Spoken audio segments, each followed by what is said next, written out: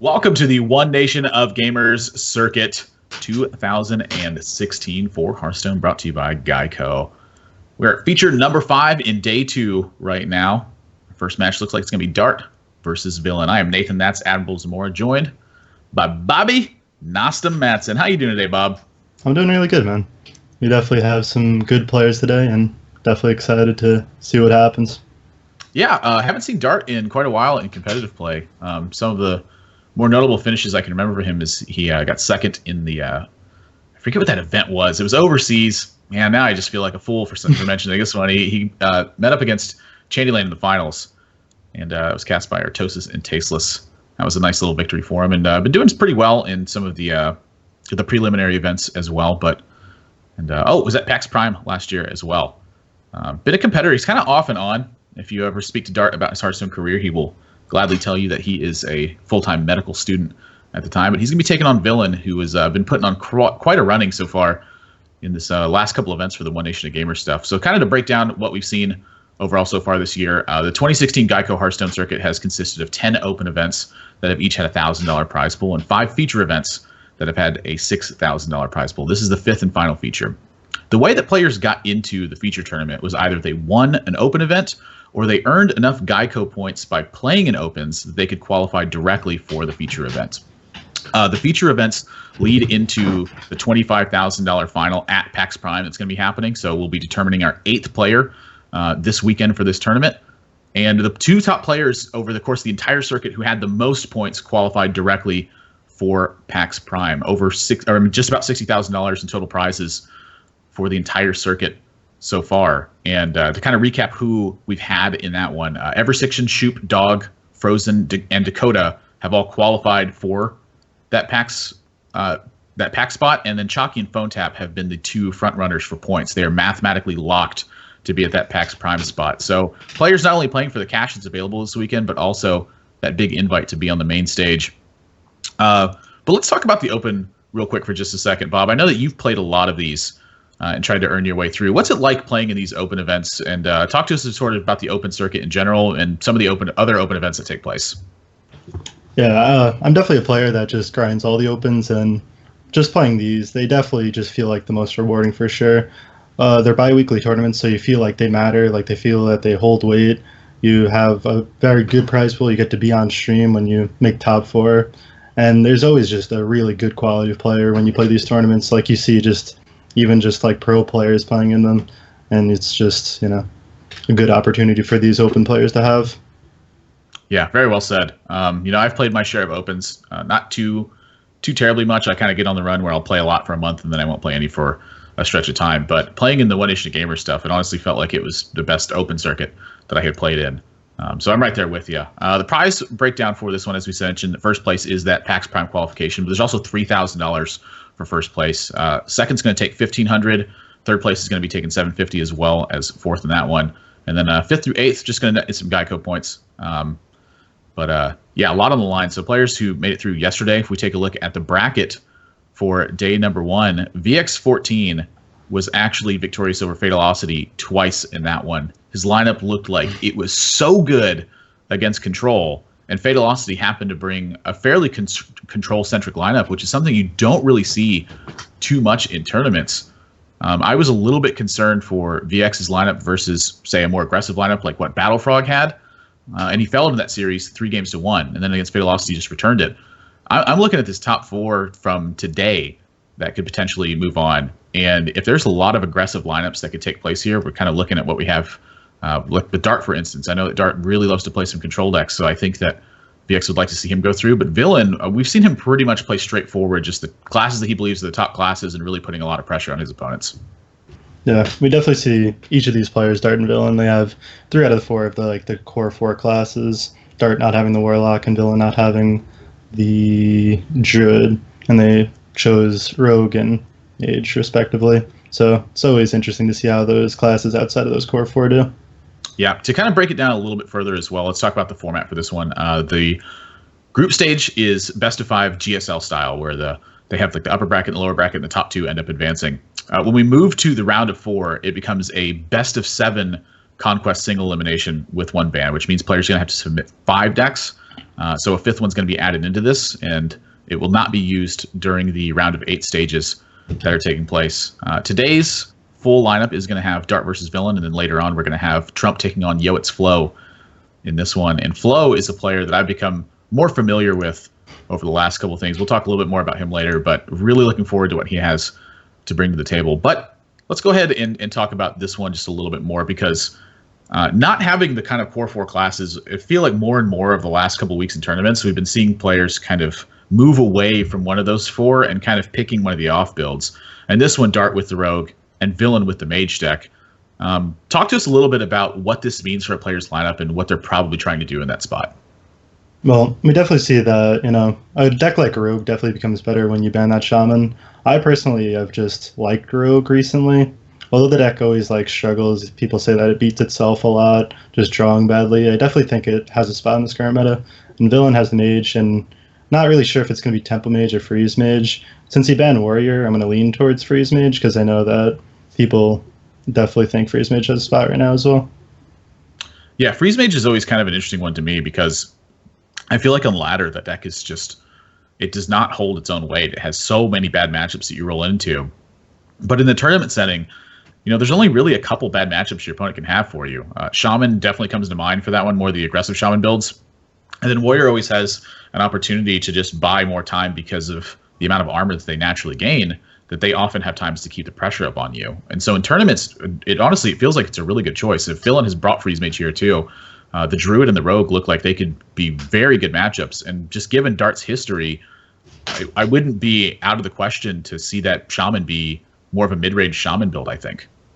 I definitely think that's true. I know that some people even argue that if you're playing 2 barriers and Freeze Mage, that it's even sort of a coin flip against aggro Shaman, but it's definitely very favored against mid-range, so it's pretty close against Druid too. It definitely matters whether they're playing that one of Feral Rage, because if they have the Feral Rage, they could find a second healing spell off idle, and then sometimes they could just heal out of range. Yeah, a lot of it pans down to just the draw power that the Druid ends up having, I think. You kind of get the aggressive start with lots of minions. If the mage has the right answers, you can stumble. But if you have one of those wild growth into nourish draws where, the Violet Teacher ends up being kind of the focus of your threats, I feel like that's where the Druid really wants to be in that particular matchup. So players are selecting decks at the moment. We can see, of course, that Warrior's been banned and Shaman's been banned for Warrior's been banned for Dart, and Shaman has been banned for Villain. But once they're selected and they're in game number 1 is going to be getting underway pretty soon. I'm trying to think of the really troublesome spots that I feel like Dart's going to have, and the Rogue certainly seems like potentially the weak spot in this lineup to me. Yeah, Rogue definitely favored versus the more control type of warrior, but say the more tempo or Dragon Warrior styles, it's definitely more close to a 50-50 matchup. And Zoo, although Rogue players love that matchup, isn't nearly as good as people think it is. It's not that favored. Yeah, I've been seeing a lot of players use Dark Iron Skulker when they're playing Rogue in tournaments to try to shore up that matchup specifically. And at the Asia Pacific Championships, when Handsome Guy actually won, one of his big turns involved using a Dark Iron Skulker to completely wipe out an opposing Zoo board. And it was just such a fantastic spot in that one. Villain is going to be rolling with Freeze Mage and Dart. Seeing that thing from below, Totem Golem, Feral Spirit, not quite a read on this one, but that thing from below, it's scaring me right now. If Dart is playing mid-range, this could get really shaky. If I had to take a guess, I'd definitely just say aggro. I know that Dart's for one person that definitely likes to bring what are considered the best decks, and then he just tags Rogue along with that. Yeah. So let's see how this ends up going. Now, here's another big problem for Dart is he doesn't know what build of Freeze or what build of Mage this is from the get-go.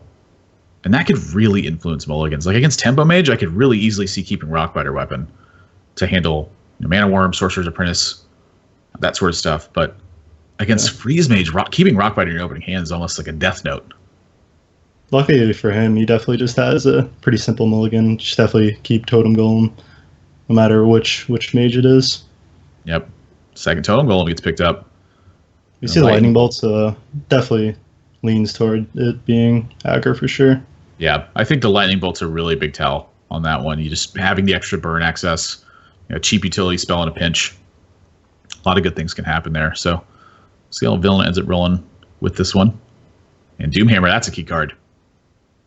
Yeah, that's definitely the most important card in the matchup for the Shaman, and we're seeing the most important card in the matchup for Mage coming down on turn 2. Doomsayer just stops that early pressure because Mage doesn't really have a card that really kills Totem Golem well. Like, they have a lot of 3 points of damage, and just Doomsayer kills it and also stops the pressure for the next turn as well. Yep. It'll also open up the gate for him to get an Ice Barrier down and just kind of roll through these couple of turns.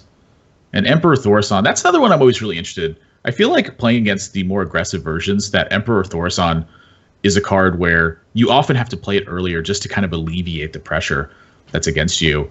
Is Freeze Mage kind of sitting in that same spot versus Shaman, or do you feel like this is a card you often need to hold in your hand? This is definitely a card that you just have to push out when you can. Definitely not holding it for combo pieces. Usually it's just, maybe reducing Alexstrasza to that 8 is probably like the best use you're going to get out of it, because a lot of times you're not going to be high on cards, because against Shaman you're going to be using your resources to try and go 1-for-1. Yeah, I would tend to totally agree with that. And Villain faced with quite a decision here. The Doomsayer obviously is not looking too appealing. The Fireball's not going to entirely kill that Flame Wreath Faceless. He's going to be forced into doing something he doesn't necessarily want to do this turn, I think. I don't mind just Fireballing it this turn and then just pinging it off next turn. It allows you to play whether it's Second Barrier or the Forgotten Torch. So definitely use your mana well. Feral Spirit would lock out that Doomhammer for another turn. Yeah, I'm surprised Dart didn't, take a second and really think about that more. If he plays that Totem Golem there, he can equip the Doomhammer, which is definitely a very big deal. And how much more pressure is Feral Spirits really adding than that Totem Golem there?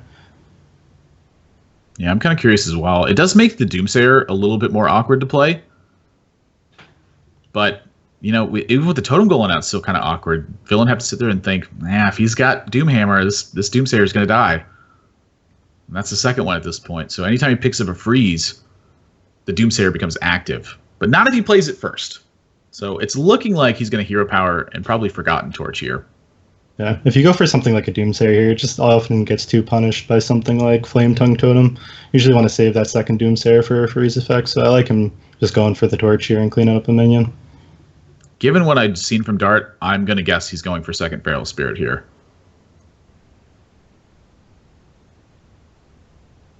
The other play is definitely just considering Totem Golem, Hero Power. It reduces Sting from below more.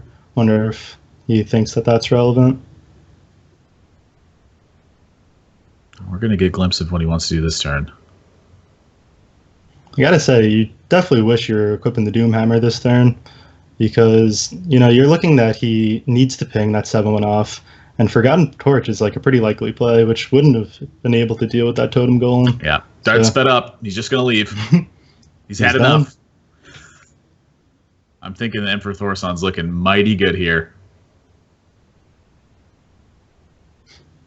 Pull some heat from your opponent. Yeah, it's definitely always a weird point when Freeze Mage plays Emperor, because the aggro Shaman is thinking, like, can I ignore this? Like, how bad is it to give Freeze Mage another proc? Because they don't have that many cards in hand, so it's always interesting. Yeah, Flame Tongue gets drawn. I'd like to see Dart get use of that right away. Again, this Doomhammer being delayed by a lot. This has cost Dart some real potential damage in this one. I know that people definitely say that. People too often respect Emperor, and there's definitely situations where you can ignore it that people look past. Yeah, I mean, I look at this situation and the amount of damage that Dart has, and I feel like he could just kind of ignore this. I mean, he's straight up got 11 from hand. He's going to have 10 on board post Flame Tongue. If you count the Doomhammer in that, he needs an extra turn to play all that stuff, but that's a lot of damage. Dart agrees. Like the play. Yeah, I agree. Oh, no, he's actually going to go for the Lava Burst there. It's definitely one of the things that, you're scared of being punished, because, it definitely looks bad when you take a risk like that and get punished for it. So it's definitely just a safer play. I'm really curious how Villain's going to go about this turn. This is a lot of options.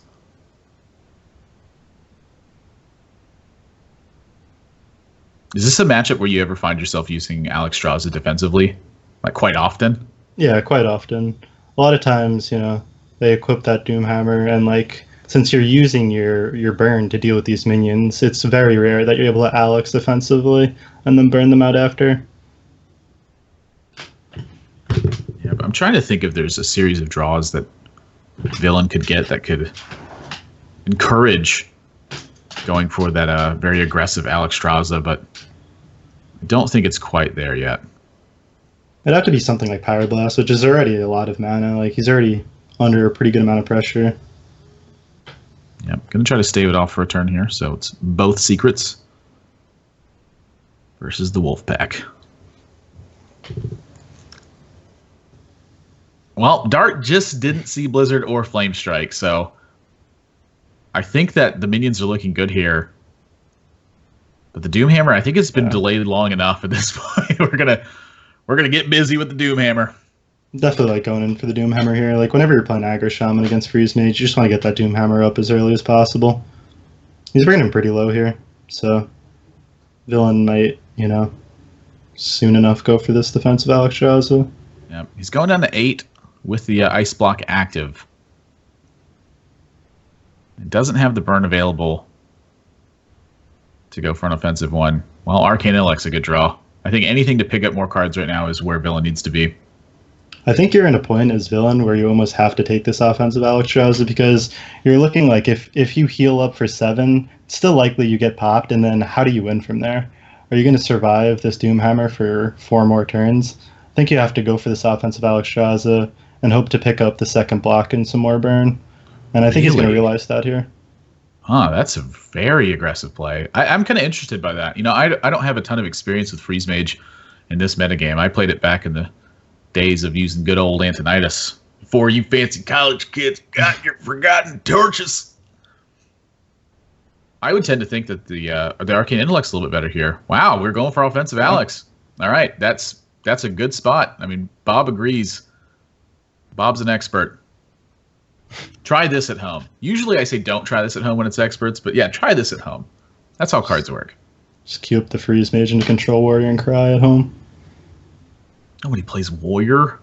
Yeah. You know the last time I ran into a Warrior on ladder was? It was at least a match ago.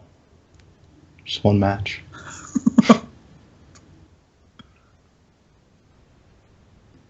So Dart definitely want to clean up this Alex Straza. If you don't clean it up, then things like Flame Strike could just push the 8, and it's definitely not in a position you want to be. Especially when the trades are just so clean with the Flame Tongue. Doesn't really lose anything for killing it. Pops the block, kills the Alex, gets totem. You've seen both barriers. The only secret left that could save him is Ice Block, so he's definitely not worried about doing a ton of damage.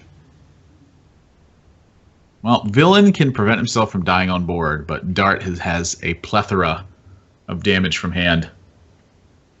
So I think regardless, we're going to need to see that second Ice Block. Well, those are a bit late.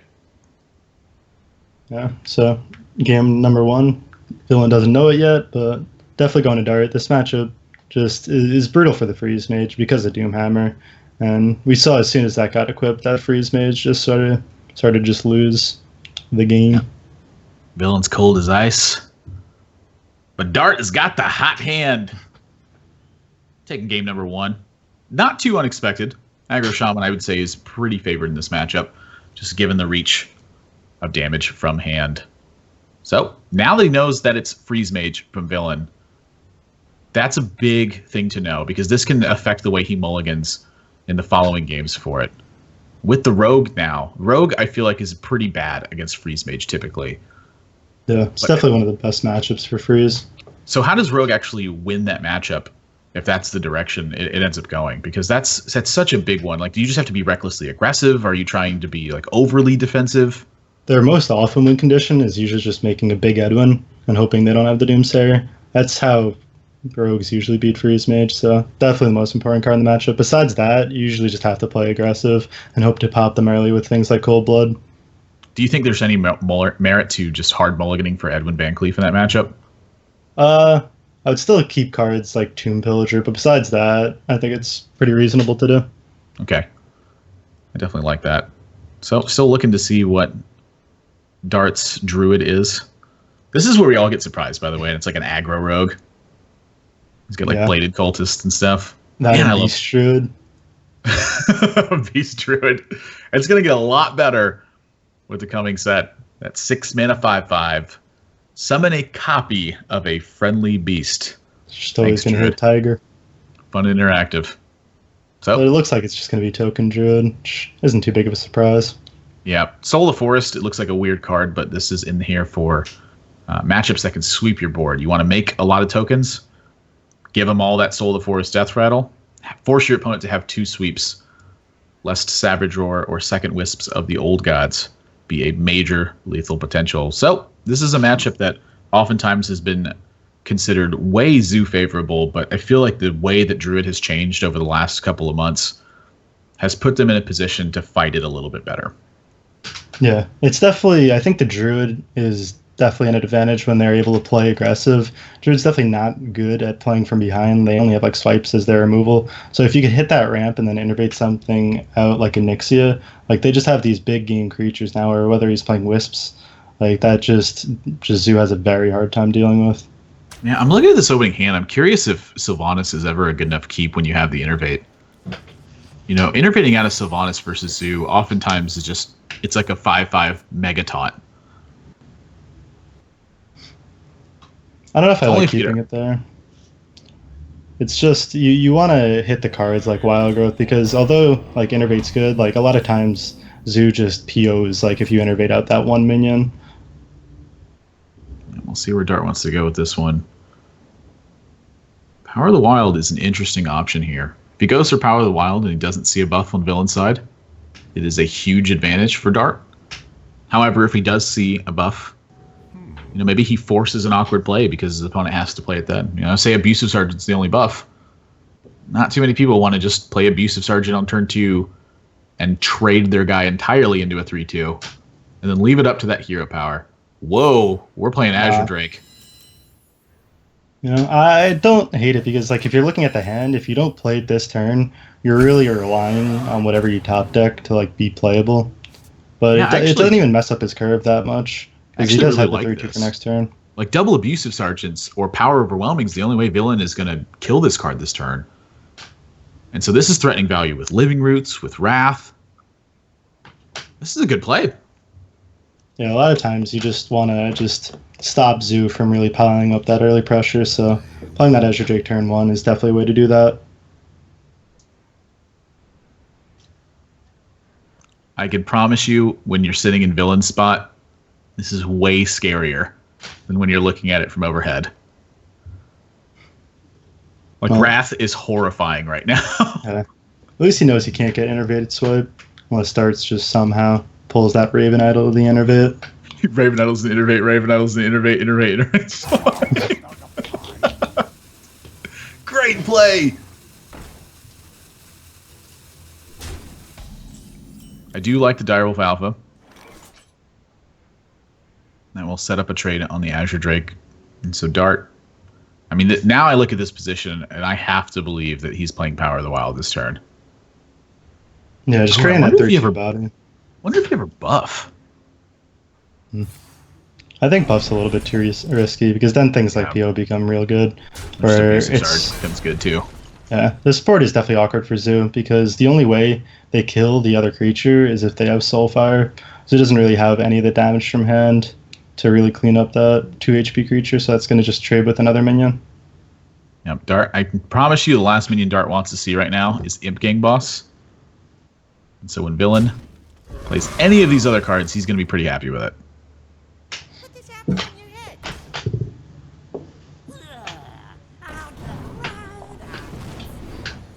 So our first decision of the game has arrived.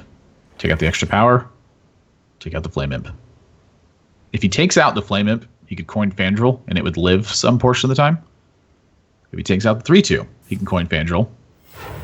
And sometimes he's looking at Abusive Sergeant. This is a really weird spot. Yeah, I definitely like killing this Flame Imp here, because if you kill this Flame Imp, a lot of times they look like, oh, this ritual is really good, and you really want them to ritual. Like, look at your hand. You want to swipe next turn. So I definitely would want to see the ritual encouraged. Who said the Knife Juggler nerf didn't do anything? It's doing a lot here. That's nasty. Nice spot here from Dart. I really like that play. The more I look at it, the more I agree too. That's just a really good. That's a really good use of the onboard power. Like his life total is very comfortable right now. I don't feel like he's under the gun with anything. And Villain, this is looking like a life tap. Well, now the real decision.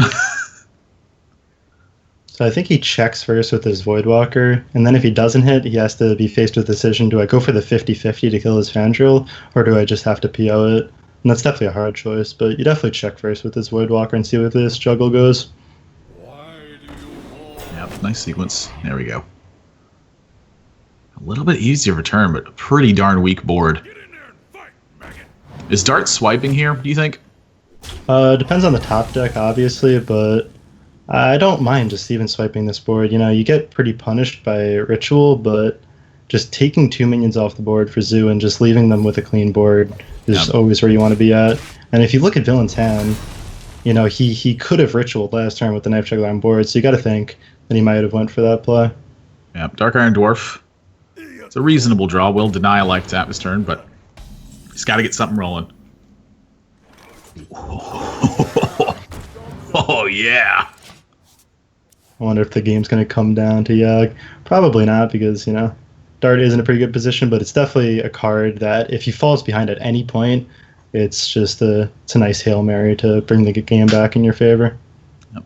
Reasonable draw here from Villain. The light protects me. That Defender of Argus. I wonder if he's going to start pushing damage or if he's trading. We're going to go for the trade. What do you think about that? I definitely like taking the trade here because you just saw a swipe. Leaving the minion on 1 HP is definitely something that Druid isn't going to deal with that well. There's something like Wrath, but then you need the 4-drop to make that play even good. So a lot of times leaving this minion on 1 HP means that it makes the play a little bit awkward. You can't play like another 5-drop coming out of the Druid. Soul the Forest just to try to get some pressure going, and this is backed up pretty heavily with that Ancient of War. Ooh. That could be important. That could be really important.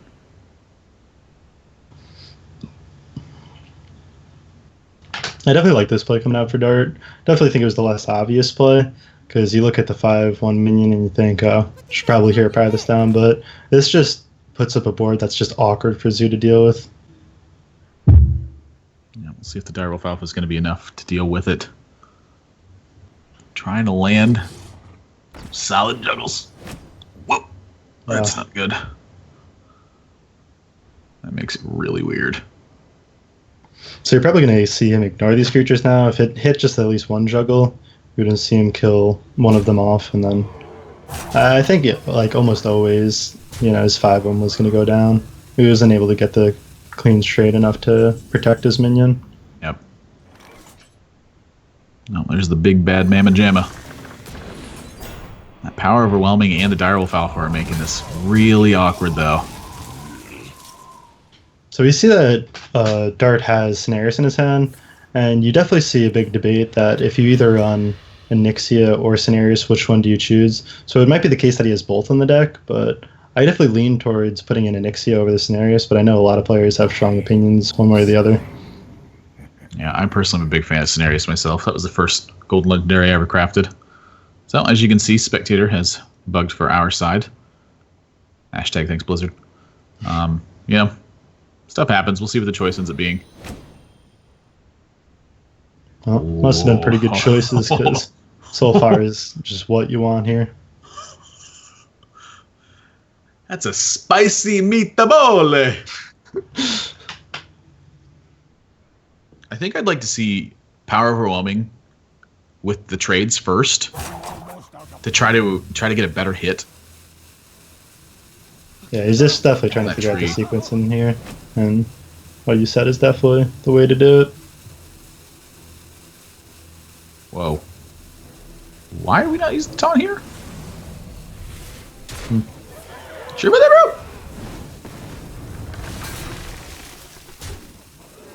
bro? Definitely seemed like a little bit of a missequencing, but, you know, still had to get the play off. Dart's got to fend himself off a little bit longer to find this Yogg turn. I mean, he can clear 4 of the minions right now.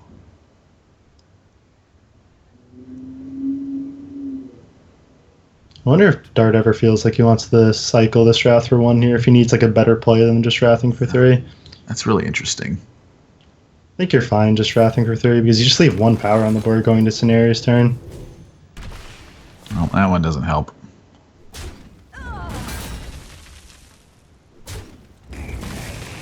Yeah, that's going to cost him a little bit of extra life. I personally don't like it. I think that life is what you're grasping onto at the moment.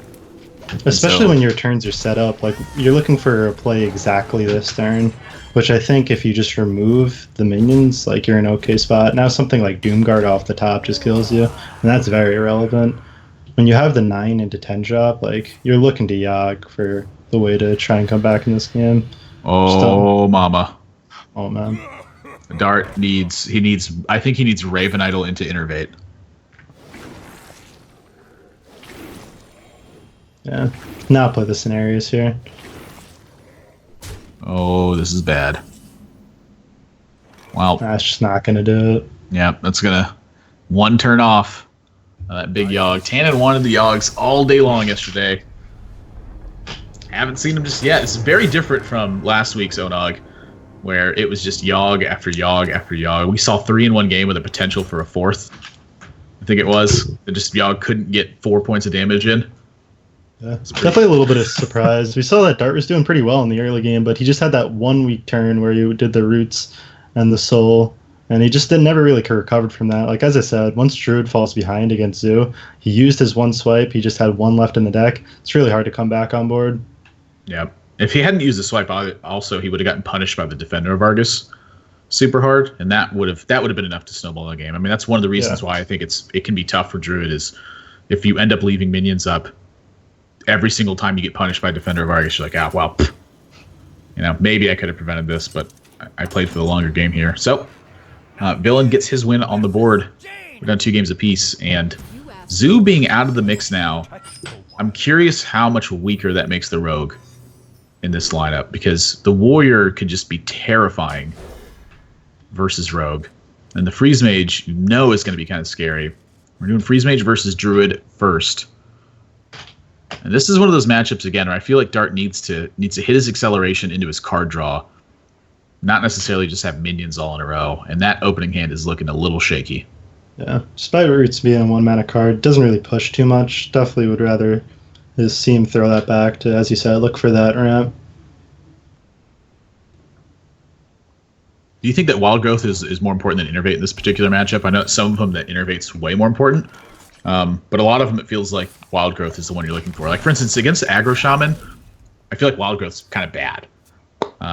Where Innervate is incredibly good. But versus Freeze Mage, I would venture to say it's the other way. Yeah, when you're playing the beatdown, you definitely want Wild Growth because it just adds that consistent pressure. You start to play the drops before you're supposed to, which is much better than cheating out that 1 minion that could be dealt with. What to do? What to do? Our production is hard at work with the Yogg tracker. We're at 1. It's at 1, yeah. 1 right now. It's going to be really exciting. Could be called the Wild, though. Hey, Frozen actually played Yogg in his Freeze Mage, by the way. Yeah, I talked to him about that. He said it was to help out the Dragon Warrior matchup since he was not banning Warrior. He said a lot of times, you cannot deal with, like, the big Dragon Warrior minions, so Yogg just, play it and pray. It's coin ping for Villain into what looks like it's going to be another ping here. And Dart's got a dry desert of a hand right now. Looking at nothing on turn 3. And the old turn 4 Fandral. And hope your opponent doesn't kill it and have Nourish. Mind if I roll? So we saw that Lit order Villain. here. Wow, that's really interesting to me. You think if you had to play the 2 of them, you would go for the Novice, right? Well, I like the Loot I Hoarder was paying. first. I like the Loot Hoarder first because it's the harder one to cycle with. But he just coined a hero power. Why is he not hero powering this turn? Does he fear like an Innervate 5 drop? But even if you fear Innervate 5 drop, that means the Loot Hoarder is just gonna run into it. That's an interesting spot to say the least. Villain is kind of the one player I feel like that hasn't deviated much in his play. He's really followed through on everything. But seeing it a little early here. So there's Dart with that Fandral. Fandral, from Dart's perspective, is actually not threatening anything. But again, Villain faced with a situation where it's a lot scarier when you're looking at it from his position than overhead.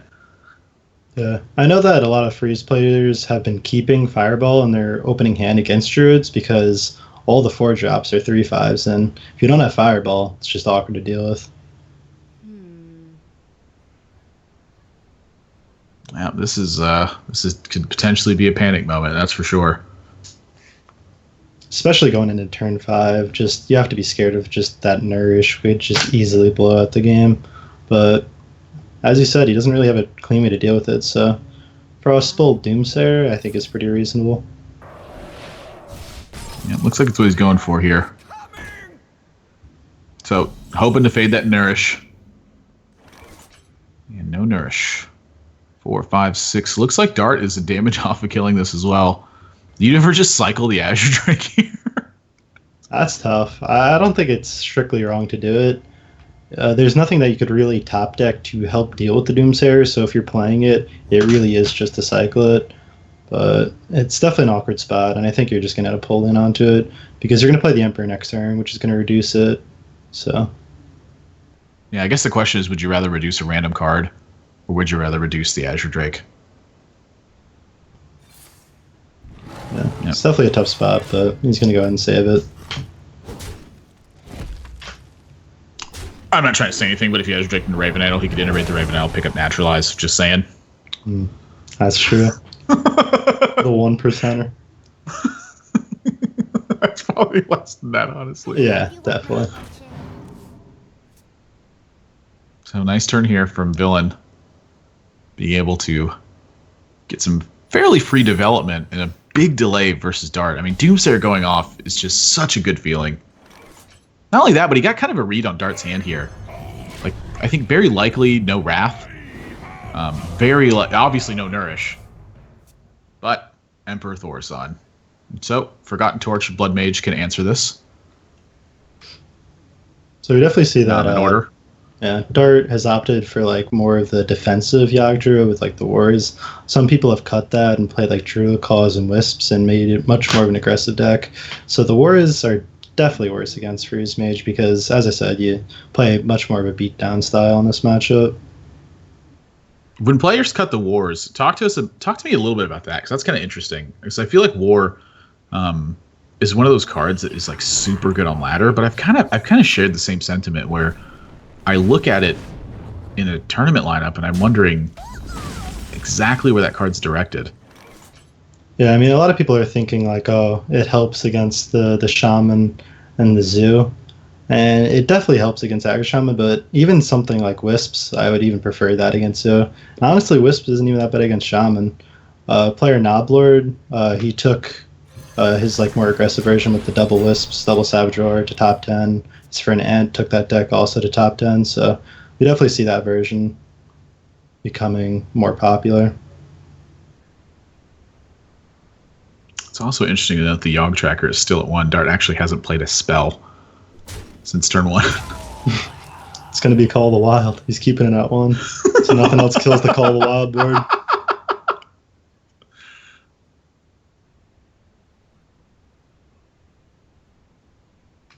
I feel like almost every time my opponents play Yogg, they get Call of the Wild. And I usually do too, but I also usually hit like Twisting Nether. Yeah. It's never in the order I want it either. It's like Call of the Wild, I'm like, yes! It's like Twisting Nether, I'm like, opposite order! Yogg has got to be the worst player in the world. Like, he sequences so bad. Can Dart overdraw him here? If he swipes face and hero powers this Acolyte, he will overdraw, right? Ooh, yeah, that's really interesting. It's like swipe face, hero power, that would leave him with 3 mana. I mean, maybe he just double swipes face. Yeah, that plays fine too. It's not like you're really using swipe to remove anything in this matchup. Is it swipe Azure Drake Innervate swipe? I think it is. I like it, honestly. Yeah. He's gonna hero power. Okay. Nice spot from Dart, though. I mean, this could be critical. If he burns that Alex, Villain has got a long way to go for that burn. There's the Ice Barrier being popped. It's a full hand, but oh, this draw is so important. Blizzard. That's not too big of a deal. No. I already have a couple freeze effects in hand. There's definitely a few key cards that Dart was just looking to just high roll the win off of there. So we've seen Villain hold this Emperor for a couple turns, looking to get some more value for it. He still doesn't have a lot of combo pieces in the hand, but I think he's going to end up going for it here. Reducing all these cards, even if it's not combo pieces, just means that these turns are going to be a lot easier to eat out. This is going to hurt. It's going to hurt. I mean, I like it. He just saw Swipe. I mean, he just saw it. The good old turn 8-9 Wild Growths for Dart. That's a familiar sight. Honestly, they're not that bad. They're going to fuel the Yogg. Pay attention, class. That Swipe is brutal. Definitely getting rewarded for holding that Swipe an extra turn. I love the animation on that card. It's beautiful. It's very fierce.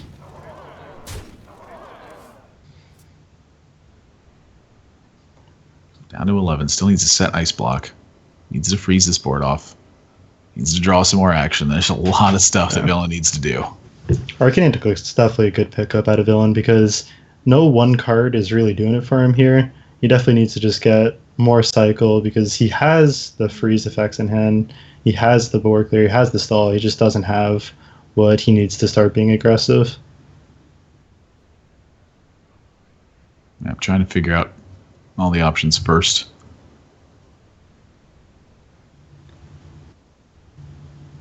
I mean, I'm definitely leading with Arcane Intellect here.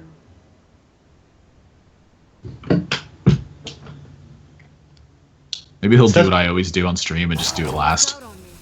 Yeah, it's definitely a thing nowadays where when you Frost Nova, it's really rare that you're going to get popped here. There's no more silence effects in Druid. You're not going to have the Keeper, the Grove silencing a big minion to push, or you're not going to have the combo to kill you. This is really interesting. It goes for Ice Barrier and Ice Block in this turn. I'm kind of curious about this. I mean, I like using the Blizzard first because it's a more expensive one. I'm ready to learn. And I guess the Arcane Intellect is just floating mana. So he's looking for a bigger swing turn here I am ready. with that draw. I mean, he's going to have to use them all anyway. Ooh. Raven Idol, so important in this matchup. Finding that extra heal it's pretty critical.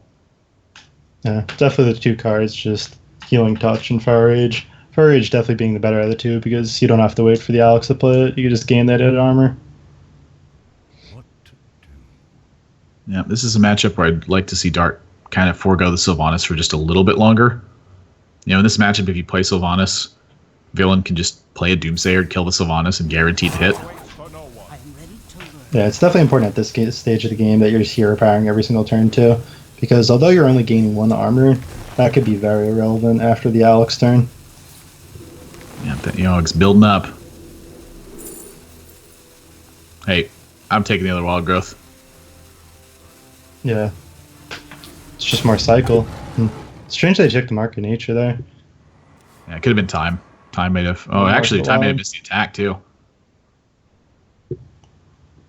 Wow, that's a good pickup. Anything that Villain could do... Actually, Villain might be able to freeze out the board here for a couple turns, too. I mean, Dart actually can't play minions while the board's in this state, so... That extra Frost... Now the Blizzard actually looking like it's kind of a relevant burn.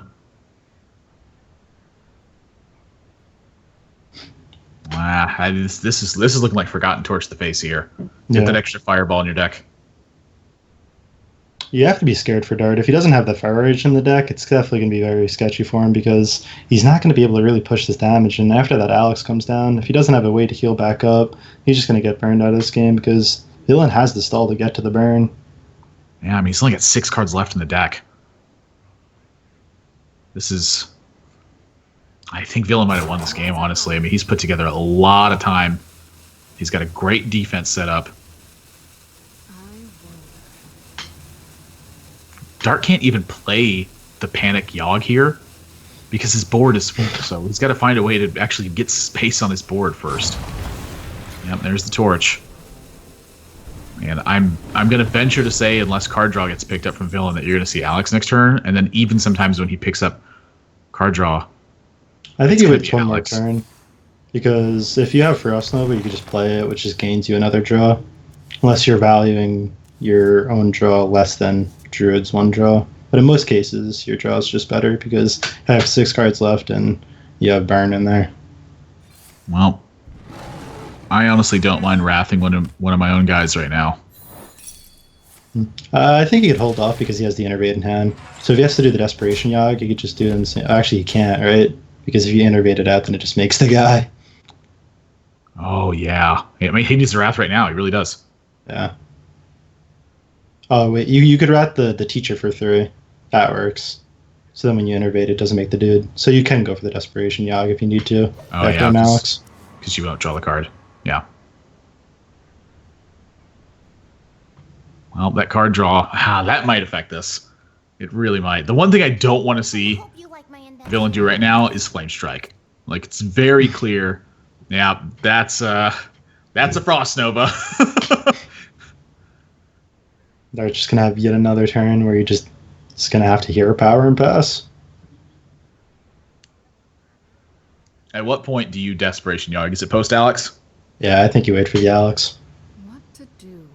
What to do? So the Yogg tracker is only at 10 spells. There's definitely a lot of good ones. Things like Bite, Claw, the big healing spells, Healing Touch, Power Rage. But he's also going to have to deal with that Alex, and that is a huge surprise to see the Flame Strike come out there. Yeah, I don't know about that one. Well, you're going to see the load up on spells from Dart this turn, I think. If you just play that Frost Nova, Dart just showed that he can't do anything. Wonder what he's thinking about there. Pay attention, class. Second Violet Teacher. There's the Mark of the Wild. I am ready to learn. Maybe he he's wants to get the thinking- Flame Strike out of the way before, for Soul the Forest or something. It could be what he's thinking is after Alex, you're going to get popped, and he's thinking about if Ice Block, Frost Nova, and Frostbolting Face saves him because he's seen 2 swipes, That's a and good then he point. might be thinking that that just always buys him another turn. Yeah, Dart going to hold on the Living Roots. Largely for that reason. Well, that is that's the old 18 from hand. Dart's going to need some help.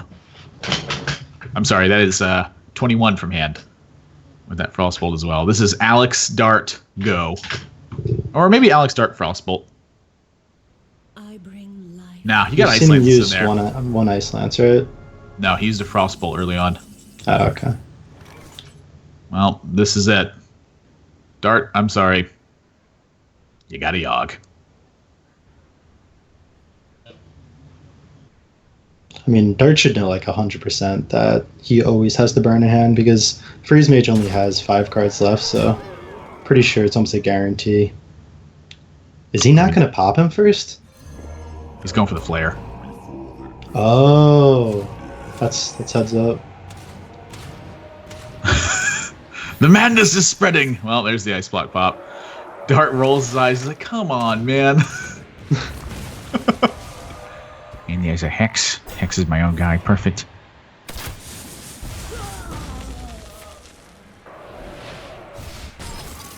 Oh! Definitely not what you see where the Frostbolt's Okay, going. we're building it back. We're building it back. Alright. Get that beast. It's a King Crush. Oh, Cursor of Fun! Cursor of Bomb! That's Oh gonna my do God. it! Rafam, the Supreme Archaeologist, is gonna end the game off the Yogg. Dart, look at the celebration and villain. He can't believe it. He can't Wow. believe it. Unreal. That is a Freeze Mage's worst nightmare. Praise is- Yogg. In a tournament before, like one of the first mages that I brought Freeze Mage to is the first week Yogg was out, and I had the kill set up. They slammed the Yogg, got the Cursor of Fam, and I felt real bad. So definitely could relate with Villain right here, and that is just Such a sad way to go out. Cursory Yogg. Well, Rogue is left, and he's got to take on Freeze Mage, and he's got to take on Warrior. I'm still feeling like Villain's got a really good chance in this one because I think the Rogue has a big potential to struggle right here. Yeah, it depends on whether that's the more aggressive warrior or if it's something like Control or Cthulhu, because Rogue is definitely better against the slow warriors. So I definitely would not count Villain out because, as you said, he has a very good matchup, and depending on what warrior, probably a pretty good matchup again. Yeah, so potential for the reverse still there. I don't know. Maybe Dart's got another Yogg in that Rogue deck. Yeah, just has Yogg in every deck. Yogg and Yagger Shaman too. Have enough spells. I'm doing it later today. Gonna jam some Yogg Shaman. Let's get them.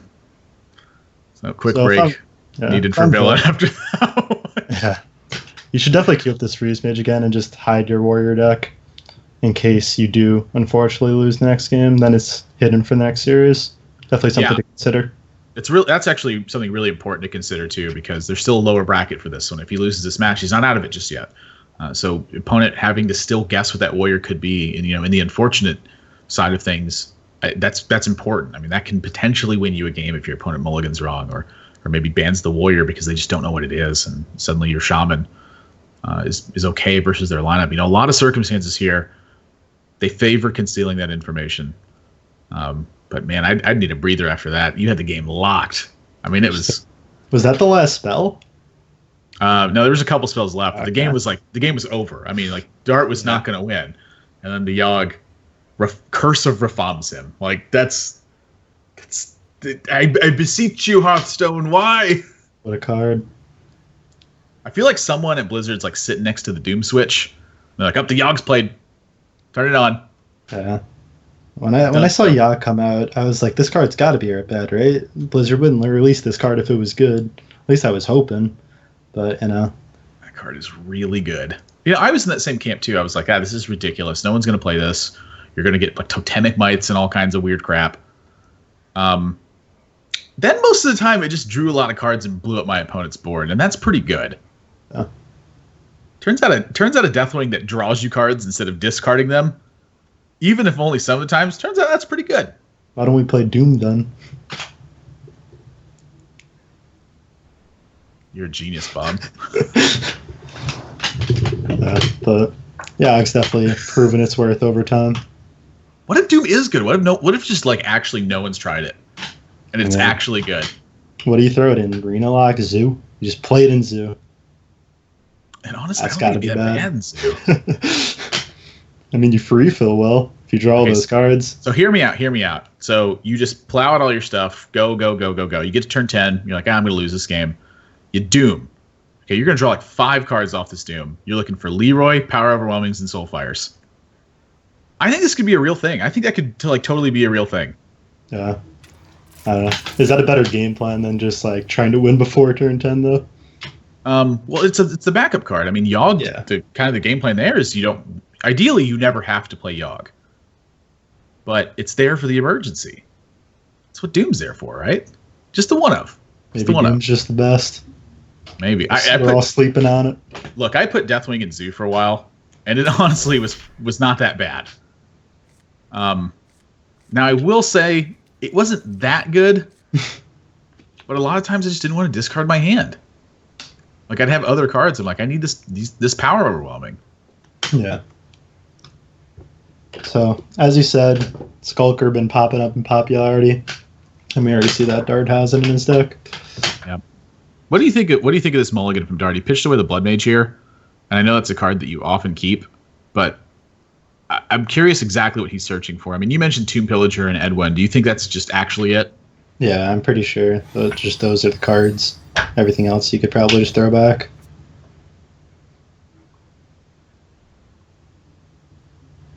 A couple of loot orders.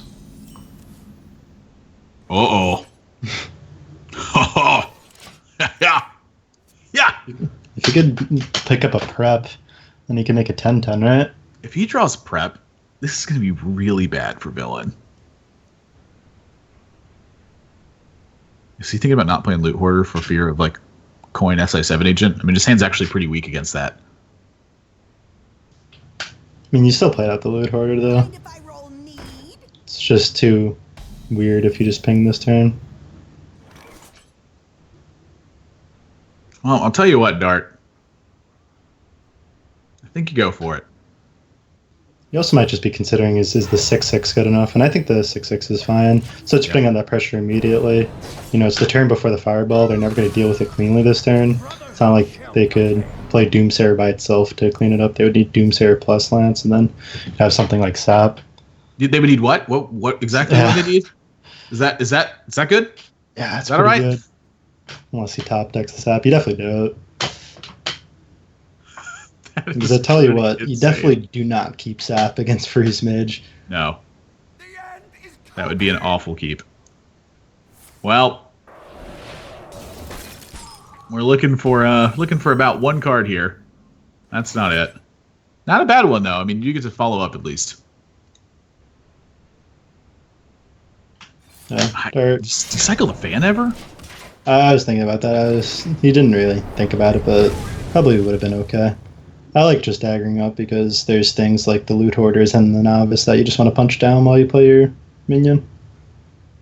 If I'm in villain spot here, I'm drawing my cards. We just used quite a bit to kill that Edwin. We need a big refill here. What to do? Yeah, Thalmos is definitely not a card you're looking to save in this matchup. No need for like a one-turn kill. You just play it out, get your card. Mind if I roll need? Yeah, loot hoarder for sure. Is going to go with the blood mage. Agrees he needs the card draw.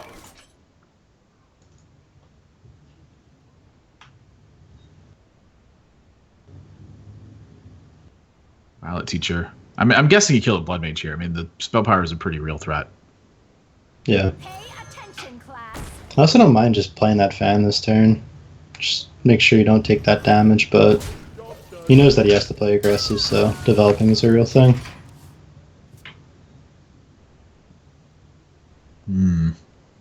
This Dark Iron Skulker might get the rare value versus freeze mage. It's honestly pretty good. Yeah. Definitely looked at it and was like, oh, this is just not good in this matchup. It turns out if it just takes out a mirror image, it's an okay card. I don't think villain's ever attacking the Violent Teacher here. I think he's trying to consider, do I train this Thalmos before the novice? Wow. I'm surprised that he did go for it. I don't mind just playing that novice first and then figuring out whether you want to trade after. I hope you like my invention.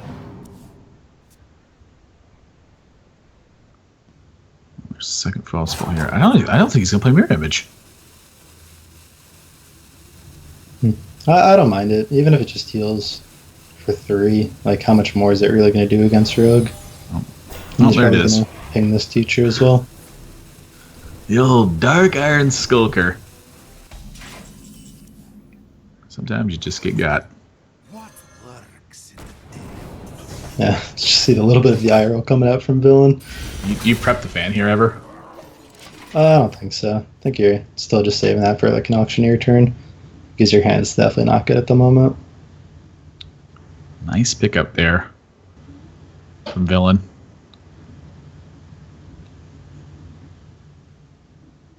I'd like to see card draw, but if you're not going to draw card draw, Forgotten Torch is pretty good.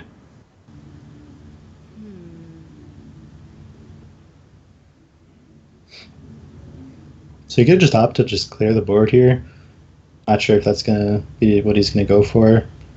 You know, he's down one of the Ice Lances, so he's going to have one Frostbolt and one Ice Lance for burn then. But you really do not need that much burn against Rogue because they don't really have any healing. So I like just killing these two minions, just using the Forgotten Torch and the Frostbolt.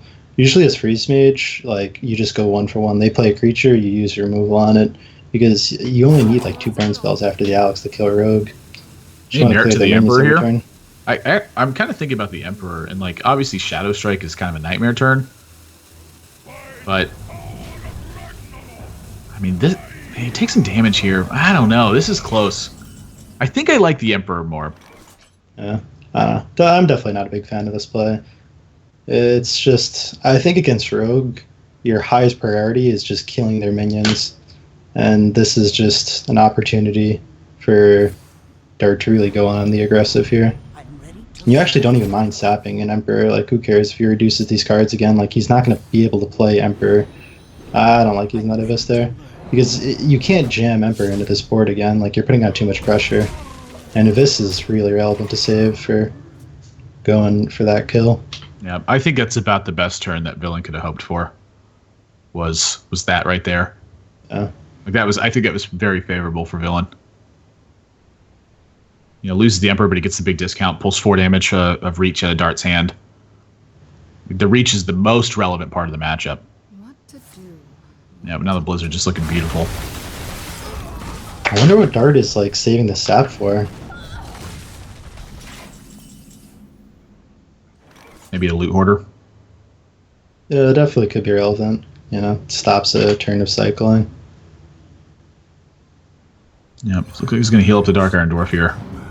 Or the Dark Iron Skulker, rather. Sorry. It's still a dwarf, but his main job is skulking.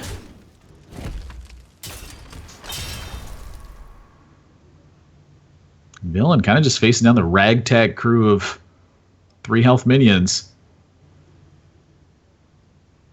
Unless something significant's drawn from this Arcane Intellect, I think I smell a Frost Nova this turn. Flame Strike's definitely a really good pickup. That is like the card to have against Rogue. Kills that Concealed Auctioneer. How about that Alexstrasza, too? I hope you Yeah. like my invention. Oh, Just the baby. picks up that he wants to see.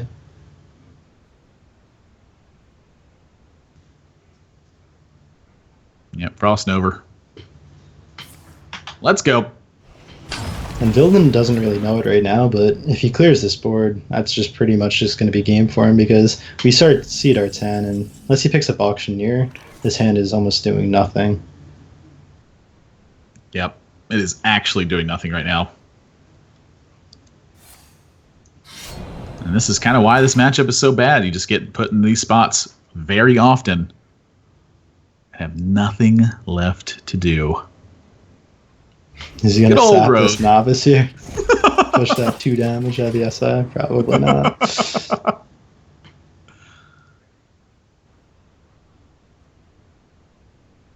Well, that'll be a Flame Strike.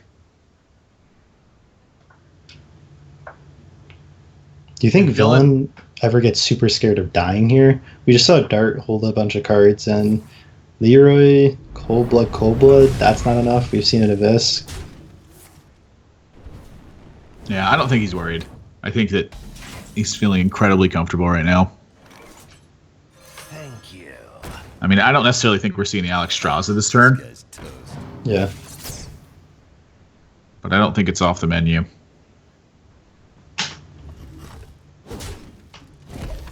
See, now he's got to be a little bit worried about dying. I don't know, maybe Alex is off the menu here. He's definitely going to have to take another turn to at least play defensive, set up this block at the least.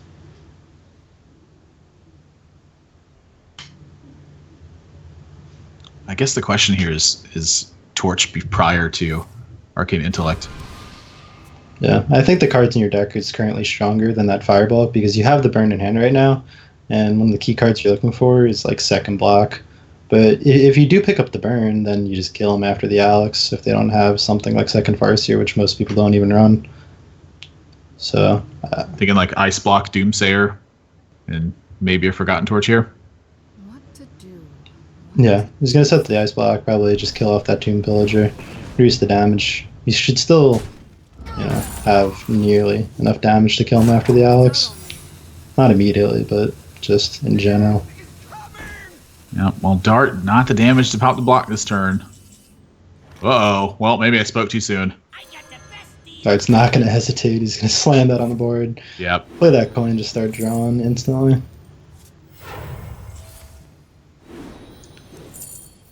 Cold Blood. Because he used it out of this, it's very rare that he pops him here. Right? Because even just like Cold Blood doesn't do it, he needs to find Cold Blood and the second of this. Yep. Well, second prep coming in.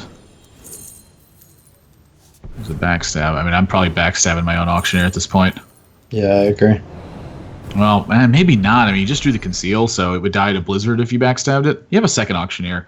You've kind of drawn the cards you need. I'm backstabbing here. Yeah, even if you just do it on the 7/3, I think that's fine because you're gonna conceal if like you don't get it. I think if you're the rogue, you absolutely have to go for the pop here. Whether that's you have to nail both Cold Blood and Abyss. I think that's insane that he didn't go for it, but Well, if you had Cold Blood, it also could have found Deadly Poison to pop too. yeah, exactly. Yeah, I think it's a bit of missequencing there from Dart. And now you're going to see the Alex Strauss. Burning Hand to kill 6, 7, 8, 9, 10, 11, 12, 13, 14. 1 point of damage off of killing with the Alex Strauss. But I mean, I think he's just got to go for it at this point. Yeah. Like, you're not getting a better turn to Alex. You have to do it right now and hope that you find the damage. It's honestly pretty close because of that auctioneer draw still. I bring life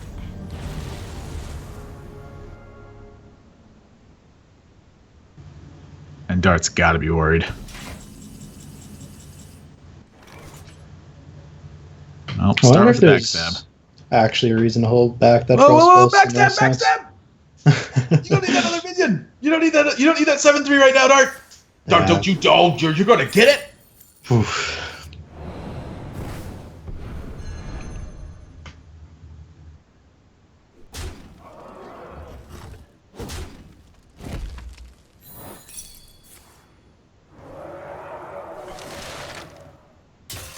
I mean, even if you're gonna stab, you still backstab first, right?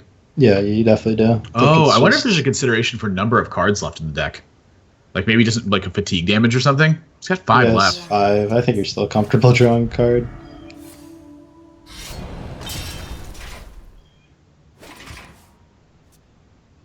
Six, 7, 8, 9, 10, 11, 12, 13. Frost Nova. That can, in theory, buy another turn. I mean, Frost Nova, Ice Barrier, Ping Face. Yeah, it's really awkward. You know that he has a 100% chance. Like, it's not 100, but as long as he has like a spell in hand, like you're almost always going to find that eviscerate. So like the ice barrier is almost never going to save you. So I'm wondering if he's thinking like he needs to accolade into exactly ice block, and I think that might be the play here. Or I can't get Ice Lance. 3, 4, 5, 6, 7, 8, 9, 10. Yeah, I mean, Ice Lance won't say. Oh gosh, I mean, this might be dig exactly for Ice Block. Oh. Yeah, pretty sure that has to be the play. If you go for like the ice barrier, like the Frost Nova and stuff, you're just always going to die to that Abyss. Well, he's digging for it. Oh my gosh. He was 1 card off of killing Dart.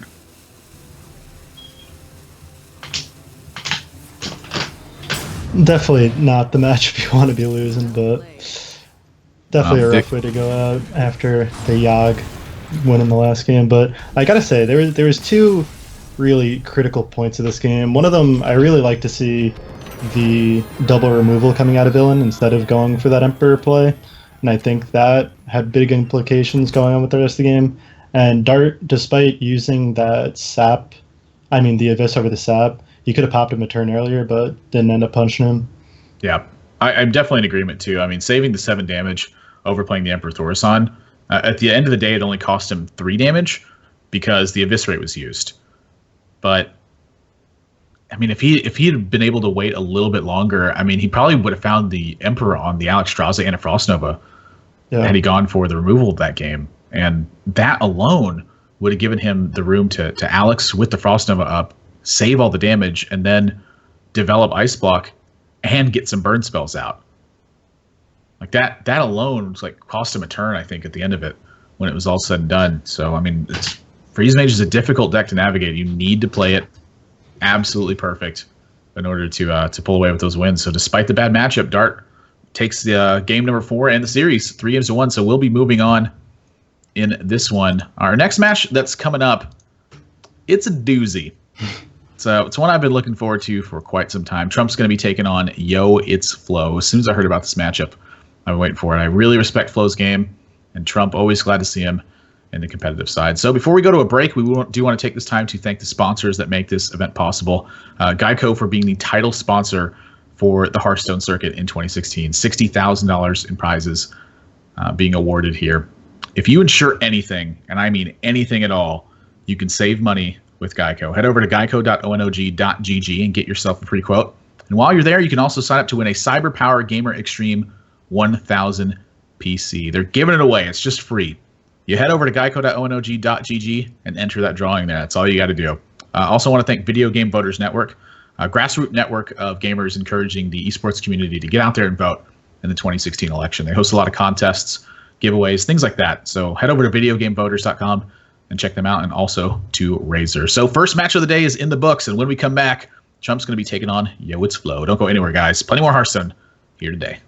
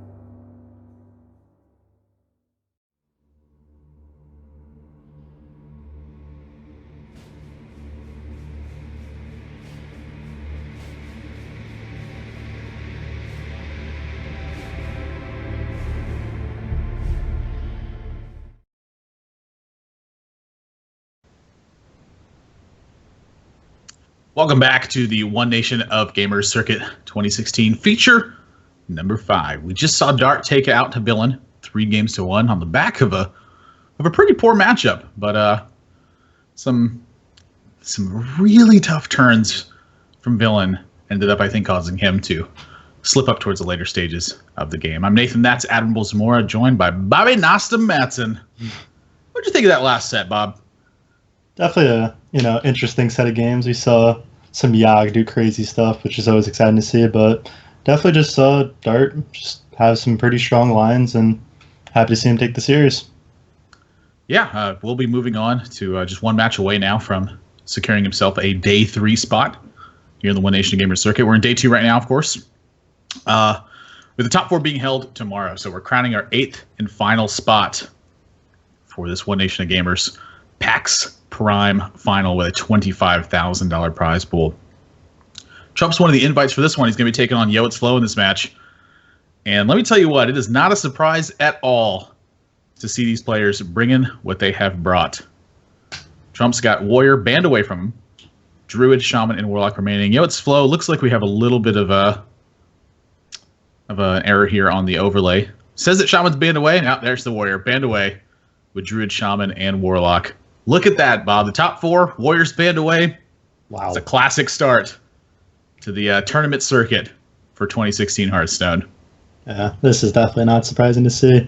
I know Trump, the last tournament that I saw him play at was PAX East, and prepping for the tournament, he just pulled up the the Tempo Storm meta snapshot, took the top 4, locked it up, and I wouldn't be surprised if he did the same thing for this tournament, because Trump definitely is a person that just likes to play those strong classes.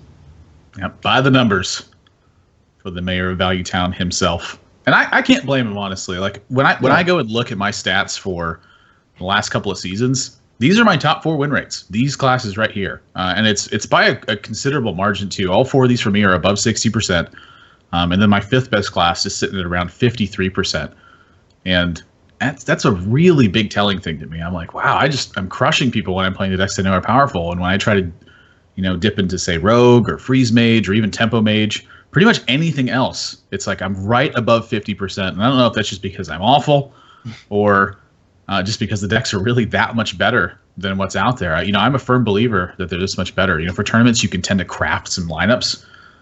You and I both did that for the spring championships, and so a little bit of unfortunate luck, and we're out of that event. But I did finish at 5-2. I was pretty happy with the performance overall.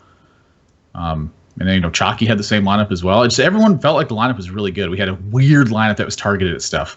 But I feel like in this situation, the decks at this point have become so refined and so good that it's really difficult to find something to actually target outright. Yeah, I definitely agree with that. Right now, the good decks are just good. And Flo, another player, Flo's definitely been around the scene for a while. I'm really good friends with him, and I think he's definitely one of the best players that hasn't got that really breakout of performance yet. So definitely excited to see him play today. Yeah, every opportunity you take, it's kind of the way it starts. So many people ask me, like, how do I get started in tournaments? What do I do? Well, one of the answers is you play an open series. And for this year, if you missed it in the ONOG circuit, hopefully it's back for 2017, but this has just been a fantastic one. So many $1,000 opens being given away. They're leading the feature events. Those are $6,000 prize pools. You win one of those, you find yourself with the major at PAX Prime. That's the stepping stone.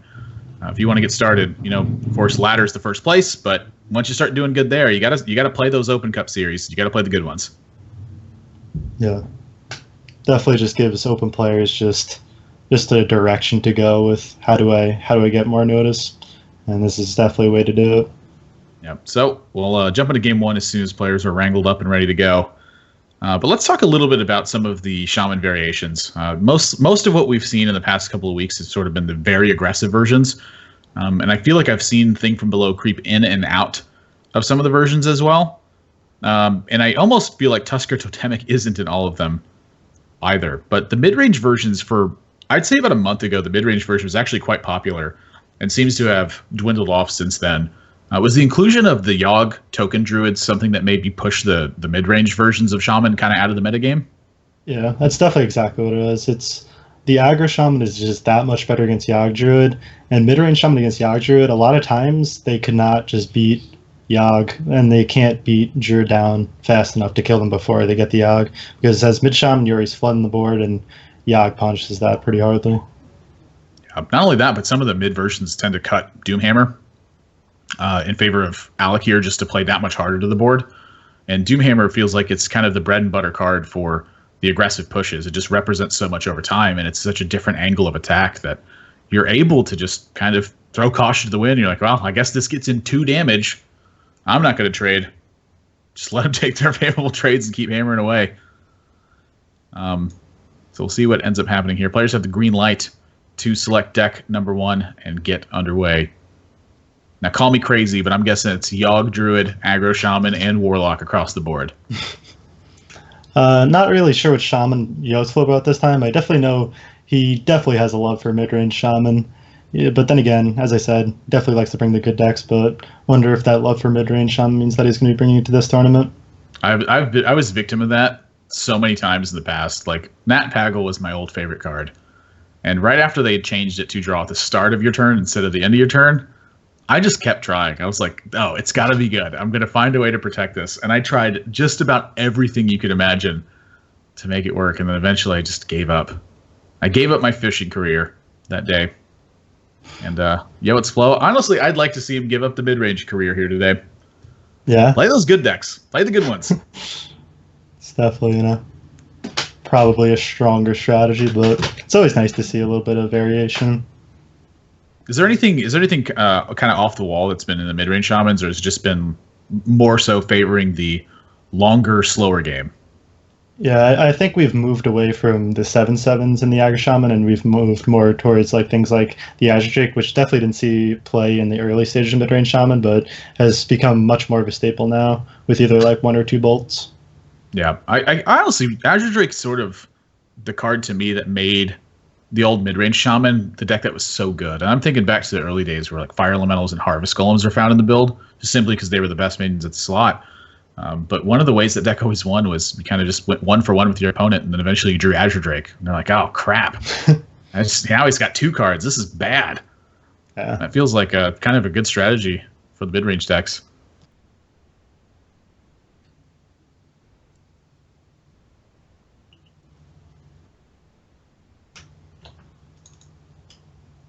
All right, looks like we are back. Apologies for that one. OBS did decide that it didn't want to work anymore.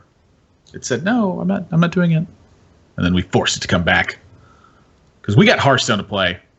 Trump's just snacking on something. Is he just eating? Oh, okay. I saw that thing in the corner for a second there. I swear I thought he was on his phone. Where is Trump at? What's going on?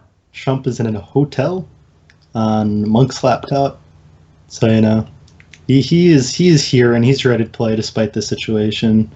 And, you got to love him for that. Yeah, I got mad respect for that. Actually, the first Onog feature I played, I was actually taking a short vacation when that happened. So I was on a mountainside having brunch when my match came up, and I was like, oh, I hope the Wi-Fi here is good enough. I played that match on my phone, and it yielded many mistakes. I missed the old abusive sergeant big game hunter turn during that one.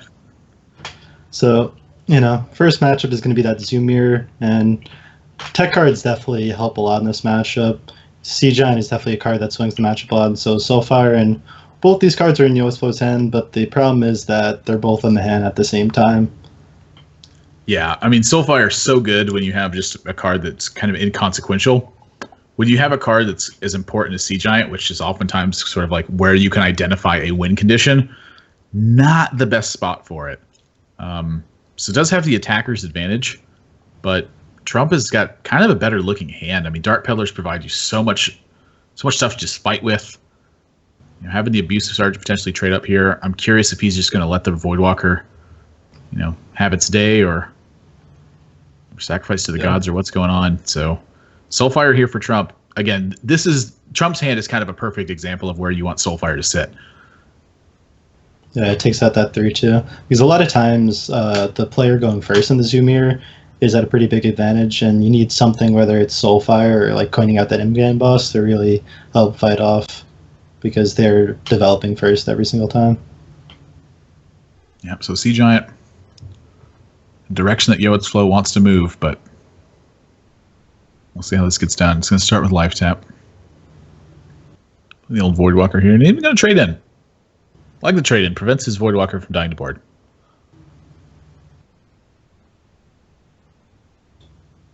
Well, it's an okay turn. Trump's got a pretty good one. Mortal Coil might be a consideration, but Villager is pretty good. Definitely would have to look at the board state again.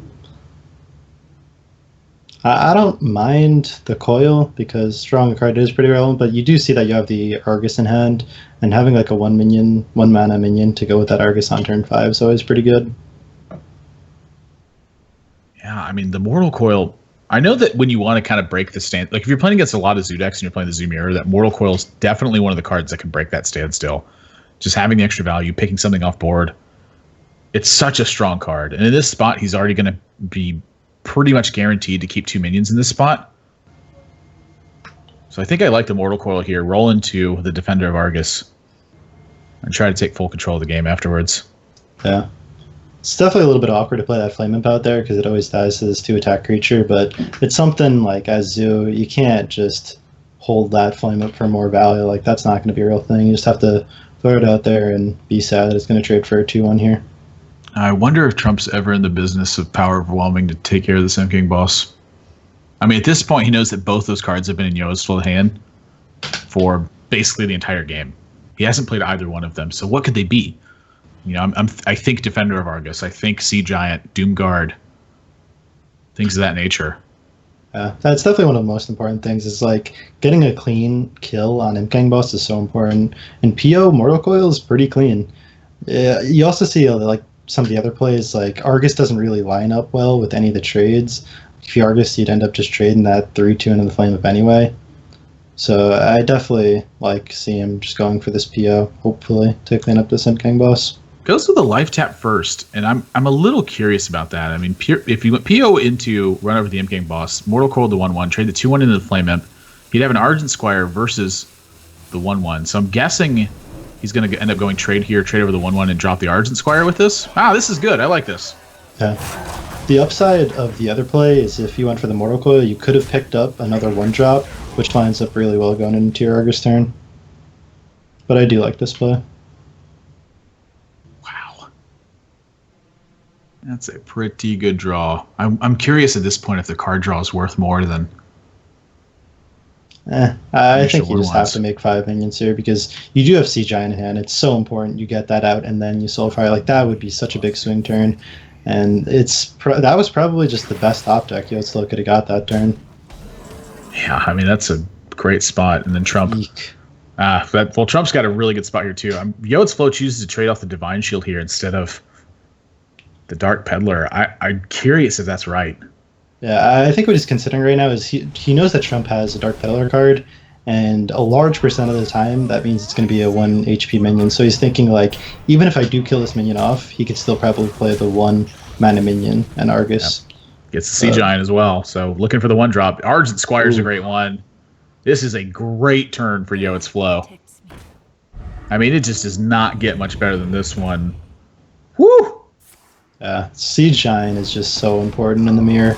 A lot of times it just comes down and like that just spells game over. You need something like a corruption from Dark Peddler to really swing yourself back in the game. I mean, that guy's got a captain's wheel. Spot. He's got a captain's wheel for a belt buckle, man. That guy's serious. Well, we have a good attempt here. The Defender of Argus can buy him some time, and he's got card advantage right now.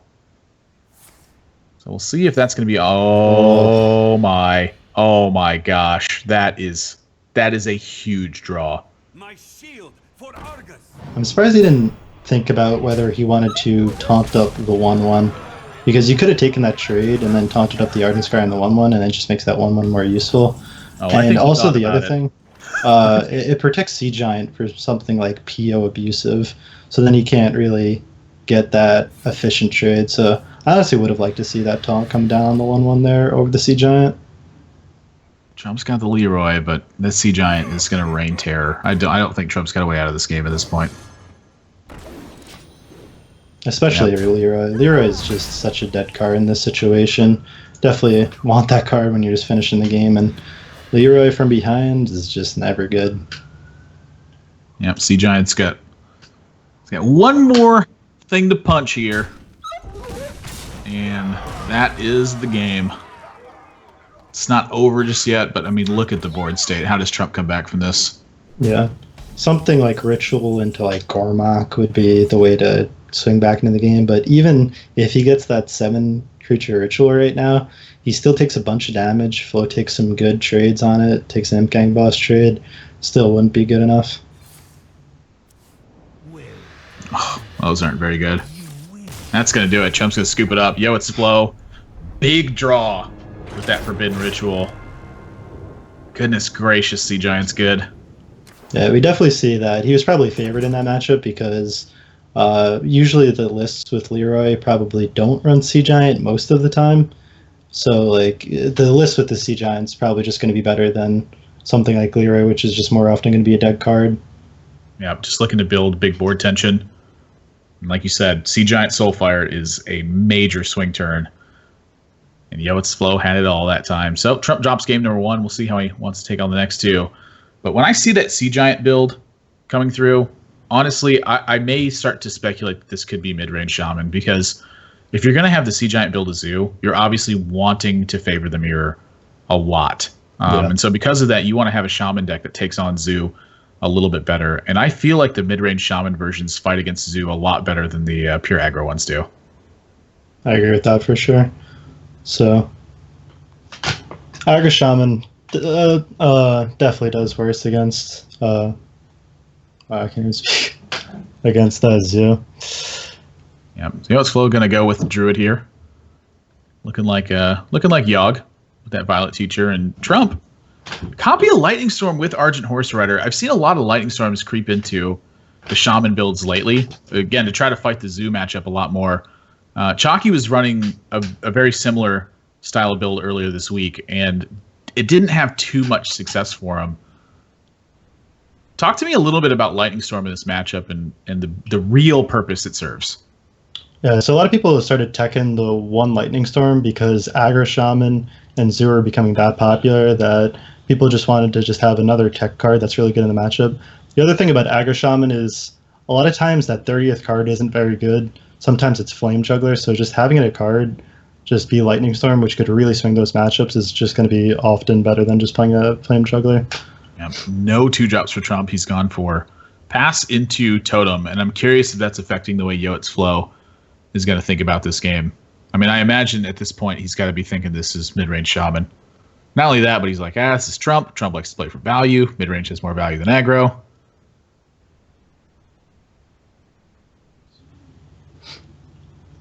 Let's get Totemic into the bad one. This is a matchup that Yogg Druid in general struggles against. A lot of times, the Shamans slam that 7/7, and most Yogg Druids only have that one mulch, and if you don't have that mulch right when the turn it's played, you're going to start getting hit. This is an interesting turn. Is Flo ever thinking, like, I'm just going to turn for this Onyxia and ride the wave? It's definitely a thought, but I think you just go off with the Violet Teacher here. But I guess not. He's going to go for the more defensive play because making a clean board going into the turn 4 play when you know you have the mulch in hand, it's just often that the 7/7 comes down. It is pretty clean. Yep. There's that 7/7. Yeah, because now you just take a turn to mulch and then you pay the Onyxia. Well, you could also just go Violet Teacher, Innervate, Mulch, Raven Idol. Like, you could do a lot of stuff this turn. I would like to see Float really take his time on this one. Yeah. I think it's definitely a situation where it's almost like no matter what play you go with, you're just going to be so far ahead. And taking the Roar just means he's just going to have that follow-up for the next year. Oh my gosh. I think I like this play better because if you do the Teacher play, he could Lightning Storm that board and then deal with the Teacher with just a 1 mana spell. Well, there's going to be the Rude Awakening this turn for Trump here. I'm going to venture to say he's not expecting turn 5 Onyxia. Oh my gosh. Whelps. Left and right side. Many whelps. Handle it. This is part of the reason just Druid's been so popular. Like, this is considered a bad matchup, but because you have cards like Innervate, like Wild Growth, you just have like a lot of like what people consider like cheat mechanics that you could just really steal these wins. And I'll tell you what, turn 5 Onyxia, pretty hard to come back from. I don't know about this, Bob. This is that is horrifying. Yeah. I think you almost have to just Flame Tongue, trade in this 8/8, play the Totem Golem, hope you top deck exactly Lightning Storm. What's that new Shaman card that's coming out? The 2 mana, deal 1 damage to your opponent's board, summon a random 1-cost card? It's pretty much just an Arcane Explosion. But You get a 1/1. That card's good. eh, a random 1 cost minion, like, that's almost next to nothing. Tell that's a tunnel trog. Yeah, that's true. Just always rip Mana Worm or Tunnel Trog, and it's pretty good. Yep, I think he's going for the kill on Onyxia here. Oh, no. Ooh. Trump says, well, I mean, if you got it, you got it. I can't win this. I don't blame him here. This was lights out. You do not beat this one very often. Well, I think he's going to play Savage Roar this turn. You think so? No, that's a terrible play. Wow, he is going to play Savage Roar. I'm surprised. This was just too much. Like at this stage. Yeah, definitely see the smile coming out of Trump. He just knows, like, wow, What happened? I am dead. You could kidnap her, the Onyxia. That's not that bad. Yeah, boom, abuse of that. You're the 1/1. Hey, we have a tiny itty bitty chance here. Yeah. And then the Ancient War gets slammed down, and then you're safe to concede. Gotta rip the Hex, gotta rip the Lightning Storm. Bada bing, bada boom, easy game.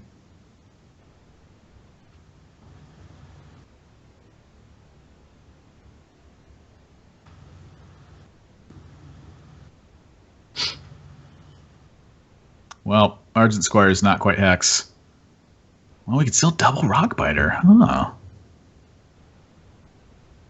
Yeah, I definitely don't think you concede in this situation, because, as you said, you have sort of a clean kill on this taunt. You slam a 7/7.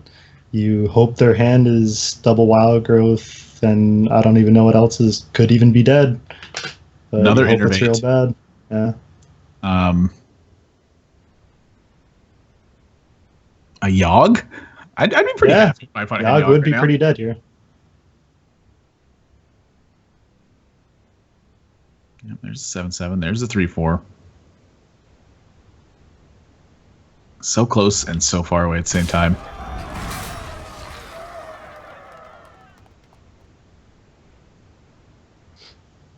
Man, I don't know. I mean, this could still potentially be here. Yeah, it's definitely a tough turn, whether you want to go for that Valid Teacher, and you could just use a Wild Growth for a 1/1, or Azure Drake and search for something else.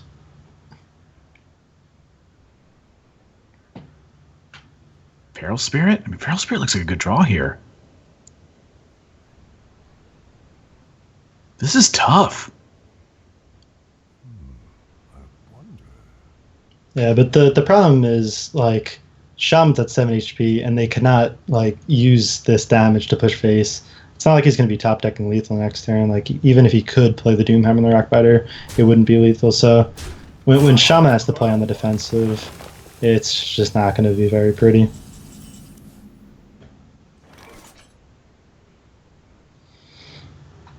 Bob, I think we're awfully close to Trump being like Lightning Storm could actually get him back in this. Which is a big surprise, like, considering, like, how far behind he truly was. You know, that just goes to show the power of the 4-mana 7/7.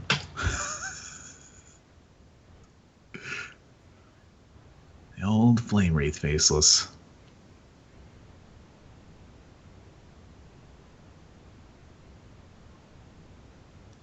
So how do we use this Argent Horse Rider? I'm gonna guess that Totem first.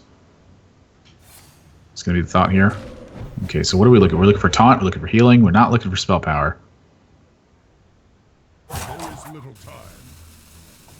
Don't worry, love. Horse Rider, trade, and hope there's no swipe.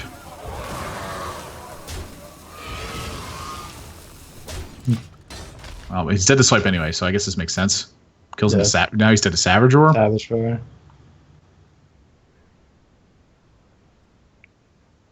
I mean, Flo's really got to think about the possibility of Lightning Storm here.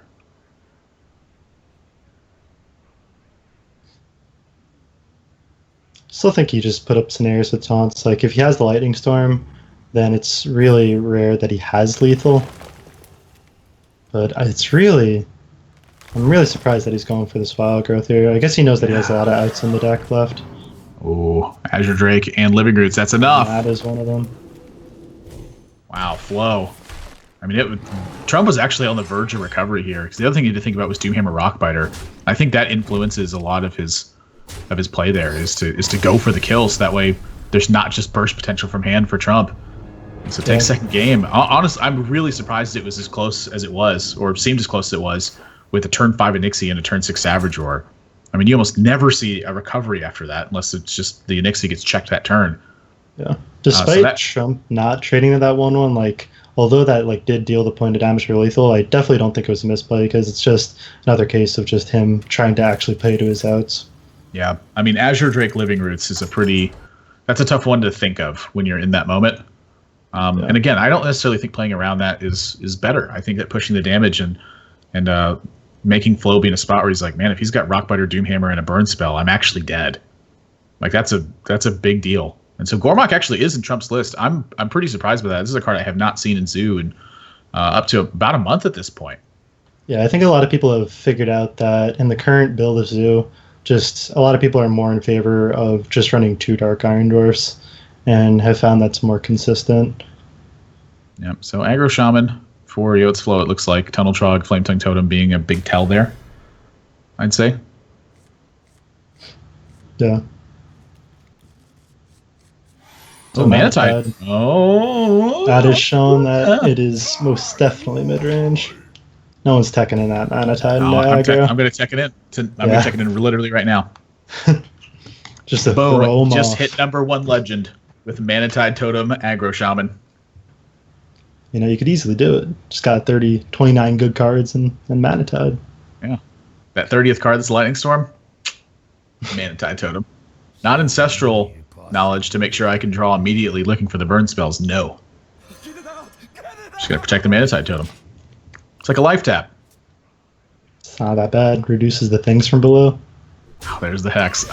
This is honestly, it's weird. It really is. So advantage Trump, it looks like. I'm curious how good Feral Spirits feels on this board. Yeah. Despite mid-range Shaman being better than Aggro Shaman against Zoo, I would definitely lean towards Zoo being favored in this matchup. Yeah, I would tend to agree. Trump's also got the Leroy version. And so if he just finds Flo getting low on life, just has that extra burst potential. Like the difference between having Doom Guards and having Leroy is quite literally the difference between being able to fight for board better or push the damage better. And against mid-range Shaman, the fight for the board feels like an internal struggle. Flo had the option of going for the Flame Tongue and then Rock Riding the 2/2 there, which would have left the Zoo with just a clear board, and then Flo could have played the Feral Spirits to protect it. But I guess he just decided that he could follow up with the Flame Tongue next turn. Well, this is an awkward turn.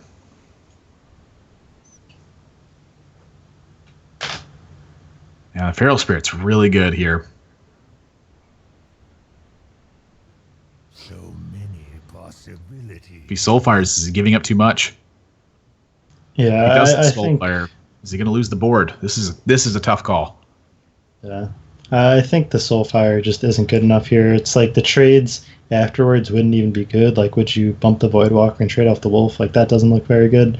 I think you just have to play this Flame Imp and hope for a little bit more Soulfire value for next turn. I think that's the conclusion Trump's going to come to.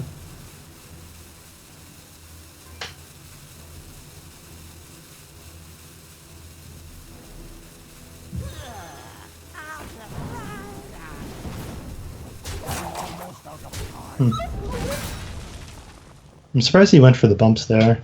Now the Shaman just has some clean trades on board. You could trade that 1/1 off and then take the positive on the 2/2. If he didn't go for that trades, it would have been a little bit more awkward for the Shaman.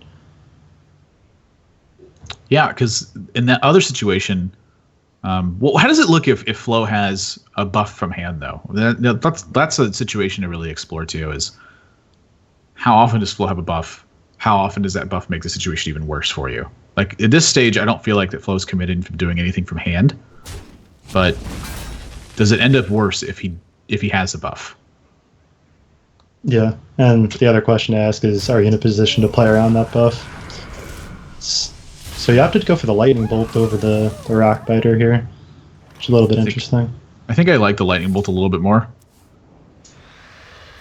Ooh, Hey, Trump that's is just a playing great- Mortal Coil in his deck. Yeah, natural Mortal Coil. That doesn't surprise I me haven't seen either. that in a while. That card is so massive in the Zoo matchup, and if you're gonna play the Leroy, which makes it a little bit worse in the Zoo matchup, to me it makes sense to also have something to maybe get you the time you need. You don't want to just give up too much in that one. And so Manatide Yeah. Totem right here is a nightmare. That's what Chalky was playing when he won DreamHack, right? The couple of the one-ofs, the one Mortal Coil, the one Soulfire, the Leroy. So Yep. that list became popular after that. Well, Manatide lives for another turn. And I'm curious. I'm honestly looking at this if I'm flow spot and going, is Hex good enough here? Yeah, So I you're think you thinking it hex might this and kill it, just playing a Flame Tongue out. I think Yep. that's absolutely fine because you're going into the 5 mana turn with the Thunder Bluff plus a hero power.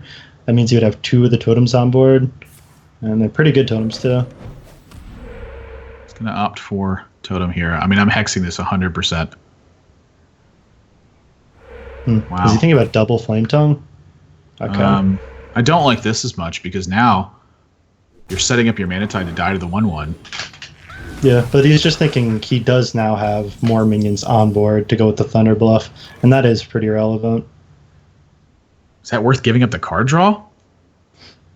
I mean, I like the hex whatever play, but he's also thinking, how does Trump swing back in this game? And it's something like a Sea Giant because he knows he's going to flood the board a little bit.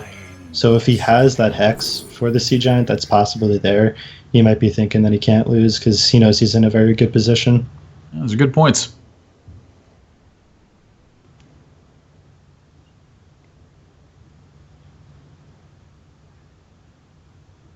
This is just a very awkward turn for Trump. I think we might see a Soulfire come out. I don't think just playing out the Gormok's going to be good enough. Surprised he went for the Soulfire before he played the 2 minions, because pretty sure you want to bolt those minions to hit the board this turn. There is a lot. So Leroy no longer there, and Thunderbluff Valiant is laying down the law. And the thing is, even if Trump tries to develop next turn, Flo just has that Azure Drake Lightning Storm, which just always kills the Zeus board in Yeah. this position. I don't think Trump gets back into this game. Maybe if he's got Doom. Maybe you can find enough time in Doom. That Doom Zoo, I'm building it. I'm building it later. Zoo. Because people that they say that's why they play Yagg. Oh, it kills the board, draws a bunch of cards. So does Doom. Doom does it even better. Doom always does it. I haven't played Run Curse Refine for those pesky freeze mages. Looking all flow this game. Trump down to 6, massive board, no recovery potential. That's going to do it. Flo's going to lock up a 3-0 victory versus Trump. Trump moves down to the lower bracket at this point, but Flo, bringing that mid-range shaman, you kind of called it too. You're like, honestly, I don't know what he's playing, but it just wouldn't surprise me if it was mid-range. Yeah. He just loves that deck. Definitely just played well, got rewarded for it, just had 3 just strong hands and played them well. Yep. I mean, that's kind of the winning combination. You draw well, you play well, you finish 3-0. well. Yeah, you finish well on that one. So we'll see Trump later on, again, in the lower bracket. If we want to take a look and see how day 2 has been developing here so far. In our first match, it was quite a doozy with Villain being so close to being able to get it done, and then just not being able to do it. Dart was victorious in that matchup. So Trump will go on to play Villain in the lower bracket. Yoetz, Flo, and Dart both 1 series away from making it to that final day spot. So we're going to go to a quick break, but before we do that, we do want to thank the sponsors who make this event possible, the whole circuit for that matter. GEICO, the title sponsor for the entire circuit for 2016. If you insure anything, and I mean anything at all, GEICO can save you some money with that. Head over to geico.onog.gg and get yourself a free quote. And while you're there, you can also sign up to win a CyberPower Gamer Extreme 1000 PC. They're just giving it away. It's just free for you. You need a new rig? Want to get into streaming? that could be your opportunity. Just head over to the website, geico.onog.gg, and sign up to win there. And also thanks to the Video Game Voters Network, a grassroots network of gamers encouraging the esports community to vote in the 2016 election. They host contests and giveaways and all that cool stuff. So check out their website, videogamevoters.com, and thanks to Razer. So 2 more matches to go today to find out who will be playing on Sunday. When we come back, our next match. Don't go anywhere, guys. More Hearthstone right after this.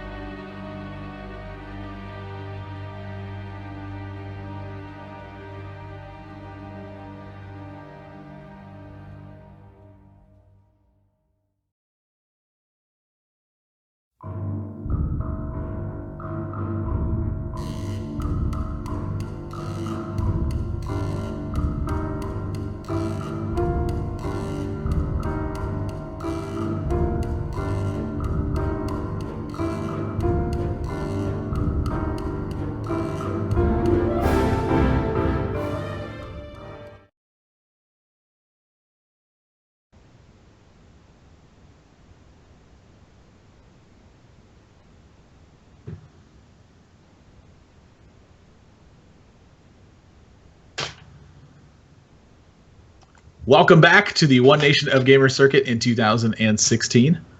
Sometimes mics are really muted. I don't always get trolled with that. We're in day 2 right now of feature number 5. We're deciding that last spot that will be headed to PAX Prime this weekend. I am Nathan, that's Avrils Mora, joined by Bobby Nasta Matson. Now, dang it, Bobby, what'd you think of that last set?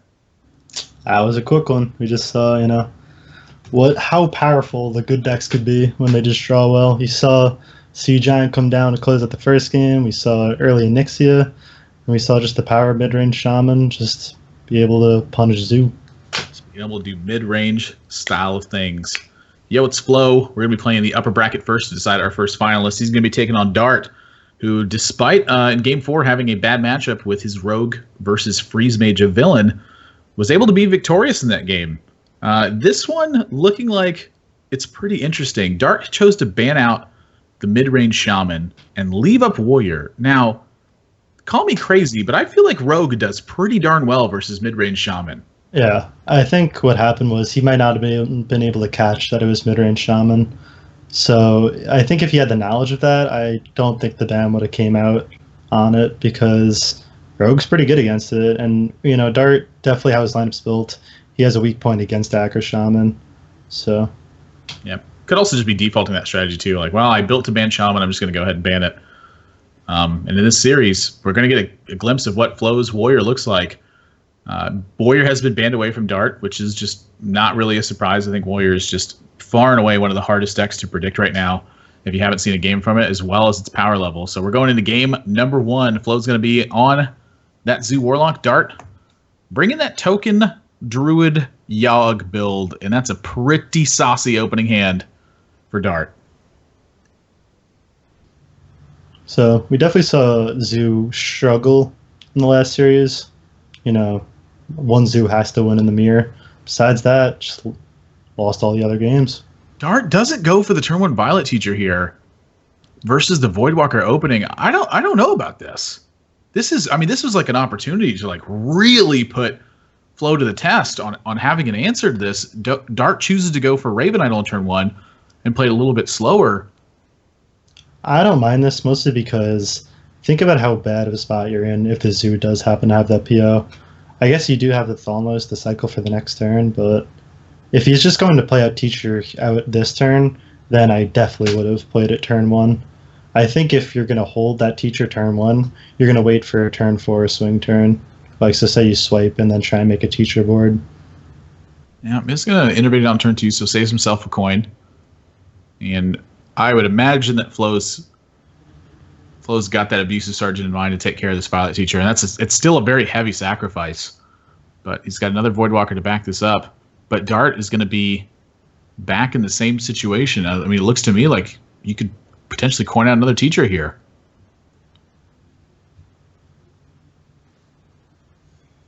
Yeah, I definitely don't mind it.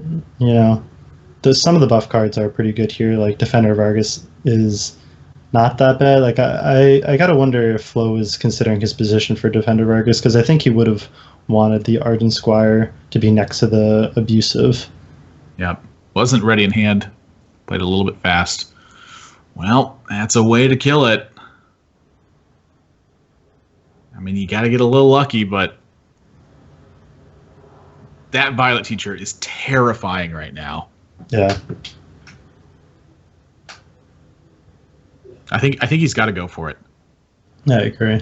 Just Teacher being left up against Druid, it could just be so deadly. Just the amount of small spells that they have. So he ended up getting one of the jugs, so he's able to kill this now. Yeah. Fortunate part is this is going to line up really well for that swipe in Dart's hand. Yeah, so that's the thing about it, is Dart's play ended up leading to this, which forces the swipe. Typically, with Forbidden Ritual, it's kind of like a game of chicken. It's like, are you willing to use your swipe before a Forbidden Ritual? Am I willing to Forbidden Ritual before you swipe? In this state, Dart gets kind of the much better side of the scenario. Flo picks up Darkshire Councilman, which is a great draw right now. Yeah, in general, Darkshire Councilman is like the best card against Druid. Nothing that Druid really has besides Mulch kills it cleanly. You're not going to be able to really swipe and hero power it the turn it's played. And usually want swipe for other boards as well, so. Dart's going to take his 1/1s here over the rest of this. And Slow out of Voidwalkers at this point, so I'm certain that factors into Dart's decision. Get some real considerations on our hands now. Flo feels like he's pretty far behind. So he's going to go for this Blood Imp for the 1 HP just over the top. I don't know how I feel about this. Like, you already see yourself running low on cards. I don't know, like, if the 1 HP is actually relevant enough to skip that tap that turn. I actually think I favor the 1 HP personally. Like, this is the turn to get it rolling, I think. I mean, it is just another minion on board, so say if you get a buff card, you could use that Blood Imp and then preserve your other minions. Like Direwolf Alpha, for instance. Oh, the positioning again, though. Ugh. Yeah. I like to see him just take more time in these turns because Zoo is a deck where positioning matters a lot. and just we've seen twice just small positioning mistakes that matter for cards like Alpha and Defender of Argus. Yeah, I mean, this is actually going to cost him a lot. Like, normally he'd be able to just take out this Emperor Thorson pretty cleanly. Yeah. Instead, he'd have a clean board. Yeah. And generally, you usually do want Imp Gang Boss like all the way to the side as well, because the tokens you spawn are usually next to the Direwolf Alpha.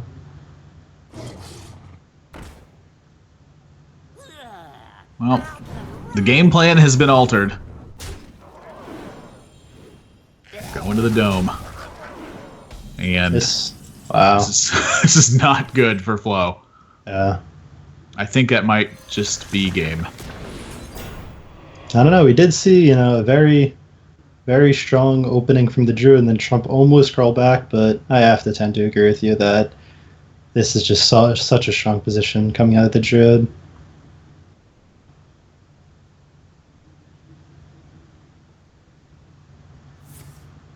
Yep, Living Roots, the Direwolf Alpha, not a surprise. I'm trying to think what cards would be really good for Zoo. If you run something like Crazed Elk, which I think has fallen out of favor for the most part, but that would, be very strong against the against the Ancient of War here. Yep.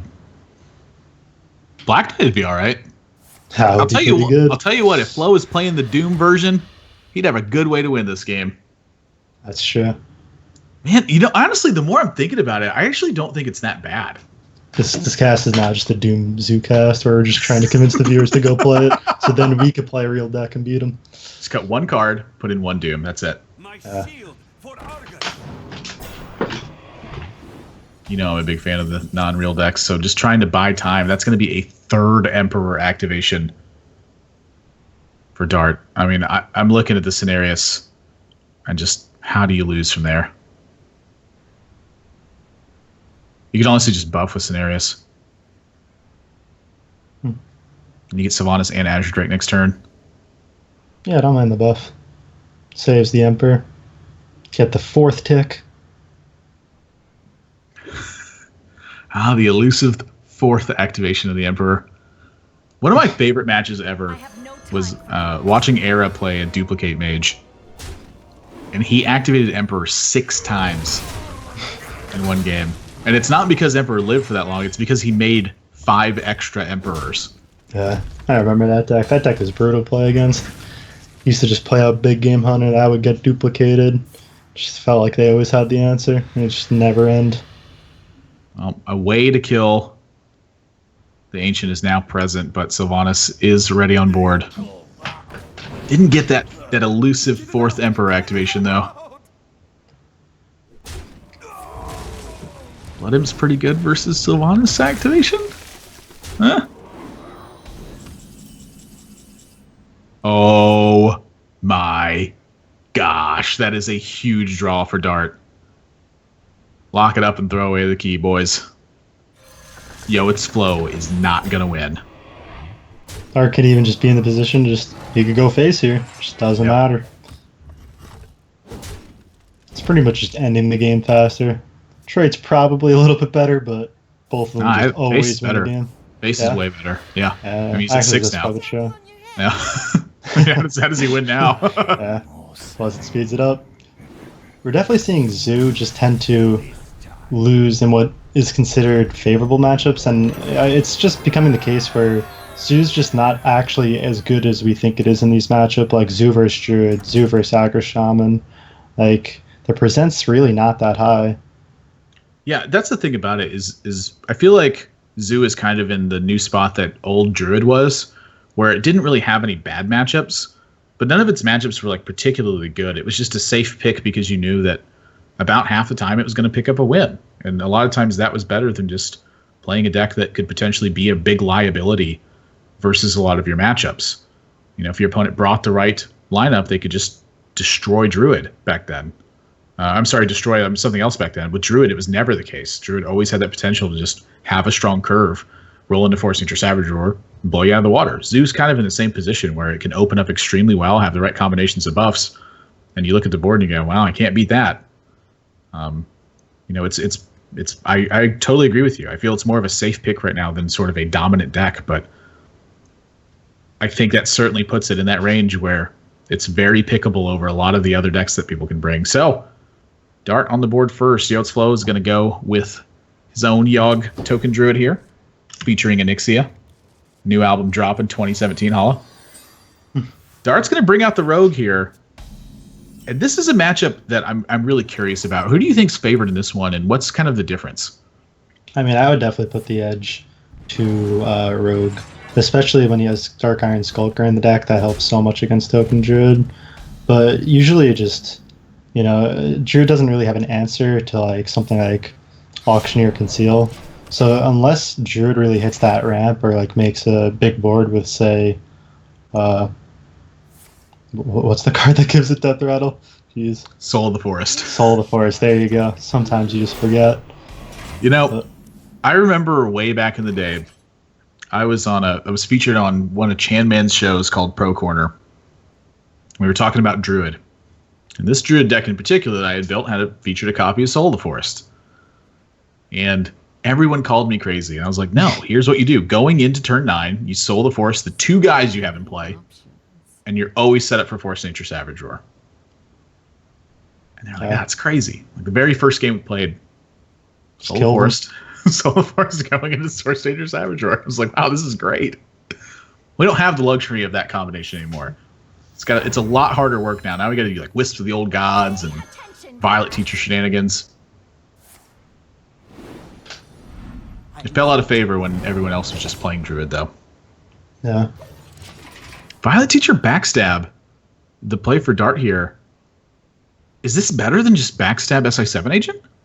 Yeah, I was definitely a little bit surprised. Like, you want to save that coin, and now you're looking at the SI. I guess it goes a little bit well with the Arden Squire, but I think I would have liked to see in just the SI7 there. What to do? The easiest spot for Flow. Wow, I like the buff. Interesting. I like the buff because it makes it not die to the dagger. And honestly, I think if Flow's read here is that SI7 Agent isn't present, literally because Dart could just backstab SI7 Agent. Yes, I think that's exactly what he's thinking, and maybe that is part of the reason why there's merit to Dart's play. There it is. Argent Squire. That one's not too bad right now either. Yeah, because the thing is, even if they have the SA Agent, like what actually combos it that turn? And the answer really is just Arden Squire or Journey of Below. Yeah, Journey Below, a card we haven't really seen featured for quite a while. Oh, hang on. This is some real consideration here. Hang on here, Dart. This is potentially the best Magma Rager I ever did see. This is why people play it. There's just a lot of value to just having Cold Bloods on a Divine Shield. I'm surprised he was able to compose himself and not just hit him there. Attention, class. God, that's tough to pass up. I think I would have gone for it. Yeah, I like just going in because like what does Druid really have to answer it there? He would have had to like hit it end swipe or just like play the minion, which then you get the pretty good trade. Yeah, still ends up with a pretty decent turn though. I mean, being able to kill a Violet Teacher is pretty strong. Looks like he's going to go with Eviscerate over Cold Blood. Curious. Yeah, I honestly would have liked to see that Cold Blood there. It is more mana efficient to use the Eviscerate, but the Eviscerate feels much more flexible to me. Flexible, for sure. And that Azure Tick's a good pickup because, as we see in Yotsuo's hand, like the worry is running out of steam.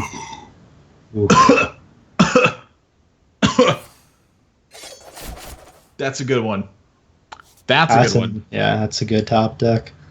Wow, that allows him to kill the Cenarius here too. Yeah, you can just punch into it. Taking 5 damage doesn't really matter. Then you get the coin too. Start to go off on Auctioneer, even maybe just as early as next turn. Well, here's a real question. If you choose to go face instead, is Flo going to trade? Or is he just going to play an Ancient of War? That's something to think about. I think the trade here, when Dart makes this, he's worried about both obviously removal and then the potential for taunts. Yeah, the worry is definitely a taunt because we've seen Yotes Flow, like he does run Druid of the Claw. So just like being able to take that positive trade and then put up a taunt could definitely be very scary. So Yogg is building. Angel and Mulch. There's one card that Flo is looking for. I'm sorry, that Dart's looking for. Yeah, we see the situation that we were talking about before. The use of that Eviscerate over the Cold Blood is definitely coming back to bite him here. Because look how much better the Evis would be. But instead, we're eyeing down that big Edwin. This guy's With a Mulch in the wings. Dart shakes his head. Like, wow, what happened? Well, what happened is you used the Eviscerate. Yeah. This could have been a devastating turn. 8-8, looking good, but Flo has got some massive draw potential. Picks up Sylvanas instead. Nourish would have been awfully good here. I wonder if Flo's thinking, is there any world where he just plays still Sylvanas and doesn't mulch? But you got to think that's just way too weak to sap. Yep. So yeah, just have to mulch that thing away. Wow. That's good. That brings back even if it just brings back Tomb Pillager, that's just real good. Yeah, if it brings back Tomb Pillager, that's 10 power and 11 health worth of stats plus a coin. And you got it for free. Wow.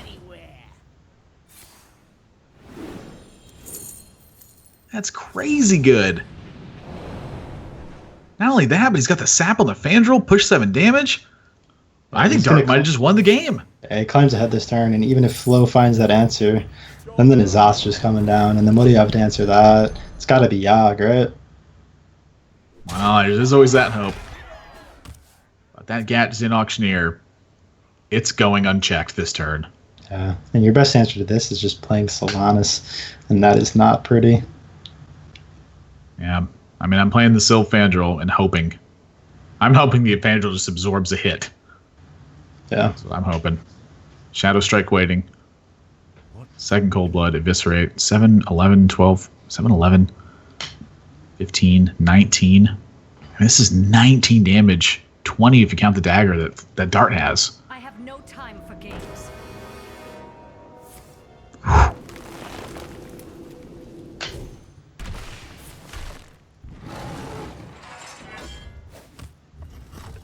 Well, you can't let that one get concealed, I guess. Yeah. So this is a little bit awkward to decide what your spell you're going with first. Obviously, you just can't Shadow Strike this Sylvanas. That's real bad. So you're going to either have to choose either Cold Blood or Vis to not get the combo with, and I think you definitely just start with Cold Blooding the Auctioneer. So many options.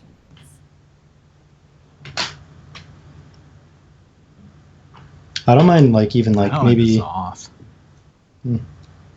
if you have Vis, you lead it on the face. Yeah, you definitely lead Cold Blood. I think there's a chance he's gonna run his Auctioneer into the Sylvanas.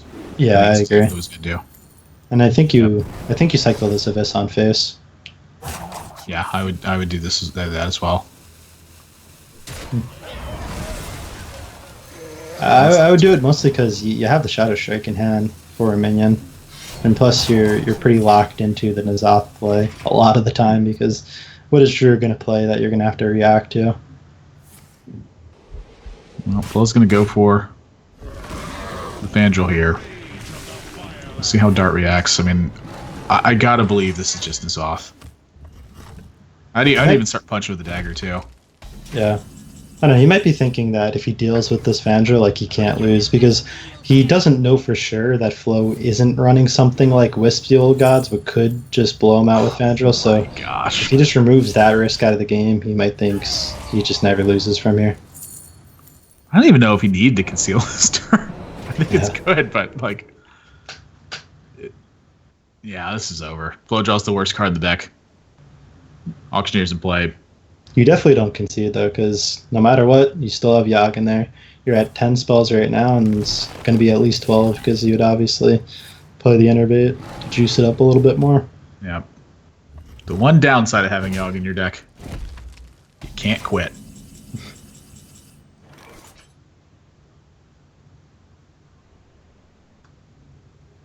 It's going to be Skulker, Tomb Pillager, I know it. Yeah, I definitely think you just lead with this prep. No, I don't think you need to prep. I think you're just totally fine. Just that and go. I mean, he still has Lear like left in the deck, right?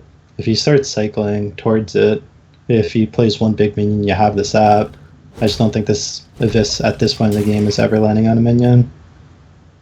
Yeah, I don't think it matters what he does, honestly. I think Dart could close his eyes and click buttons and probably win this game. Yeah. Nixia, there's the Innervate. 8, 9, 10, 11, 12, 13. Facing down 14 points of damage. 2 more in hand from Dart. At least 2 more. It's going to lock up game number 2. 2-0 over Flow now. I was worried about the Rogue, but I'll tell you what, Flow 3-0'd his first series. What's going on with this one? I mean, he's just not had the hands to get the job done? Yeah, we saw him lose, a little bit of a favorable matchup, and then, Rogue, I think, is a little favored in this, so we saw Rogue pull ahead, and he just sort of ran out of stuff. He bricked on the Nourish. Nourish at any point in that game would have been real good. Even just Yogg to draw more cards, but a little bit unfortunate. Just crushing right now. 2-0. Match point with Shaman, and Shaman of all decks. Like, this is the last deck I want to have to fight 3 times in a row. Shaman, could definitely maybe get 3-0'd. It's going to be a little bit hard to pull that Yogg Druid win versus it, but Zoo and Warrior against Shaman, I'm liking those matchups. Look, I'll tell you what. I saw you go Tunnel Trog, Totem Golem, Totem Golem. Okay, I am never counting Shaman out of any game whatsoever. And we're seeing a definitely strong hand come out of Dark here. Got Finley into... This is the elusive life tap. So looking like Flow's going to be coin growth into growth.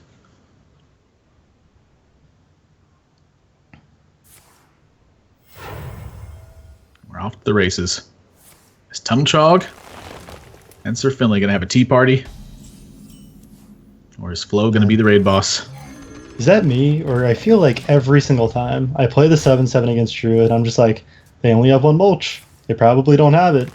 And I did always have it. I saw a double mulch version the other day. I forgot who exactly was running it, but there were definitely 2 copies of mulch. There's the push. This is going to be met by Fandral and Living Roots.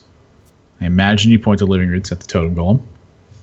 Do you ever just hold off a turn here? Take swipe, Living Roots the 1/2, or even just hold on to the roots and just swipe the thing, and then because he's got to be thinking about it. He wants to play 7/7 next turn. So if you swipe the 3/4, then the 1/3 isn't really pushing that much damage. You take a turn to mulch, and then you have Fandral or Roots into Power of the Wild. That is a strong turn. You have to account for your next couple of draws too. I mean, but just looking, that's 2 draws down the line. How much does this hand change? Yeah. So I don't mind the swipe at all, and I actually don't mind rootsing on the Finley just to stop it. I mean, if you roots and make 1/1s, you're kind of in. It's just worse than the other way because the hero power is right there. Now here's the Flame Wreath, and so Flow, definitely the plan he had in mind was quite literally this. And so I feel like this is going to be the draw that really dictates the rest of it. And I feel like Druid of the Claw is a darn good pickup. So he needs 1 weak turn from Dart to fully take advantage of this. And it looks like he's just going to Power the Wild now. And that's going to run directly into Argent Horse Rider. Yeah. Well, this is why I think it would have been okay saving the roots, because you wouldn't develop this turn, but you'd still just have that roots in the Power Wild in the hand. And that creates a very strong board. 2 2/2s, a 4/3, and a 4/6. It's pretty good. And I just don't think that 1/2 is that threatening. Did Flo play this too fast, maybe? I mean, because what you just spelled out was quite literally what happened. Dart would have had Tusker Totemic this turn, and this would have been Living Roots. Yeah. It's definitely fortunate for him that he picked up for that 5/10, because the way your hand's looking is you have to be careful with your resources. Now, why didn't he play the 5/10 here? Yeah, it's interesting. That's really interesting to me, because if you play the 5/10 here, now you have the Fandral pickup or the option to charge. I don't know about that, Bob. Yeah, it's definitely, wonder what he's thinking about. But and now he's going to choose to just slam the 5/10 this turn? Maybe a 10-5. Uproot. No. Wow, and this is a clean kill for Dart. That is a good pickup. Now he could shoot 1 spot with the 4/3, and then Rockbiter and trade up into the 5/10. Lightning Bolt was present as well. Yeah, but now you can kill off both minions, right? Yeah, I think it's a real consideration. I wonder if Lightning Storm's ever good here. I don't know. It fails some portion of the time. Yeah. You also have the Lightning Storm for like Wisp of the Old Gods. Yeah, I think it's way worse the Lightning Storm here. Plus, you could just Tuskar into something like Manatide, Totem Golem, like the higher roll it gets. Manatide, I think, is the best one here. I think you'd much rather that than the 3/4, because right now Yo's Flow's answer to this board is swipe, and like, are you supposed to swipe the Manatide and take the 7 now? And I guess you have to, because you can't let him draw again. Well, we'll see what the pickup is. Nourish. Hey, I think I'm Fangel Nourish. Yeah, if you don't find Roots or Wrath, it's brutal. You might be thinking, I don't know. The take swipe a is turn better. to swipe and then do it next turn. It just depends on how desperate you think you are. I think he's looking for Azure Drake, actually. Azure Drake could actually be a pretty sick draw here, too. Raven Idol. He wants to find Roots so badly. Just saves him so much health here. Whoa, did he go for a minion? No, it's Fangeld. Oh, yeah, you're right. I'm an idiot. I was like, no, that is not correct. That is not right. Do not go for minion. Druid spells are good. You could have taken Cthulhu. Just 6 damage, bolts going out. I think I would have considered it. Yeah. I don't even know what that card is. Is that a 3-mana 1/4 taunt? 2/4 taunt. 2/4 taunt? Okay. Yeah, take that, Silverback Patriarch.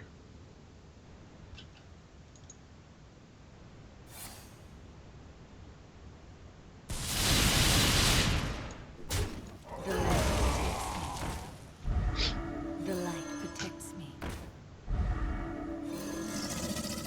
Job done. So I really just see the power here of just high rolling with that Tuskar. Because right now, if he didn't get that Manatide, it would just be like, oh, if I deal with this board, he just doesn't have any cards. But luckily for Flo, he can kill the Manatide here. And Yeah, I mean, this is about to get really rough for Dart. Squirming Tentacle's a beast! Literally. But it's doing some good work here. Oh my gosh, Dart draws one of the worst cards in the deck right now. Fight, maggot.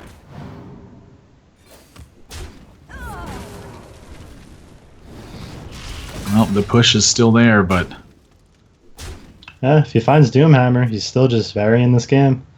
But if it's anything besides that, it's definitely a little rough. Ooh, he could go Cenarius and then innervate the buff his guys. And I think that buff is very relevant because now he can't Doomhammer and push through. Like, let the minions push. yeah, it's going to require the minions to invest something. Oh, jeez. And there you go. So Dart's just, he's still in this game. The Rockbiter, just another burn spell. I mean, He's going to be pushing lethal. Yeah. Yeah, you just Doomhammer. Ping I there. think you Doomhammer the minions and let the minions live this turn. Really? Yeah, I like this because, then Flo is just in a position where he just has to play defensive again. Like, you're never dying. If he rips a taunt, you're in bad shape all of a sudden. Yeah. I like pushing the 10 now. Like, he's at 3 if you push the 10 instead. That's true, and then you have like the Doomhammer the other way as well. Yep. Well, we're digging for that Druid of the Claw. Ancient War needs an Innervate. There's an Innervate! Ooh. Oh, I don't know about this. Dart might have slipped up by not pushing this 10. You might be right. If he just Flo- pulls up a burn spell, he's gonna be hitting himself here. Flo gets a fantastic set of draws from his as well. I mean, Flo got an opportunity to get lucky here, and so Dart gonna have to chew through this with like tanking 10 damage. I mean, still, Dart's gonna have another point where if he picks up a burn spell, it's still just gonna be game. Despite that little bit of maybe a suboptimal line, Now he's just reduced his outs. Dart chooses to pick up his CAD for good luck. Do you go for it? I think you do. Wow. Flo, the head and the hands. This is a tough game. Are you willing to risk your tournament life on the Yogg here? Not yet. We're going to pick up with Wrath. We're going to roll into Azure Drake. I mean, this does Scenarios? set up for lethal, so I think this is actually just fine.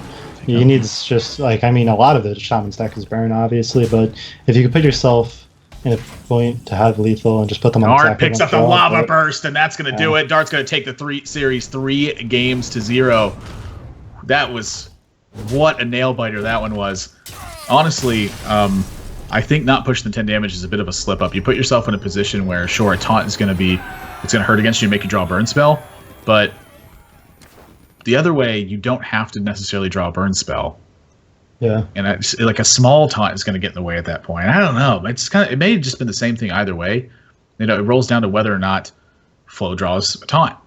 Is kind of what it boils down to. But let's say it's not a taunt instead. Say maybe it's like a heal and it gets to clear the board. I don't know. It's really close. I guess it's better versus the times that Flo simply has a heal. Like say Raven Idol into a Feral Rage or just draw Feral Rage or something like that. Yeah, you still have the minions to push. Yeah. But we saw Definitely a good just the exact turn Dart needed to pick up that Doom Hammer. He did. And just Druid just has such a hard time dealing with that card. Especially when the Rock Biter in hand. It just was almost game over, and then he just needed that slight little bit of help that he found at the end. Yeah, so Dart finds himself in the third and final day, vying for that last spot at PAX Prime. Can he get the back-to-back years for it? Flo dropping down to the lower bracket, where looks like he's going to take on Trump in this one. And as far as I can tell, we're not going to be rolling to a break. I think we're just going to head right into it. That works. So let's start talking about that matchup real quick. Flo versus Trump. I'm sorry, versus I think it's Flo Trump versus Villain. That's the Trump lower versus, bracket. oh yeah, because now Flo is in the last stage of the lower bracket. Villain versus Trump is the match we're going to be talking about here. So we'll make sure the bands are here as quickly as possible. We'll figure out exactly what's going on as soon as we get words from admin. But Trump, we saw him with the big four: Warrior, Druid, Shaman, Warlock, and Villain was bringing that Mage. So there we go. Bands are in. Warrior band on both sides. Trump's rolling with Druid, Shaman, and Warlock, and those are just the standard classes you'd imagine they are. It's Aggro Druid, Zoo with Leroy in it.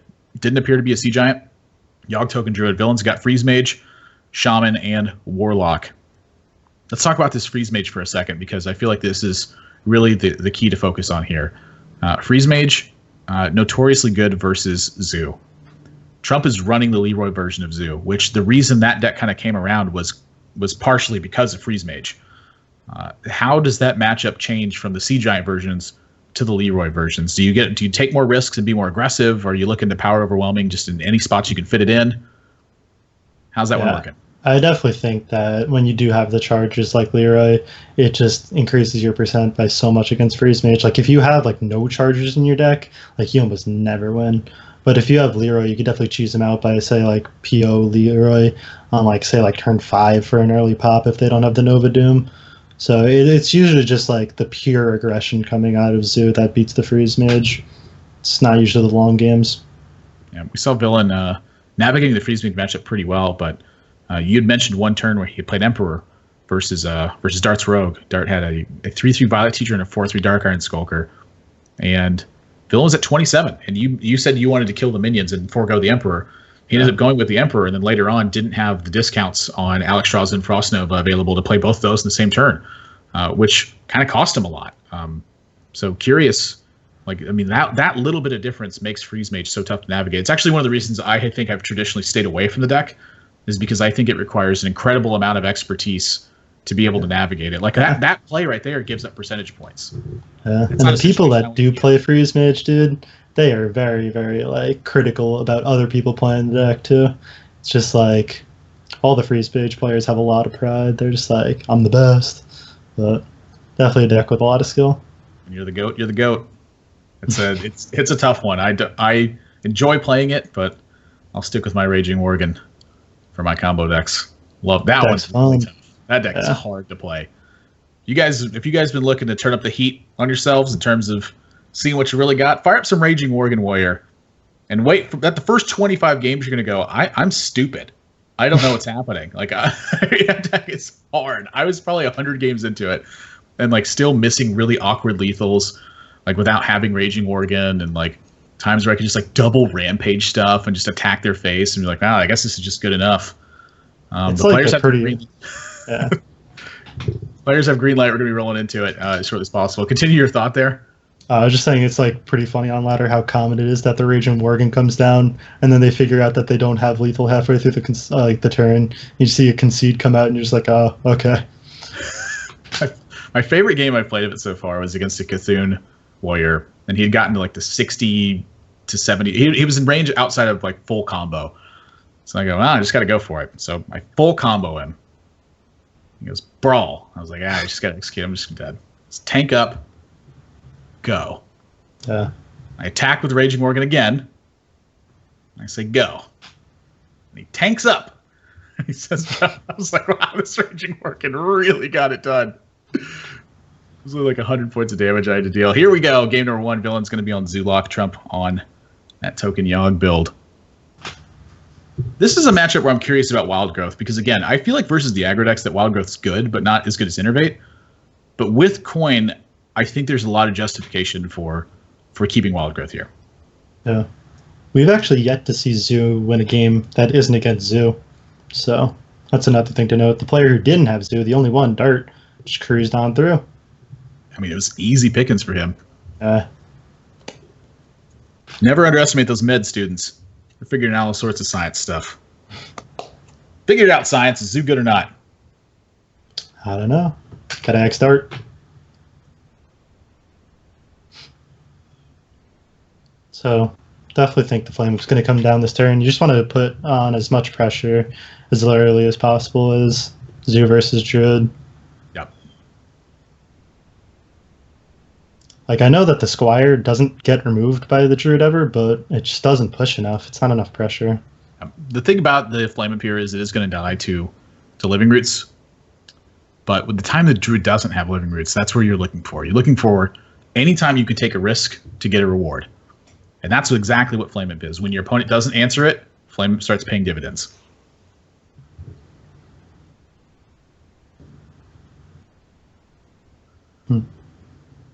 Interesting. So I think he's going to end up going for the Nourish here. Don't think Feral Rage for the 4 attack or the 8 armor is going to do too much in this matchup. You could do something like Wild Growth into Coin Nourish for mana, or it's even just the draw later in the game. I just think that has to be the better option, no matter what use it sees. Yeah, I think of this matchup, if you don't have the early game to check it, what you have to do is quite literally ramp to Force Nature and hope that you follow up strong. Oh, wow. Look at this pickup, though. The second Flame Up just... Druid's just going to start getting hurt right now. Well, we don't see any answers either in the Druid's hand. Yeah. I mean, that Raven Idol's probably going to have to produce like a Starfall or something. And even then, he's going to be facing a Councilman. Yeah, I don't know about this one. I think Trump, I mean, he's fallen victim to the Swarm. Wow. I can't believe he passed up playing Councilman that turn. Usually I'm just trying to just play that as soon as possible. Plus, I don't know. The swipe isn't good here, but it's even less good against the Councilman. Oh, gosh. I like does Trump have to make a 2-2? I like Coin Ramp for mana and then pick a spell. I think that's the play to win. If he draws, I don't think he could ever win. Living Roots or Claw. Yeah, so he's going for this play. Oh. He's not really what you're looking for. Like, as you said, you need to find something like Starfall there. Wow, even picks with the power overwhelming. For that Ancient of War, Trump just throws up his hands like, what? Where did this go wrong?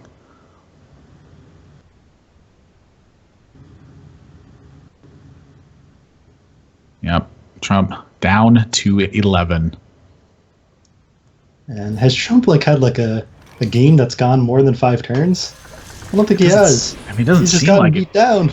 Yeah, I mean, every single time he hasn't had the early game to really get the job done. And oh wow, Sea Giant. yeah, why not? Why not? I'd draw Sea Giant here too. Villain. I mean, not taking anything away from Villain. Villain is just. Yeah. I mean, this is the reason you play Zoo is so sometimes you get hands like this. Your opponent doesn't check them. You run it over. It's looking pretty hot this game. Yep. Who's got the hot hand? It's Villain. Trump down to 6, facing a Sea Giant. No way to fend it off. No Innervate for that Yogg, sadly. He could have got that sweet 6-spell Yogg to hope to just win him the game. Yep, not going to do it. So game 1 over to Villain. Quick game number 1. Let's see how it ends up going. And that's got to feel good for Villain, honestly. Getting the Zoo out of the way. I mean, that was... if he's been paying attention to the way that everyone else has been performing, Like you said, that's the first game that Zoo has won against something other than Zoo. And Trump still has the Zoo for himself. And is that deck going to struggle? He does have to play against Freeze Mage. Yeah, I mean that's definitely something I'm concerned with. You look at the overlay. Overlay's not correct right now. Villain is the one who won with his Warlock. Trump's still working with Druid, Shaman, and Warlock here. And Freeze Mage, I feel like it's got two good matchups versus Trump at this point, and so I have to be a little bit concerned. Honestly, the more and more I think about Freeze Mage in Conquest lineups, like the 4-deck ban, Freeze Mage is almost always going to be playing against Warlock and Druid. And I feel like those are both very good matchups. You just have the one bad matchup, like you ban the Warrior and then Aggro Shaman. And like that matchup, people says it's not that bad when you run the 2 barriers, but Doomhammer still sort of just kills you. But you have 2 pretty good matchups and a slightly bad one. I think Freeze Mage is fine in this meta for Conquest. Taking the news into my Freeze Mage. Yeah. Take that, Doomhammer. Hey, maybe a Harrison Jones. You just Harrison it, draw 5 cards. It's hard to beat a mage who draws 5 more cards. And you use all your burn spells early to kill their stuff. That's actually kind of interesting. But then you're doing it almost just for Aggro Shaman. But is that worth it? Like a card slot just for Doomhammer? Because you're banning Warrior, obviously. Honestly, it's not that bad. Like, if you think about the way that the Shaman matchup's going to go, you use all your burn spells killing their minions. So then Doomhammer's the way you lose. Mm-hmm. So if you force your opponent to hold Doomhammers until they have Rockbiter, that cuts a lot into their potential.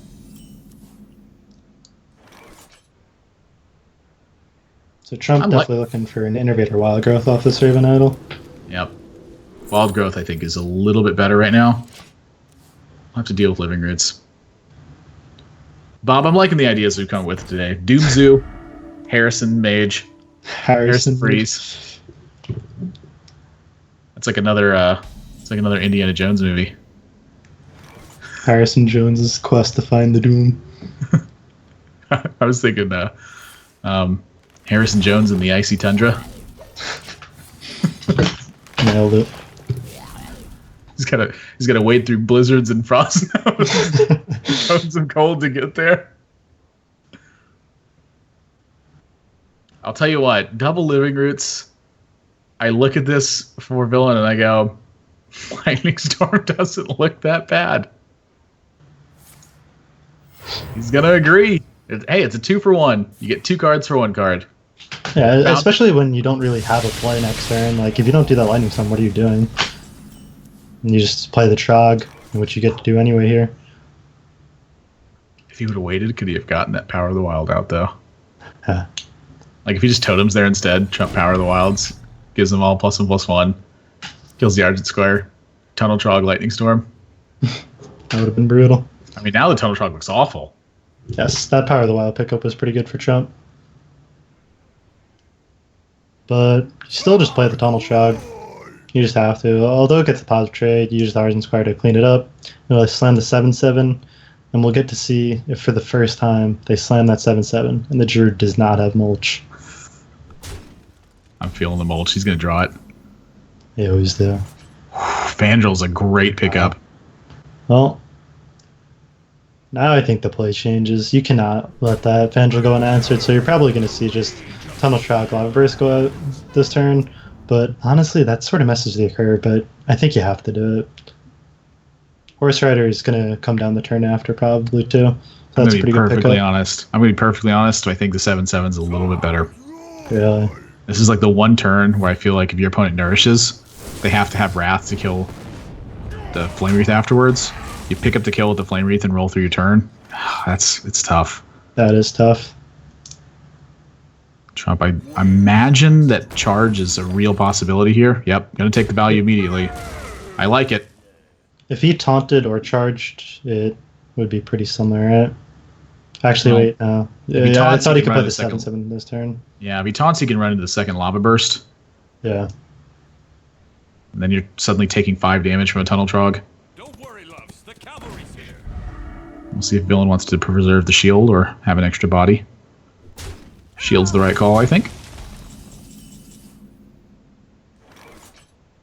So suddenly Trump looking like he's putting together a pretty solid sequence of turns here. I mean, Violet Teacher doesn't look like much, but when you're not under that much pressure, That card's scary. Definitely Shaman playing from the back foot now. Can't really just like slam that 7/7 teacher and feel good about it. Like it's gonna be the play this turn, but definitely not happy about it.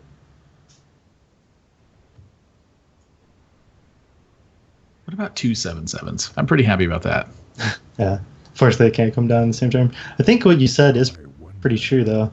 Like, even if they have that Nourish, you have the 7/7 on board. And with the other line, like, you just, when are you playing the 7/7? You can't play the next turn, and it comes down turn 6. I think there is definitely a lot of merit to that turn, just slamming it. Yeah, but I'd like to see the Ardent Squire here as well. Yeah, over the hero power. Yeah, just try to do anything to fight off the 1/1s that you're certain are coming at this point. No, it's almost like an Ardent Squire. It's an Ardent Squire without Divine Shield. Yeah. I'm going to start playing more 1-mana 1/1s. Zealous Initiate, get in there. Wisp. That one's free! It's infinite value. Its cost to power ratio is almost immeasurable. Cost, of course, being a card. We're going to innovate another Violet Teacher here. Pay attention, class.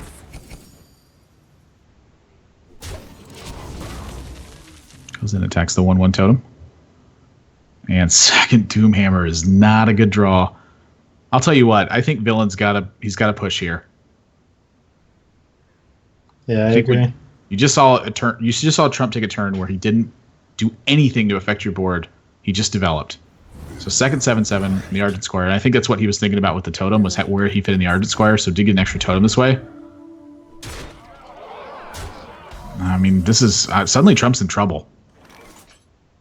Yeah, I still think he's in an okay spot. Like, he's going to leave a 7/7 up, but he gets the Far Rage to heal up that hit, and then he has Cenarius, which just might buff minions and kill him. But I guess he does have to trade some of these guys off this turn. That's a 3-point cycle, or a 5-point Wrath. And so if he 3-point cycles on Flaming Faceless, Azure Drake trades into it, gets 2 tokens, pushes the rest of the board in the other 7/7. I think that's better. Yeah, I agree. If he chooses to go for 5 damage, though, he can instead push a Violet Teacher in. He gets to keep an extra token that way. So is a 1/1 on board worth more than a card in your hand? That's the question. So this was just a missequence, right? He just lost a 1/1. Oh, no, there's only one teacher on board. There was 2 Azure Drakes, my bad. Yeah. So Trump thinks the 1/1 on board is worth more than the extra card in hand. I mean, with Cenarius and Feral Rage, I can definitely see the merit behind it. And so here we go. So it's really unfortunate. You have the 2 Doomhammers in the deck for consistent reasons, but it always feels bad when you draw both. Yep. The second one's just going to be just the most dead card. And we're pushing damage, too. I like the call.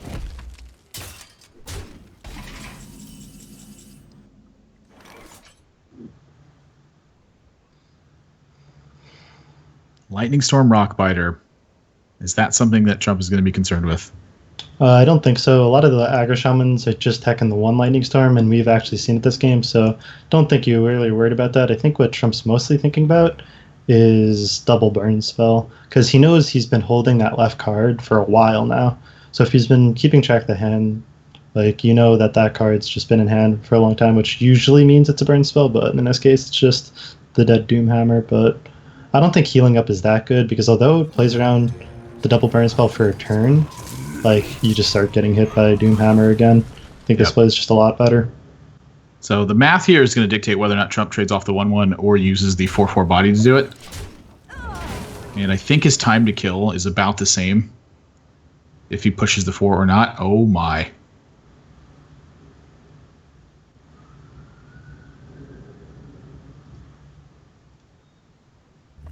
He's about 1 Rockbiter away from... Does he have a Almost Rockbiter getting left? I don't know. I haven't counted the cards that closely. Okay. Because that would be the only out for him, because he's going to be at 16, 17. Yeah, I mean, he's facing down hero power. Facing down 10 this turn. He'd actually be dropped to 14 if Trump doesn't clear the totem. But the swipe can clear the totem. Emperor Thorson can add pressure.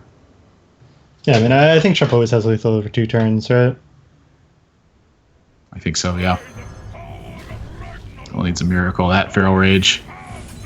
Oh, that's going to be the heartbreaker. I think it's crazy that Trump didn't even take a second to do the math, because, like, what about Rockbite or, like, plus spell, plus spell? Like, I feel like there's more things to consider to, like, is that hero power relevant? Did I want to swipe that turn and hero power? Like, now you're going to maybe trade this 4 damage to an O2?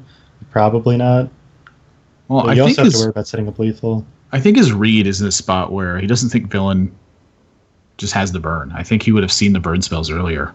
But he's respecting that. I mean, he's going to have lethal next turn, despite that trade. Ooh. That actually saves him, right? Yeah, he's 1 damage off lethal. Yeah. Wow. So if Trump would face that, this would have been game over.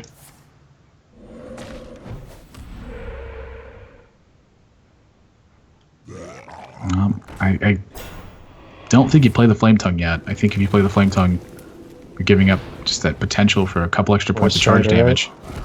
Yep. There's 10 being pushed. Trump's to 7. So if Trump failed to hero power and Villain drew Argent Horse Rider, that could be enough. That is definitely a smart hold. That's going to do it. That's going to be game. Boom, boom. See ya. Trump puts his first win on the board. Pretty close one, despite the early pressure. Villain, couple Doomhammers. I mean, this is one of the rare cases where I think the Doomhammer might have cost him quite a bit because he drew the second copy.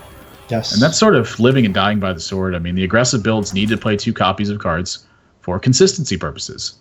Sometimes that's the draw you end up with, and it costs you a little bit. But it's just part of the deck building. If you only have 1 Doomhammer in there, I promise you, it's going to feel a lot worse.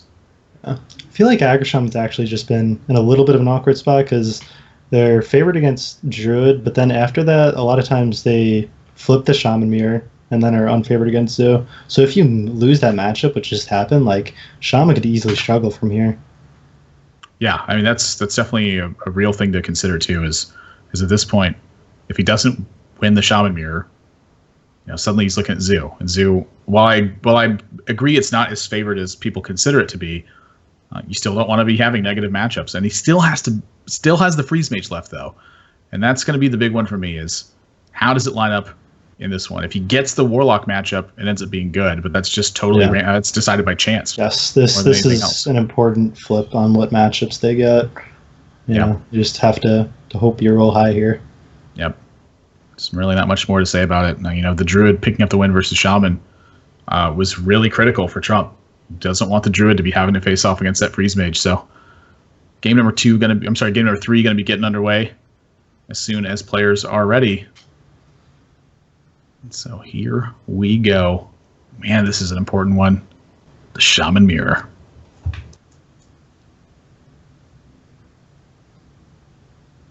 So I wonder if you ever keep Lightning Storm in this matchup.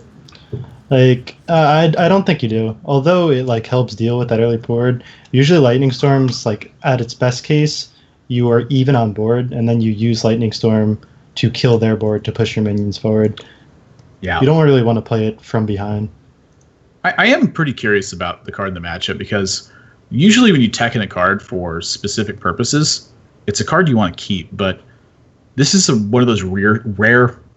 I try to say weird and rare at the same time. This is kind of one of those weird circumstances where you'd rather just draw Lightning Storm at some point than have it sitting in your opening hand. But that being said, I think there is a lot of merit to just keeping it and letting it rip. Is a random card in your deck better than the Lightning Storm right now? Wow. Double Abusive is not going to fight forward too well, but honestly, that Trog is so important off the top. Because now if he plays the Trog, you get Abusive and get that clean trade. The hand was looking so bad without that Trog. Yep. I mean, the spot he's weak to here is to Totem Golem. Like, versus the Coin Totem Golem, the other Abusive Sergeant I think is a little bit better, but in general, the Tunnel Trog is the play you want to go for. So we're seeing the strength of just 1 mana spells in this matchup. Like, a lot of times the most important things in the Shaman Mirror is the things like the Lightning Bolt and the Rock Biter to kill things like Trog in the early stages in the game. Yeah, really important to have to snag that tempo The light and keep rolling through. protects me. I'm looking at that Flame Wreath Faceless as the major win condition at the moment. Chooses to go with the Argent Squire over the other Tunnel Trog. And I think Is it's this just gonna be a largely... hero power here? Well, I mean, I'm not playing Abusive Sergeant here, that's for sure. I mean, I'm certain you're not playing Abusive Sergeant here. That'd just be weird. You kept this Lightning Storm, right? Or did you get back from the No, mulligan? he drew it again. He pitched it away. Protects me.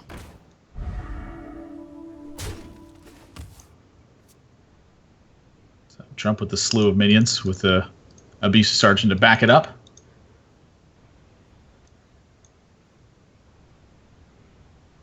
See how Villain wants to try to take advantage of this. Yeah. So he's going to be thinking like how, like every single turn, how could he set up for this Lightning Storm swing turn? Yeah, I mean, that's a really big thing to consider is you don't necessarily just rip the Rock Biter here on the Tunnel Trog. You know, you have a Lightning Storm in hand. You have to find a way to get value from it. So I think it's making his play a little bit awkward. You know, you don't want to use too many resources and then have to Lightning Storm anyway. Yeah. Because then you just have nothing for afterwards.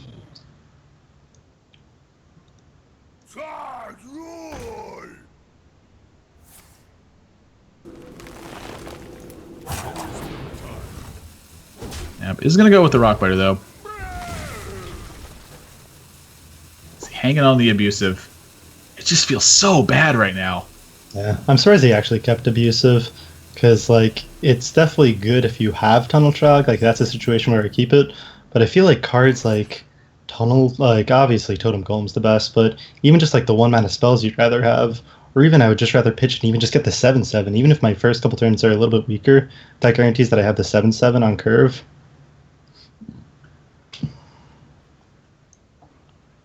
I wonder. Yeah, it's just been tough. I think if I'm Trump, I'm going to go with this Abusive over the Tuskar here. Just getting that clean kill on the Trog is really important.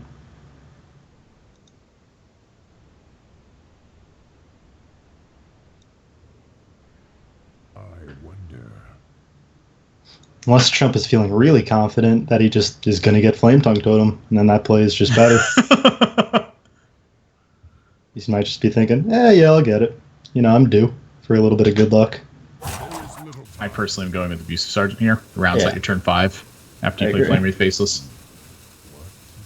To me, that's the big one. And he agrees. Just definitely no hurt in just thinking about it. Yep. I'll tell you what, Trump's looking a lot better. These Argent Squires are presenting quite the trouble for Villain here. I don't know, man.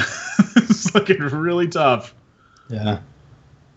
That's what I said about Lightning Storm. It's like, it's not that good when you're free. Like, it doesn't really get you back into a game. It's much, much better, like, at that even stage. Just blow them out. Because he's going to use the Lightning Storm, and then Trump's going to develop again. I mean, once again, do you play the Abusive? I think you do it here. You have 3 mana next turn. Like, this trades with a 1/1. Like, I think you finally have to accept that that's going to happen. Feels bad, but oh well. Good old big dumb stuff. You know, I always really like big dumb cards, but for some reason I just don't like Flame Wreath Faceless. Because usually big dumb cards, you know, cost a lot of mana. You're just like, hey, you shouldn't be playing this yet. Plus, it doesn't have any cool effects. That's almost certainly Tuskar Totemic.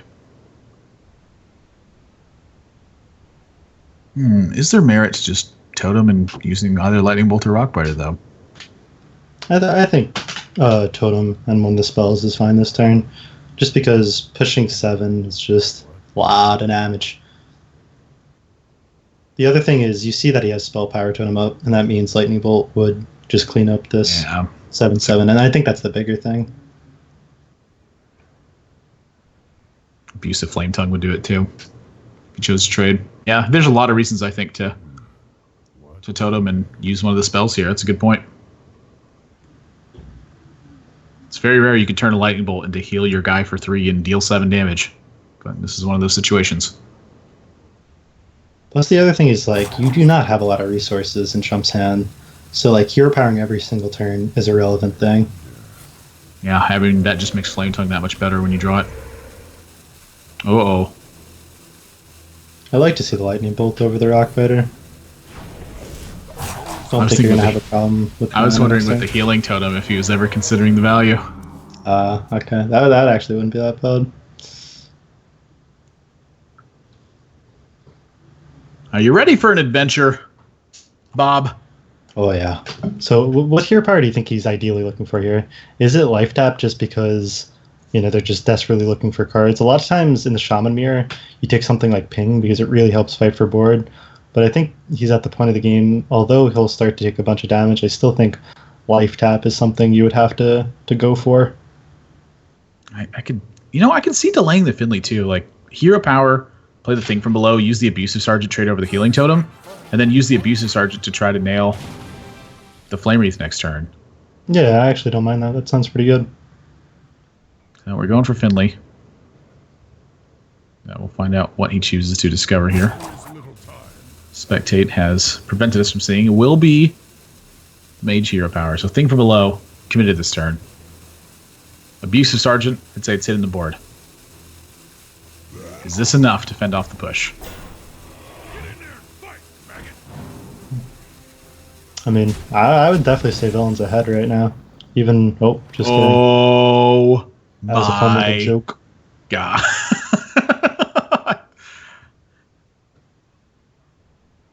I wonder if you ever rock fighter the 2-1 here. Yeah, I think you did it. Yep. Wow. What a pickup for Trump. I was about to say, Trump needs to get something pretty high value here, or he definitely is behind. And, the power of these top decks is not looking too good. Yeah, it's night and day. Villain's drawing the utility, Trump's drawing the big bad mamma jammas. I wonder.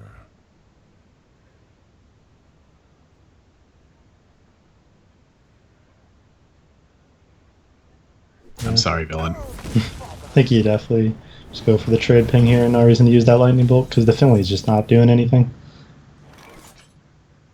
That should just about wrap things up.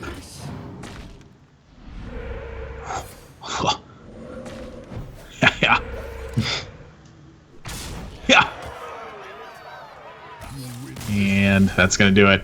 Oh my gosh, the second lightning bolt draw. Just why not? Sometimes. Trump going to take a 2-1 lead here versus Villain. And now, Warlock, last class for Trump that needs to get it done. So, facing a slight uphill battle versus the Shaman, facing a pretty significant uphill battle versus the Freeze Mage. But again, he's got Leroy Jenkins as his push potential in the Zoo build. And that is quite literally one of the reasons Leroy found its way in, is to fight that matchup specifically. Yeah, we haven't seen anything like a Crazed Alchemist in Trump's deck. But still, even just having the Leroy, you still have a pretty good chance against Freeze. Yeah. At least 30%. I think a lot of it's going to boil down to that one. So we'll see how it ends up going in through here. Villain, really tough spot for him. I mean, it was looking so good. Man, just so close, and it feels so far away. But even still, it needs to keep his head in the game. You got 2 more games to go. Got to win them both. Take a deep breath, find your center, focus your chi. What's Villain looking for in this opening hand? He definitely wants to keep this Frostbolt. Usually it's just Loot Hoarder, Frostbolt, Doomsayer. Did he toss the Frostbolt? I think he did. That's crazy. Going second, does that change anything at all? I mean, still don't mind it. You just shoot something. Elegant analysis. Yeah. From our local expert, Bobby Knotson. Because if you had the flame Bobby up here, Manson. yeah, it'd be pretty good. Yep, so he's going to be facing down the Possessed Villager Dark Peddler start. I always feel very comfortable just playing Doomsayer into that board. A lot of times you have to coin the Doomsayer if they start off with something like Flame Whip, but when they play that one attack minion, it's just so unlikely that they're able to kill the Doomsayer. And if they do it, that means they're using a PO. And it's not that strong of a turn. But he's going for the coin Novice. Yeah, I don't mind the Novice here. I think the Novice threatens to pop the front half of it and then follow up. Wants a little bit more information as well. It's actually kind of good for Villain, actually. I kind of like the Novice here. Yeah. Trump's not ready for action just yet. Wants to protect that Dart Peddler. So here we go. Doomsayer is the play. You might be thinking, if I ping, I could just save this for the Doomsayer. But I definitely lean towards just slamming it here. Yep. If you play the Doomsayer here and it's successful, you get to roll into Acolyte of Pain, and that's going to be a massively favorable spot. And so Trump, with the decision now, PO trade and develop the Flame Imp alongside the Ardent Squire, and snap calls. And that's the right play. So now the positioning of the Squire matters here. Which ones would you rather be Defender of Argusing? Wants the 2/2 and the Ardent Squire Argust? Yeah, I agree with this positioning. I think you're end up Argusing the left too. Yep, Villain going to draw here. And just hope that it works out for him. It's an ugly looking hand though. Trump lands that Argust value. Actually, do you do the right too because of Forgotten Torch? You do right. Yeah. Oh yeah, I'm taunting. I'm not taunting the Flame Imp here because the Flame is committing too much damage to it, and you obviously want the Squire taunted. That's like one of the best taunt targets that you can get with Defender of Argus, and a sea of relatively poor cards for Villain at this point. I mean, are you considering using Fireball here? Yeah, that does not feel good, but it might be the best play, just fireballing off that 3/3 or leaving a little bit of pressure. Trump has got a very fast start this game, and we do not see something like a Frost Nova to help Villain get into that Blizzard turn. I mean, if he doesn't take care of some of the pressure on board, he's going to fall to 12. Yeah. And that's if Trump doesn't have a buff. Think you do actually have to go for this Fireball, and then even maybe use these Ice Lance to relieve even more damage next turn. Because if you get the Blizzard and Flame Strike, you know, that almost always ends in a clear board, right? Well, so in that case, can you play Acolyte of Pain and Ice Lance one thing? Ice Lance a 3/2. Yeah, this will draw, I think, likely an attack from Trump. So why do you Ice Lance to Flame Up over the 3/3? Oh yeah, you're right. I was just thinking like then you could ping off the Flame Imp because he would obviously take that trade. Honestly, I wonder if Trump just ignores this. Oh, PO's good. Yeah.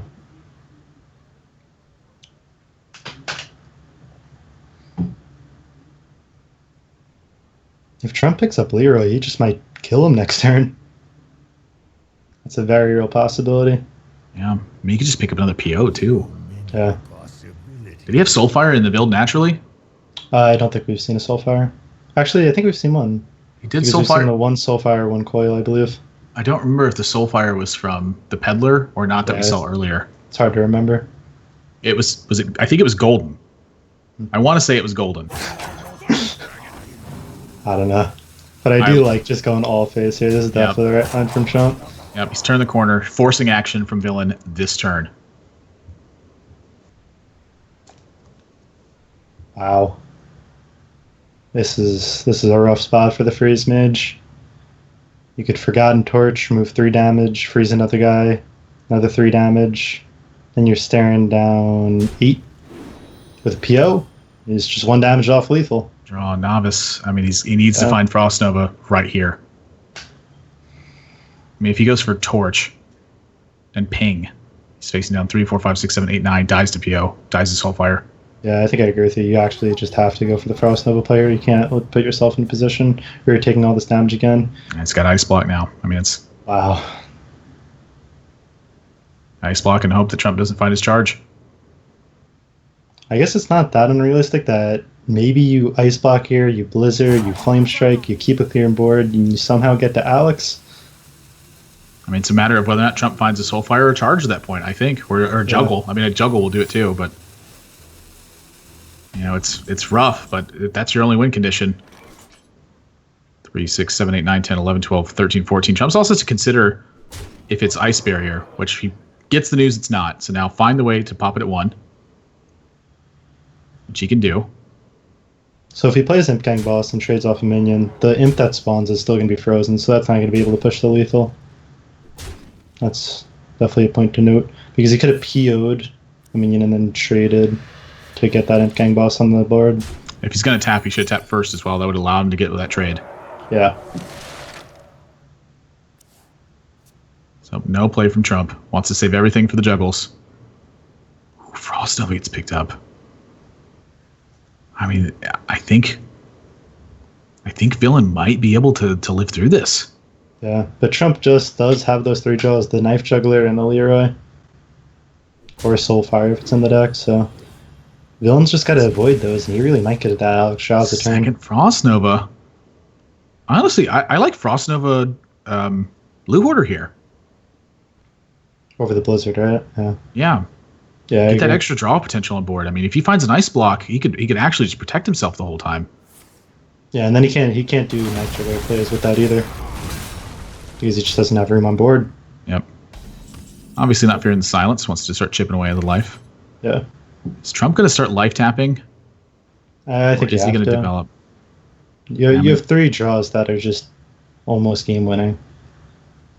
Like Knife Juggler, actually the game Knife Juggler would be 100% from here. So you do have 3 draws that are 100% game winning. Like you always tap. Yeah, there's the tap. Yep, Game Boss, Voidwalker. I think he even considers slamming the Abusive Sergeant with it. Why do you call? Not going to. I don't think he needs to, but let's consider how much damage is this from Villain now? 12, 13, 14, 15. This is 15 damage from him. I mean, if he goes Frost Nova and just fireballs face. Pick up a Frostbolt, and you're a winner.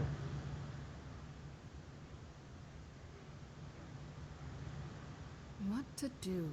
What to do? I mean, even a second Ice Lance would. Oh, he wouldn't have the mana for that. Oh, he doesn't have the mana for a lot of this stuff. I mean, he does have the time, though, the Frost Nova. As long as Trump doesn't draw damage to push. I think I do like that play over going for Flame Strike. The more aggressive line. Because then you just have outs, right? Yeah, I mean, you can just win. Yeah. Time runs out on me. Yeah, and he sees it, and he's going to go for it. I like this a lot. Well, now that Trump sees that, does he life tap again? And that's tough. I think he's got to. Yeah, I think you have to as well. If he runs into Blizzard, Frost Nova, Flame Strike, all those cards are going to sweep away his win potential. I mean, something to think about is Fireball, Frostbolt, Ice Lance is only 13 here. Can't fit in the ping. It's the same amount of draws, though. You get 2. Yeah. You just draw for your next turn. You draw right now. Draw right now. Mortal Coil. Still Knife Juggler and Leroy for the game. Another spot. That's a reason to life tap, too, is the Mortal Coil. Forbidden Ritual. Well, it's Councilman. And I guess Ritual for 2. Oh, no, he doesn't want to do that, because then Pink Frost Nova can just lock out the potential to get those draws. There's the Frostbolt. Yeah, there we go. Wow, Villain going to pick up game number 4 here. That was a close one. I'm definitely happy to see, because a lot of players like see the Alex Straws and you're like on 1 HP and they're thinking, I just stalled to this Alex Straws play, and Villain was able to recognize that I could push for lethal here. I could use this Frost Nova, throw the Fireball at the face, and then I just have Frostbolt as good draw, second block, just piece together this burn and kill him. Unbelievable. Forced to play the Ice Block on an uncomfortable turn. Ends up getting out of it with a couple of Frost Novas and a Frostbolt. So game number 5. Villain's on Shaman. Jumps on that Zoolock. And I can tell you what. 5 so far. And not only that, but the Leroy is much worse versus Shaman than it is versus the decks that are trying to play control. I mean, Shaman is in a way trying to play control, but they're trying to turn the corner very quickly. And so that's where Doomguard and Sea Giant really help you fight that matchup. So this is pretty darn close. I mean, I'm almost willing to call this a straight up 50-50. Yeah. Trump doesn't win this game. He's going to be Hayden Zoo for a while, man. Never feels good to go 0-6 with the deck. You're telling me. Secret Paladin. at Springs. Yeah. He's crushed it. Sometimes you just have the counters. Bobby Matson bringing the old face hunter. That deck was good. And it crushed me.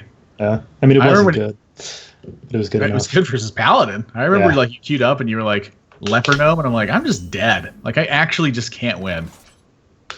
My hand just wasn't good enough. So here we go. Flame Imp versus Tunnel Trog Coin Lightning Bolt.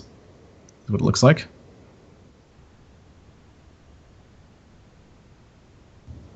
He might be thinking like, how often does this abusive charge and trade into the 3/2? But I think it gets way too punished by things like Voidwalker. But you would have the lightning bolt to push through that Voidwalker. So Yeah, that's a really interesting point actually, is to play the abusive first. what is it bad against? Only double Voidwalker? Mortal Coil. Oh yeah, we've seen Mortar Coil. That's fair. Protects me. Argent Squire Possessed Villager. Gonna be the play. Trump just leaves. He's had enough. He's like, man, I hate this zoo deck. Someone else at the hotel is just gonna sit down, play the zoo game for him. Just roll dice to make all the decisions. Yep, Tunnel Trog. A little push. Ooh.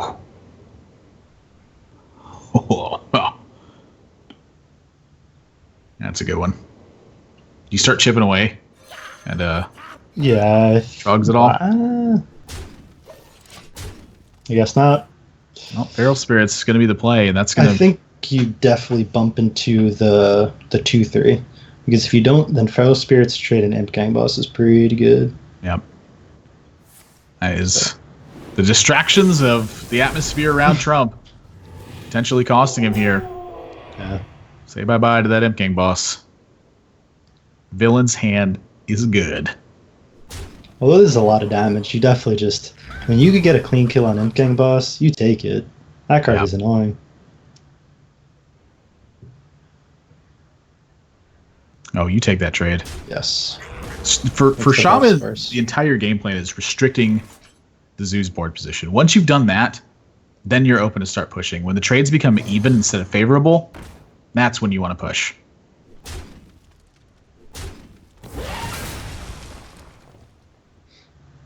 Like in this position, I definitely see the Direwolf Alpha taking a hit here, but the rest of this damage, just go upstairs. Get those Yeah. abusives on board too. Is there any merit to just trading off this 4/1 into the Alpha, and then you have the taunt against this board? I think that's something to think about. Because, so say if you trade with the Direwolf Alpha, that just makes the trades pretty simple for the Zoo. They clean that up, and then they kill the 4/1. I think there's a trade lot with- of merit to So if trading you off trade the 4/1. 4/1 in the Direwolf Alpha, do you put the Tunnel Trog into one of the 1/1s? That doesn't make it any better against buffs. So I think you just go face with the second minion. Makes it a little better versus Defender of Argus. Get in there and fight, maggot. I think I just like the damage. I mean, we have Doomhammer. And we can start cutting into the life tap potential here. Yeah. I mean, this is a lot of damage. It's just 13. Put him to 12. Have Doomhammer in hand. Always little time. Yeah, but I like the push. Yeah. That's like a hit from a Sea Giant. How on earth does Tunnel Trog hit as hard as a Sea Giant? That's what I want to know. It's just a very fair and balanced one drop. Well, is that the start of a comeback? I don't know. It's going to involve 3 trades. Oh, Councilman looks so bad here. Yeah. Do you trade off the Tunnel Trog or do you trade off the abusives? Tunnel Trog is, in theory, representing more damage. Oftentimes in practice as well. We'll be Imp Gang boss. This is going to be Doomhammer push. There's one direction for villain right now. Even if Trump rips Argus, like, he's still going to be in a position for the rest of the game where a villain just picks up that burn spell, he's just going to die. And it also gets to the point where, how good is Zoo when they can't tap? Yep. Honestly, I like clearing off the 1/1 when you play the Doomhammer. I don't like this. This is an Because- interesting one. Alright, if you play Doomhammer, you could follow up with a 7/7. Like, that is a very strong succession. And now if, like, he has a I don't think it PO or matters. something, yeah, I don't think it matters either, but I definitely think this line is worse. But Yeah. That's going to be it. Wow, Trump. The Zoo deck drops the ball. Not able to get it done. Villain completes the set 3-2 here. And finding himself now 1 series away from making it to Sunday at this point, where he's going to be taking on Yoet's Flow in that bottom side of the bracket. Dropped the match Yoet's Flow did to Dart a little bit earlier, who has guaranteed himself that Sunday seat. But, I mean, Zoo has really been the weak point for Trump's lineup. It did not win games. Didn't win a game. Yeah. Period. That's something brutal. to think about for you Zoo players out there. Maybe the deck isn't as good as people think it is. And for those of you who complain about Zoo, look what you did to it. Can't even win Trump a game. Feels bad. So that's our 4th match in the books now. We have 1 more remaining for the day, which will be coming up right after a short break. Before we go to that break, we want to take this time to thank the sponsors who make this event possible. GEICO being the title sponsor for the Hearthstone circuit for One Nation of Gamers here in 2016. $60,000 in prizes being awarded. If you insure anything, and I mean anything at all, GEICO can save you some money. Head over to geico.onog.gg and get yourself a free quote and see exactly how much you can save. While you're at the website, you can also enter to win a CyberPower Gamer Extreme 1000 PC. You simply enter for it, you're in a drawing, you win the drawing, you win the computer. Pretty solid deal, I'd say. Also, thanks to the Video Game Voters Network, a grassroots network of gamers encouraging the esports community to get out there and vote in the 2016 election. They host a lot of contests and giveaways and stuff like that. So make sure to check out their website, videogamevoters.com, and to Razer. So our last match of the day is coming up right after this short break. Don't go anywhere, guys. More Hearthstone right after this.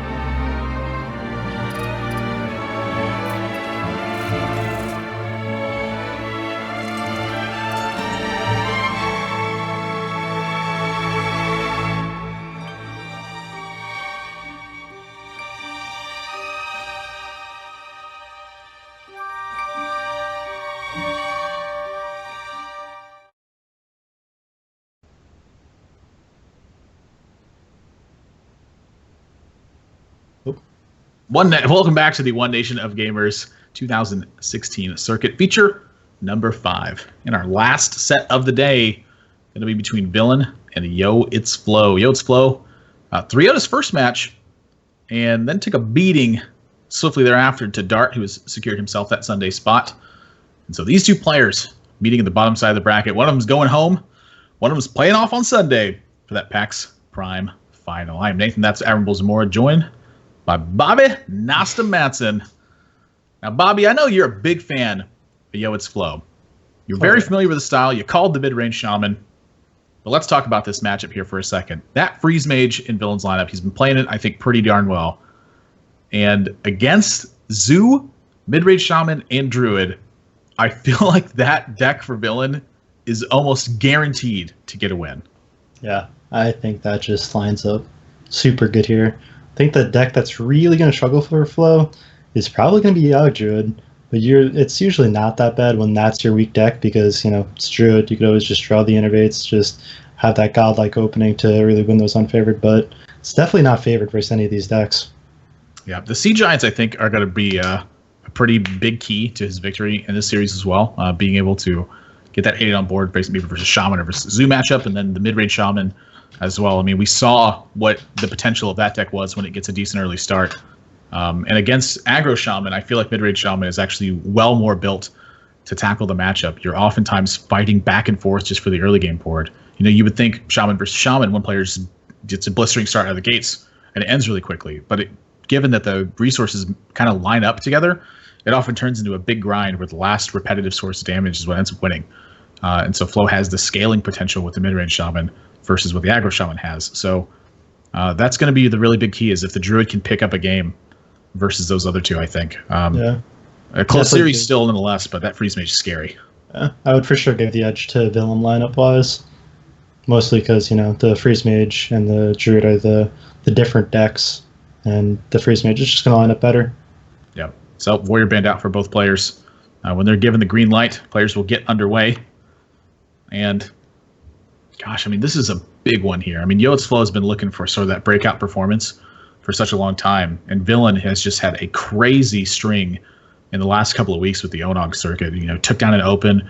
Now he's here in the feature, one series away from that Sunday playoff. There's a lot on the line for both of these guys. And so here we go.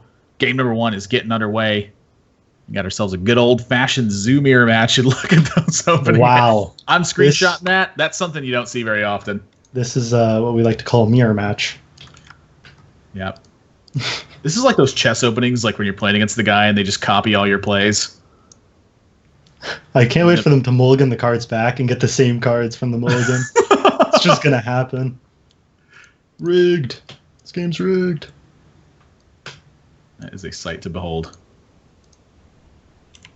You got to think both of them are just keeping the flame up here. Actually, wait. We're staring at the same thing. One of them should have a 4th card, right? Yeah, I just realized the same that. thing. Yeah, okay. Gosh, we're dumb. We're dumb, But Bob. I think we get the pass for that, though. It wasn't that dumb. We're dumb. Like we talked about Doom Zoo. We talked about, I don't even remember the other one that we talked about. Harrison Jones Freeze. Yeah, I need to write this down so I don't forget. Oh wait, I almost just got excited again about the hands being the same. Why'd I just do that? It's just a little bit of confusing. I'm taking notes of the Doom Zoo and the Harrison Freeze. Turns out it's Zoo or Shaman. Who knew? All right, so Zoo versus Shaman. It's the mid-range for Flow. We saw him really put a hurt to the last Zoo deck he played with this. And a pretty decent opening hand, but Flame Imp can really cut into that. Yeah. Fortunately, we don't see that 1 mana removal in Flow's hand. So he's just going to probably just play the Squire.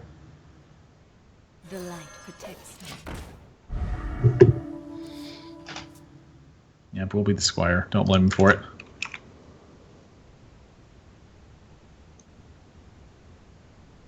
So this is just a very, very clunky hand for the Shaman and pretty good curve for the Zoo.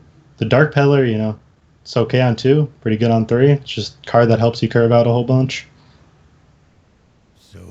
Yeah, curious how this ends up rolling out for Flow, because the opening hand is a bit clunky right now.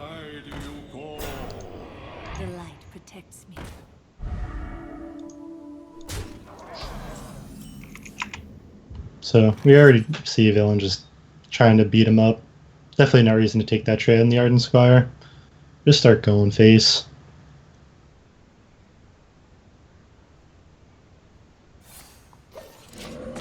Wow, that's not the turn you're looking for.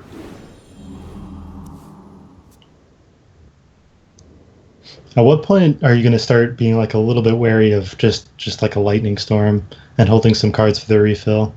Still think you just play the Dark Peddler this turn because even if he lightning storms, you have tap Dark Peddler, which is fine, or Dark Peddler and the card you get from it. Yeah, well, a lot of people know my stance on this. I tend to just ignore AoE unless I have an incredibly strong reason to play around it. Just go for the gusto. Yeah, If you that get in the definitely right seems- spot, it's like almost impossible for them to pull out of it unless they literally have that card. I feel like we have been moving more towards just disrespecting cards and just hoping they don't have it. It's just a good play. Yeah. What do you do when your opponent's just like, yeah, I have it.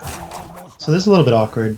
You sort of want to keep the healing totem up to make the Sea Giant playable next turn, but then the Flame Tongue becomes pretty good. You get that trade into the 1/3 and then the trade into the Flame Imp.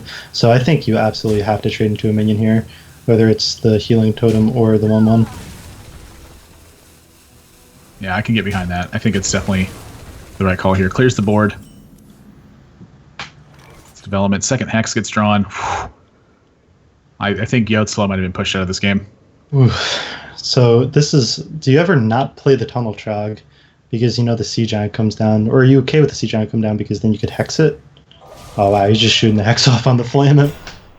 I guess yeah, just gotta relieve some pressure. Hope for that lightning storm.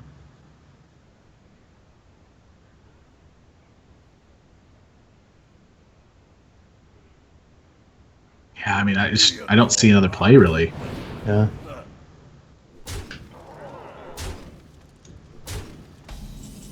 You know, at this stage, it's just basically gonna get lucky.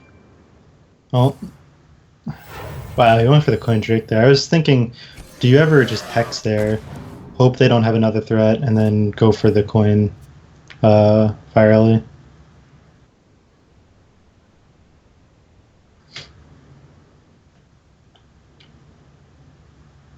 I don't know. You just Sea Giant Soulfire. I don't think there's any reason to go with the Dark Peddler Sea Giant. Rather just use this very clean Soulfire and keep my healthy minion on board. Yeah, I mean, everything's just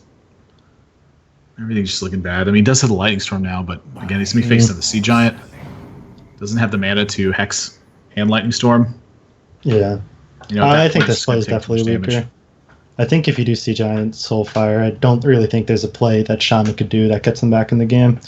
Or like, in this point, so say if he just trades the Dark Iron, like Lightning Storm, the 8/8 lives, but then you have the Hex next turn. I don't know. No matter what you do, you're just in such a good position. I'm curious if he just trades the small guys or trades the Dark Iron. I would definitely lean towards probably trading the small guys. Yeah, I would tend to trade small guys too, simply because the Dark Iron Dwarf is just more threatening from a resource management standpoint. Like, what is the Dark Iron Dwarf ever getting swept up in here? Well, nothing. And when the Hex, you just get 4 extra damage now. Yeah. I wonder if there's any merit to playing the Tunnel Trug there to see if he wants to trade that 4/4 into it so they could high roll on the Lightning Storm. I think there's a little bit of merit to that. Decided not to do it.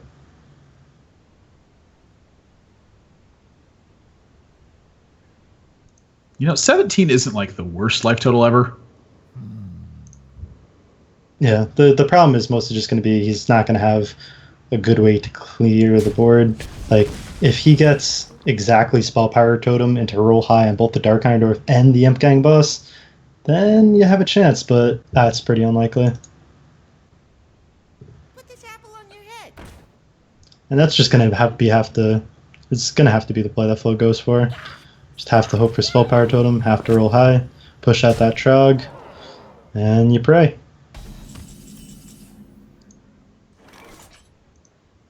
Well, here we go. Yeah.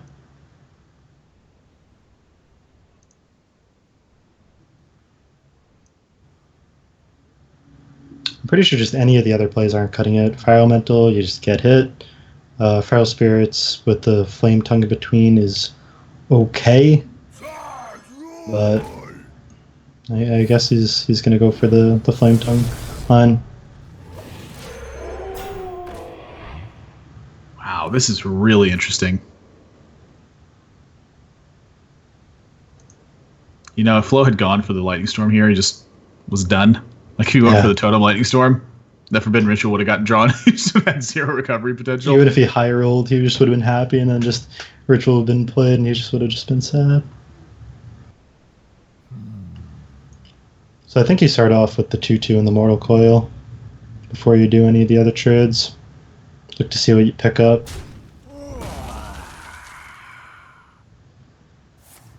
Man, whenever you have Ritual and Soulfire in the same hand, it's always so awkward because you're never going to play in the same hand unless you play the Soulfire and don't discard it. But that's just risky. You want that the Ritual to refill after there is the Lightning Storm.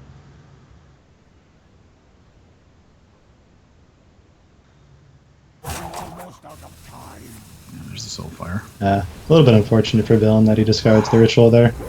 Definitely not what he wanted to see.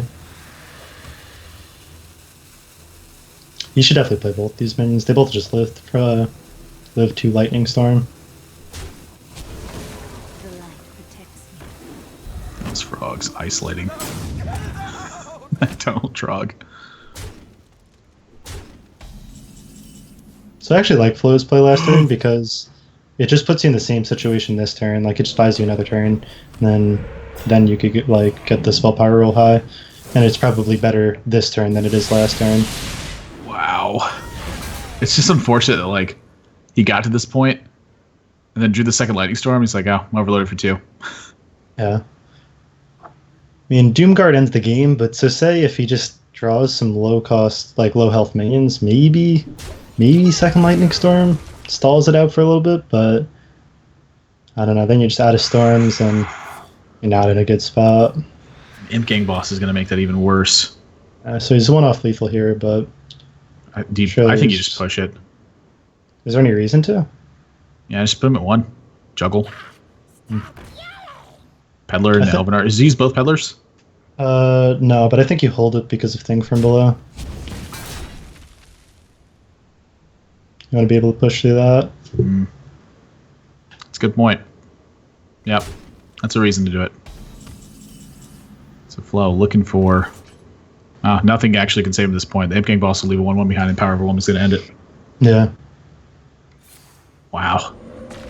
Well, a hard-fought battle, but when you have 3 cards sit in your hand the entire game, you're just not going to get there. So Villain takes game number 1 with Zoo, and that's every single game that is a win that is not Freeze Mage for Villain is so good.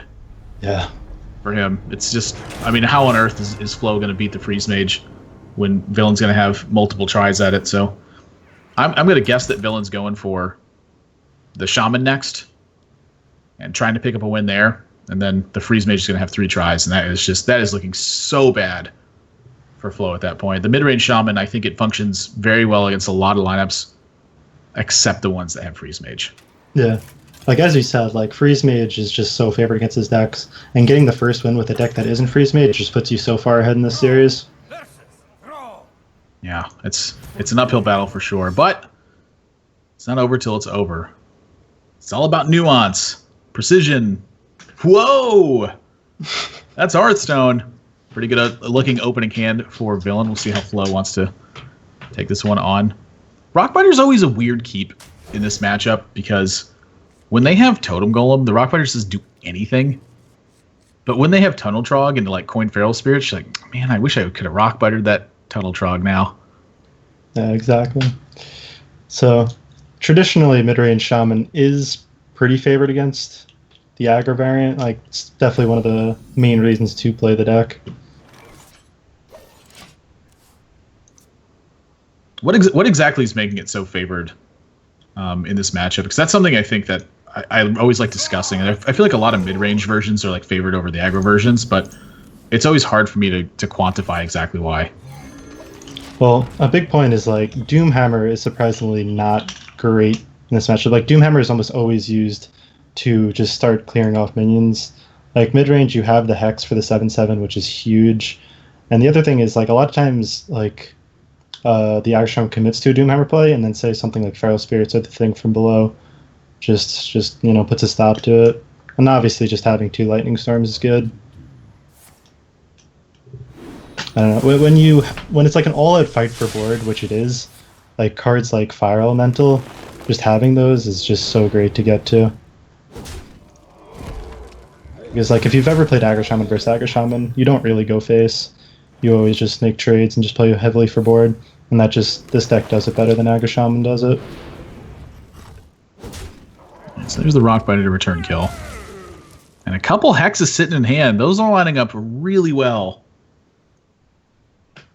versus some of those threats. I mean, that's like the situation I think you want to be in for Flow is a relatively slow game where you have 2 hexes for the giant threats. I mean, when this turn happens from villain, Flow's got to be sitting there going, oh yeah, this is smooth sailing. I honestly don't mind even playing the Flame Tongue here sometimes. Yeah, it doesn't seem like that's that bad against anything. Like coining out 1 mana spell, like I think you're okay with that. But man, this is brutal for villain. You just take your whole turn foe and you overload, and just a hex just pushes you so far back in the game. Just gonna keep making totems, building up to a big Flame Tongue is where Flow's going with this one. Take it slow. Slow and steady wins the race.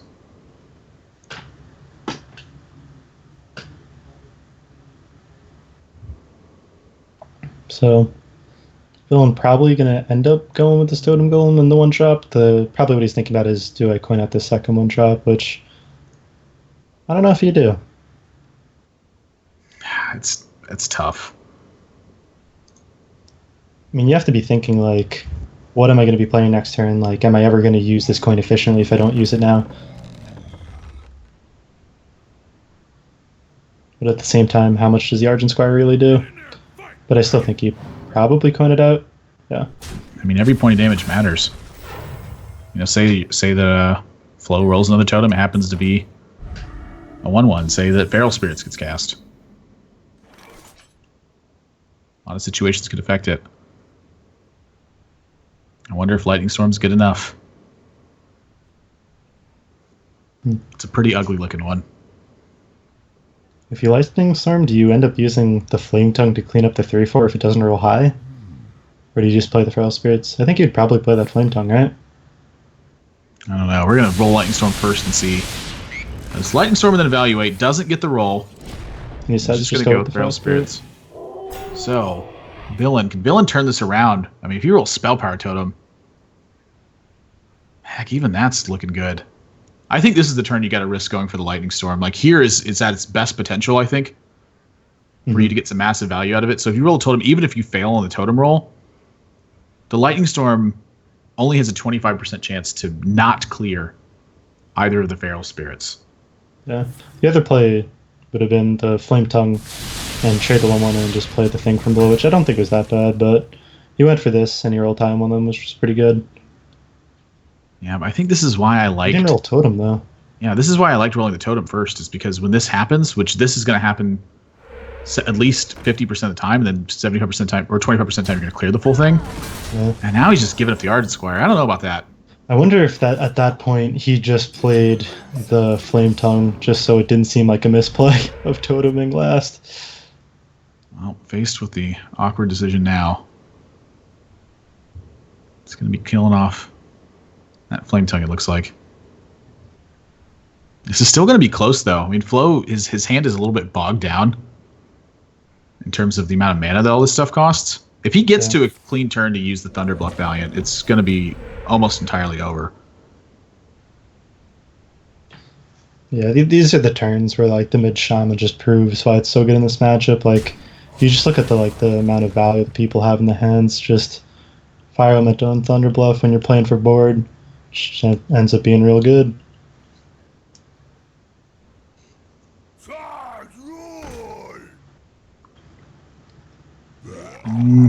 Not so sure about that Trog. Wow.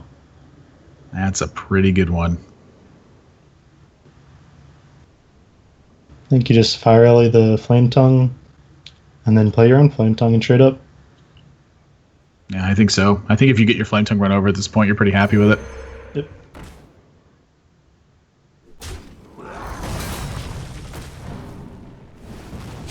Three, 4, 5 damage on board for villain. And oh my gosh, that is the worst draw of the deck.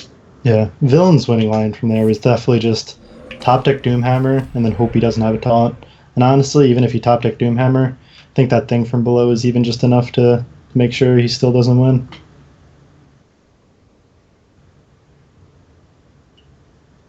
I don't see a way villain gets back into this. It's going to take just a madhouse series of draws. Yeah.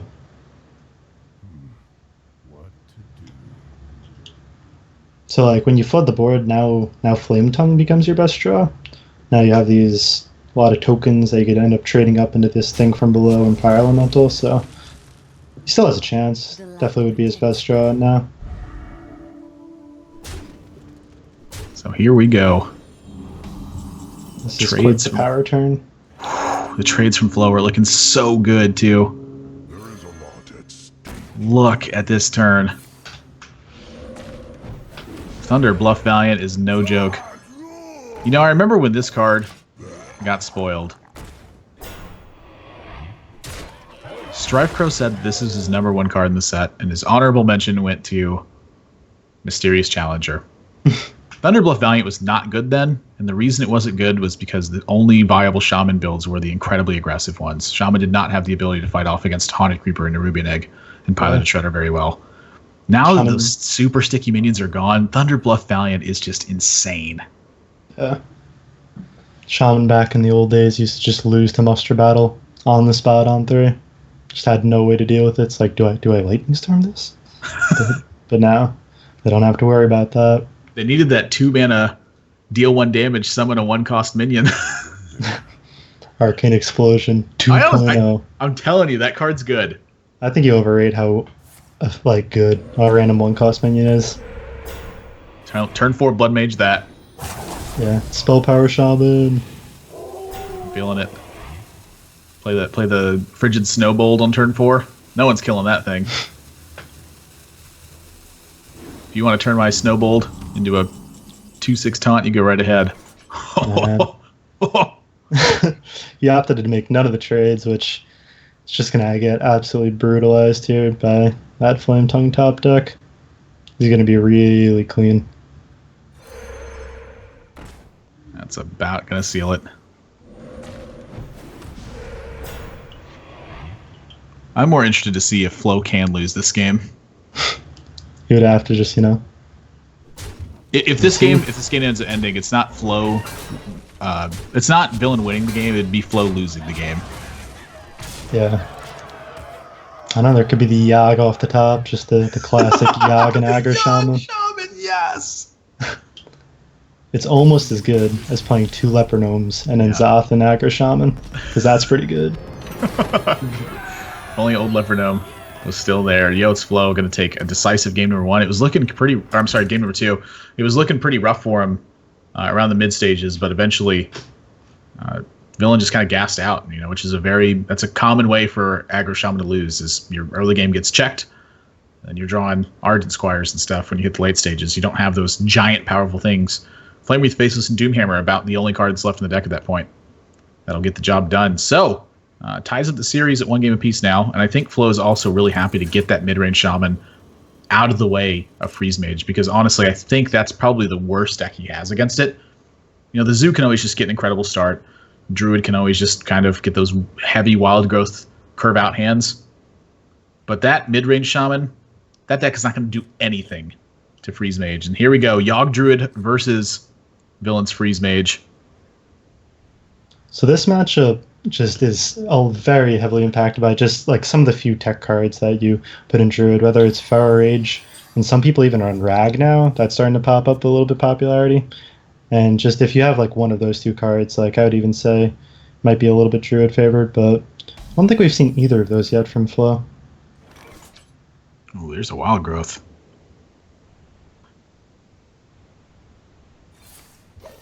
So, Living Roots to try to occupy some time. Push a little bit of damage. Ah, the most awkward spot Yeah. ever. Do I ping? Do I play the loot order? This is tough. I think you ping because you have 2 draw cards in hand. That's why I like the ping here. And you can end up loot hoarder ping again on 4. But this is the hand that you want as Druid is the ramp Yeah. and then the threats. Yeah, I think we're very likely to see the Fandral get dropped on turn 4. Try to force a fireball if it's possible. I wonder if he's going to go for the Fandral, the Teacher first. If you play the Teacher, then you go Fandral, Coin, Power of the Wild. It's definitely more powerful, but like, which one are you more okay with it dying? So here's kind of an interesting thought: is that with Fandral, with like Feral Rage or Raven Idol, the Raven Idol can find a minion that heals. Yeah. And so playing the Teacher and having the Teacher die, I don't know. I think the Fandral's a little bit less valuable than the Teacher right now, and I think the major reason is in this spot, if villain fireballs the Fandral, he gets to go Teacher, Coin, Power of the Wild. If he fireballs the Teacher instead he goes Fandral, Coin, Power of the Wild, and he gets a lot less power that way. Yeah. Yeah. Pay attention, class. Plus, there's just the opportunity of, say, if he didn't have that fireball, you could have played Nourish that turn into that Power of the Wild. Just as a better best case scenario. So there's the board. I think pretty likely to be checked here. I'm going to guess that second fireball's on the menu. I mean, villain faced with a very similar decision he was versus the rogue, where does he choose to take out stuff right now and save himself that life, or does he want to say, like, invest the Forgotten Torch here, ping on the Violet Teacher and roll into Blizzard? You know, he suffers 4 extra points of damage that way, and he's also risking like a second Power of the Wild or an Innervate into Wisp of the Old Gods or something like that. Yeah, it's rough. I think I like just like the fireball and the Teacher. That thing's just so threatening and still just goes fine into the Blizzard turn.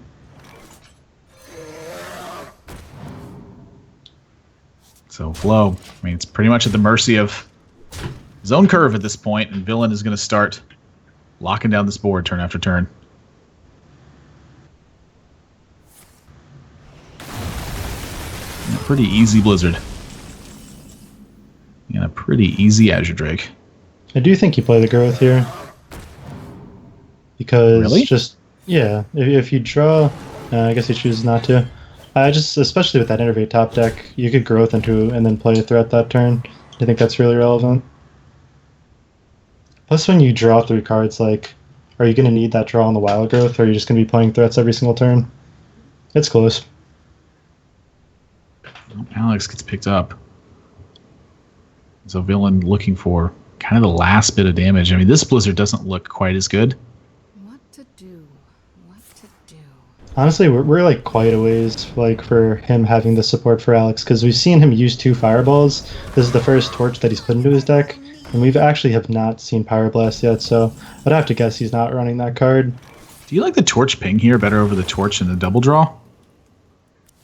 I think both are fine. I actually didn't get a chance to think about it too much, but I think this place lines up okay. So Flow needs to be considering how much armor he can actually build and when he can start building it. Ooh, Raven Idol's a nice draw. Roots, Coin, Power of the Wild. This will get punished. Already seen a Blizzard, so hoping the second one is not there. And down to 14. So at 14, how comfortable are you feeling? Wow, that's a good one. Ooh, that's a nice pickup. Don't have to ping. You get a cycle. It's real good. Don't think he's really ever going to play that Blizzard and ping off instead. Well, now here's the thing. With the Alex draws on hand, if he picks up Frostbolt and has Blood Mage, Frostbolt, Ice Lance, now the Blood Mage represents an extra 3 damage. Yeah, but I still don't think you're in the position to be thinking like that, because you don't have a block up. So it's going to be already hard to slam Alex and stay alive. So I think you just need to cycle this right now and look for that card like Ice Block. Yeah, Meagers. Yeah, I mean, I would have done it instantly, personally, Yeah. and then afterwards been like, ooh, wait a minute, should I have waited? I like Anixia here. That is seen So- 2 blizzards. Yeah, Let's go. No ice should block be down. pretty good. Just picking up that mulch. Oh yeah, Nixie on 9 after 2 AoE. Very strong. He doesn't even have any AoE in hand. Yeah, this is suddenly very dangerous. I'll tell you what, Anixia is not a card that I have played versus Freeze Mage. I mean, I was playing the token builds before Anixia rotated into these. That card is massive. I think he's going to have to use an Ice Lance here.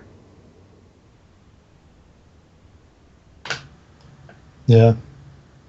Use the Ice Lance, put up the barrier, ping something. Hopefully you're not dead to Roar. Because if he pulls off that Roar, then he's going to have the Druid Claw, and that would be lethal. Is Does Big that Wisp does have room lethal? for it? Yeah, but he would be able to trade it off into the... Well, I think you trade Okay, off the yeah, blue yeah, page. yeah, I mean, yeah. you're looking for Ice Block here, I think, or Frost Nova or something. Ooh, block is a good pickup. So now... Yeah. Is it though? So if he's at 22, the Force Nature is 14 plus 6 plus 1. So that's 21. So he plays the Ice Barrier. He actually...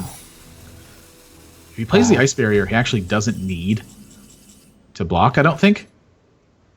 He's seen 2 Living Roots at this Yeah. point. Hasn't seen a swipe, though. So Savage Roar swipe would have killed him if he didn't do it. And so looking for that Savage Roar, it's not there. And these look pretty bad.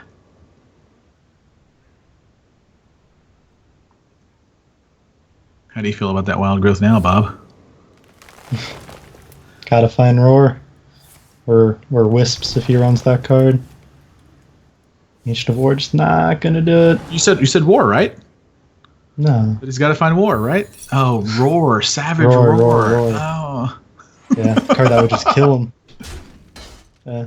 So Villain basically put himself in a position where if he doesn't get popped this turn, he can now go on the offensive with the Alex Jaza. He still doesn't quite have the damage, but at this point of the game, like with no AoE in hand, you're just jamming that Alex at the face and hope you yeah. eventually The draw next- towards it. I think that draw could have changed things, but like if he had drawn Frost Nova right here, Yeah, then you wait a little bit. yep. But I Find think some in this more burn. position, it's Alex and go. Like I guess you throw out the mirror image to go with it.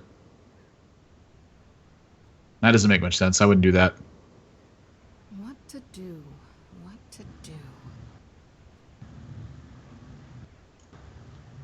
So many points, like just playing Freeze Mage. You're just trying to put yourself just like in these like high percentage situation, like where you're often almost playing from behind. Like I don't know if he's favored for win, but he's leaving himself a lot of outs with this line. Yeah, because still You draw just had second to- Ice Block. You know? Why did he hold back on the mirror image? What was he thinking? 'Cause I don't think it matters at all. Yeah, Like if you cast the mirror image, the block's still getting popped either way. You know, I was just Alex thinking is- like Alex, like if he doesn't have the mulch, it's a little bit hard to deal with. I just think it's at its best this turn, but as you said, not going to matter too much either way. So I'm not even going to be mulching the Alex. He's just going to trade off the Anixia, it looks like. Yeah. Yeah, the space on board's actually pretty relevant here, too. So I like trading off the Anixia. Don't mulch.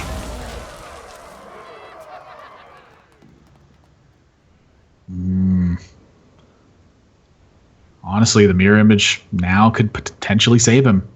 Yeah. Like, you're definitely Frost Nova. Well, I take that back. The first thing you're doing is playing the Novice Engineer. Look for something ideally block. Well, I don't know. I mean, maybe you've forgotten Torch instead. Your opponent's at 15 right now. You find a Fireball, you find a Roaring Torch at that point. You only have one Roaring Torch in the deck and no Fireballs. No Power Blast in the deck either. I hope you like my invention. We're going to draw first. And Emperor Thorson, not looking so good. Frost Nova, Mirror Image, Ice Barrier. And it really just is right now that Roaring Torch is the only out, right? Second Ice Block. Yeah, but Oh, like, yeah. what are they burning to kill him? That's kind of where I'm getting at too with this, is that he ended up playing this defensively instead of aggressively this turn, and that concerns me a little bit. Like, we've seen Villain take the aggressive stance on digging for outs every single time, Yeah. except this time.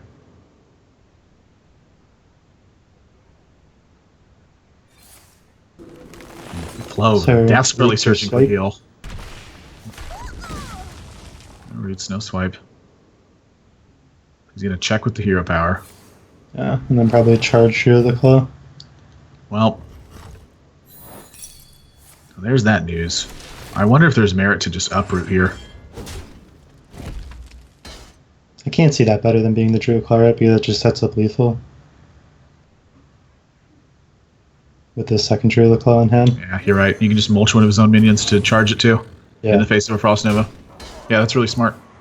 So he has the one draw for the Roaring Torch here. That's just not going to be it. Yep, no draw. 3, 4, 5, 6, 7, 8, 9, 10, 11, 12, 13, 14, 15, 16, 17, 18. You know, if he'd kept that Blood Mage, Yeah. if he'd kept that Blood Mage. He just wasn't in the situation where he could have.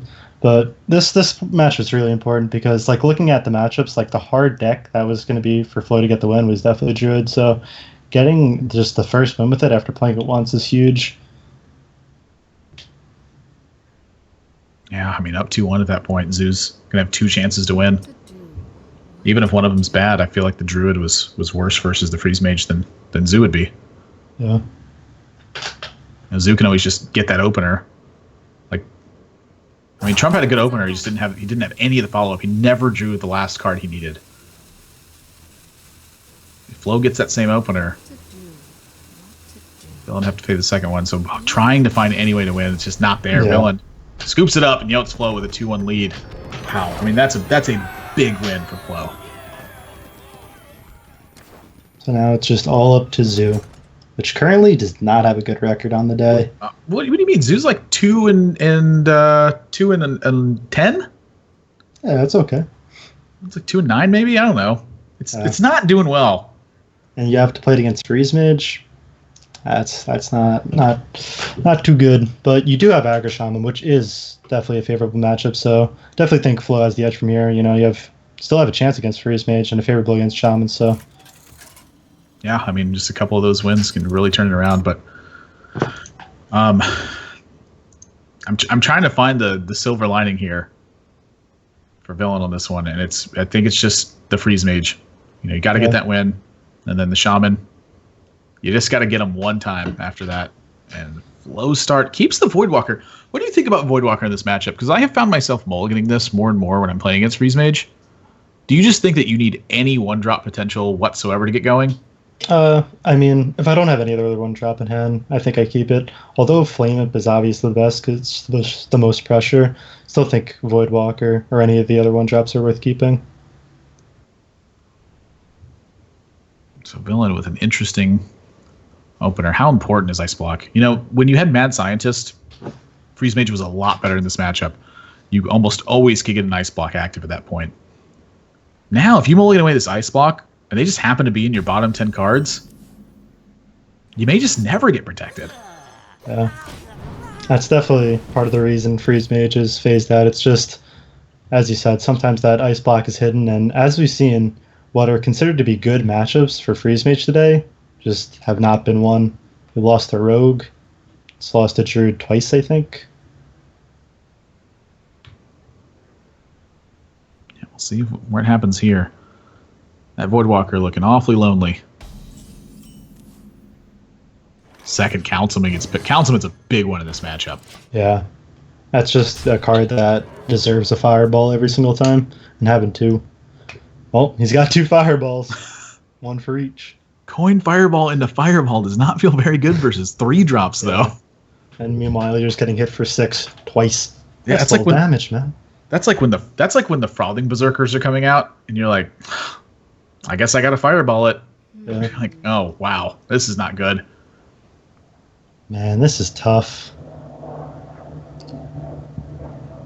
Villain just got put into a really bad spot early on. I mean, heaven forbid he chooses to use this coin here. If he uses this coin, he's going to be in rough shape. Is he thinking about Ice Lance just to save 4 HP at this point? Because he knows he's under that much pressure. I mean, honestly, Villain's had a good sense for how to play Freeze Mage. Like I've been fairly impressed so far. Time runs out on me. And I think his sense is kind of coming about him in that same way too, where he's like, "Do I Ice Lance?" It's just it looks so weird. This is one of those spots where I feel like being on camera can affect your decision making. Where if you Ice Lance and lose this game, you're like, "What is everyone gonna think?"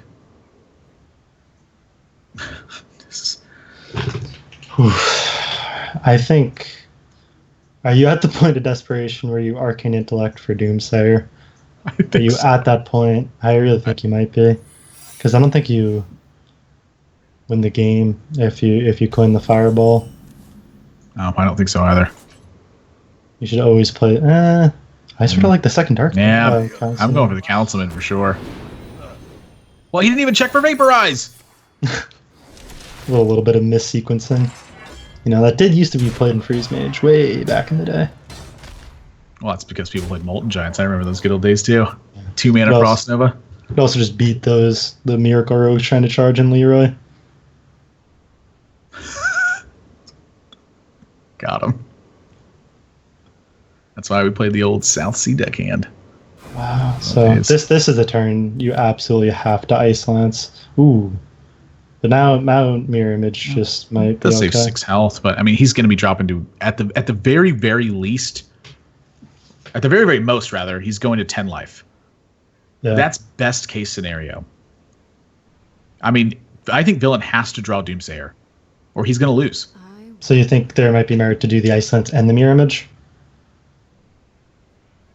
Depends on how comfortable you are at 10 versus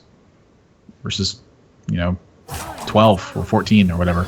Yeah, he's gone for both, it looks like. He's thinking about it.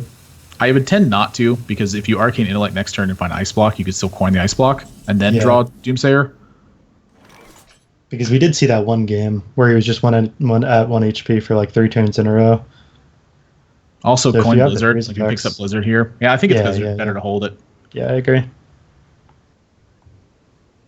Definitely agree, and that's what Flo's thinking about. He's like, oh, he might be saving that coin for Blizzard. Let me buff this Flame out of range. I was thinking about if you ever buff the Voidwalker as well, but just pushing the damage this turn has to be better. Down to 7. Villain's got a Nova to maybe buy him some more time, but needs Doomsayer right now. Well, I think I'm leading with Arcane Intellect and then probably coin the block, probably. Yeah. I guess it depends on what you draw off the Arcane Intellect, but I mean, it's desperation time. You know, this could be another game, like where he's just won the entire game and then just, pieces together at burn. He has to find very specific cards. And, we have seen at least one Soulfire in Flo's deck. Okay, so there's the Doomsayer. And Barry's another good one. Yeah, coin block is definitely the play. Yeah. So it's popped Whoa. Is he playing Nova? I don't like this. Oh, I don't like this at all, Bob. The Juggler gets picked up. I think that was definitely a big misplay. Because if he puts up that block, you get popped. And then you have to do the Doom Nova. And then, I don't know, you do get punished by Knife Shooter, but as you saw in the game versus Trump, you can just avoid those cards. And I think that's playing to win more than this line is.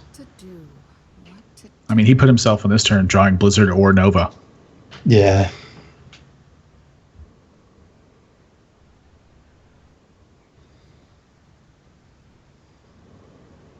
Well, you put up block this turn, and you play Acolyte or Falnas. You should probably just play Acolyte. Get another draw. No reason to actually shoot anything, I don't think. Forgotten Torch. Huh. Well, he's going for the perfect rips here. Yeah. That's what he's going for.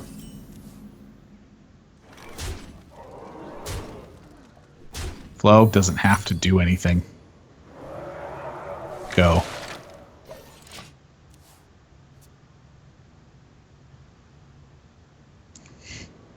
maybe. He's still going to get Yeah. popped by the knife Yep. juggler. Well, if he plays the knife juggler and gets popped, and he runs into a AoE after that, then he's got to draw Yeah. something to actually win. I The wonder. pet on the Soulfire off the top, any charger. Wait, he just got popped. So if he blizzards, the game's over. That secret's not Oh. up right now. Yeah. No, that's block. No, there's no secret up. He just popped the S block. No, So the he knife went block. juggler. No. He went block and No, knife juggler ends it. Well Really? played. Yeah, he just popped the ice block. That's gonna do it. Yotes Flow takes turns the out I missed series the turn. 3 games to 1. Okay. And honestly, it's a big misstep from Villain. I think in the last game. I think if you're at 1, again, like we saw in his series versus Trump, you can still fade the knife juggler. Sometimes it's just not there. Sometimes the charge damage isn't there. Soulfire's not there. He won the game from 1 life multiple turns with that ice block. Against Flo there, if he goes for the ice block, it's popped at 1, goes into Frost Nova Doomsayer, Flo can't play the knife juggler that turn. Unless he just is really feeling absurdly lucky for some reason, which is not going to be the case. So then you roll into your next turn where you can play Acolyte, you can play Blood Mage, you can play Ice Barrier. Now you're protected from the charge, and the juggles have chances to miss on your face. And I think that would have been a much better spot to put in. And honestly, it's I did not expect to see that from Villain because he's played the Freeze Mage matchup so well up to that point. So, despite the good matchups, Freeze Mage struggled today, and that just seems to be a reason why people steer away from the deck. Just because it's one of those decks that seems good in theory, but in practice, it just loses a lot. Yeah, You don't find block. You don't a lot of find the Hearthstone. AoE. A lot of Hearthstone decks definitely lose a lot. It seems to be sort of a key thing here. So, 2 finalists from today be moving on to Sunday. Take a look at the bracket and see how today is shaped up. If we have that image ready, that'd be great. If not, we'll just go ahead and tell you. Dart able to cruise through the top part of the bracket, and Yotes Flow came back from the loser's side, where the person he lost to was Dart. So pretty good stuff, I think, from the 2 competitors today. We'll be taking on the other 2 tomorrow. We'll be the same time right here on this channel, 12 p.m. Pacific time, which is 3 p.m. Eastern, where you guys can find it. Throw a follow to the channel. A lot of stuff has been broadcast here through Hearthstone. And if you're looking for more of the tournament circuit, you can find it right here, as well as Onag Esports on Twitter. So that's going to pretty much wrap the day up. Bob, you have anything to say before we sign off? Yeah, just, enjoyed the day, saw a lot of good matches, and it was fun casting with you. Oh, thank you very much. Same, Bob. If you guys have any feedback for us, we'd love to hear it. You can tweet at Onag Esports, at That's Admirable, or at LolNostum with any comments you guys have about anything you'd like to see, anything of that nature. And before we go, we want to thank the sponsors who have made this circuit possible. GEICO, the title sponsor of the entire circuit here in 2016, with $60,000 in prizes being awarded. If you insure anything, and I mean anything at all, GEICO can save you some money on that. Head over to geico.onog.gg and get yourself a free quote. While you're there, you can also register to win a CyberPower Gamer Extreme 1000 PC. If you need a new rig, an opportunity to get a free one rather than having to shell out that cash, saving you even a little bit more. Also, the Video Game Voters Network, a grassroots network of gamers encouraging the esports community to get out there and vote in the 2016 election. They host a lot of contests and giveaways and stuff like that. So make sure to check out their website, videogamevoters.com, and to Razer. So that's going to wrap up today. Again, at 12 p.m. Pacific, 3 p.m. Eastern. Tomorrow, we'll decide our 8th slot who's going to that PAX Prime to compete for their share of $25,000. For everyone here at the One Nation of Gamers production, for myself and for Lol Nostum, thank you for watching, and have a good night.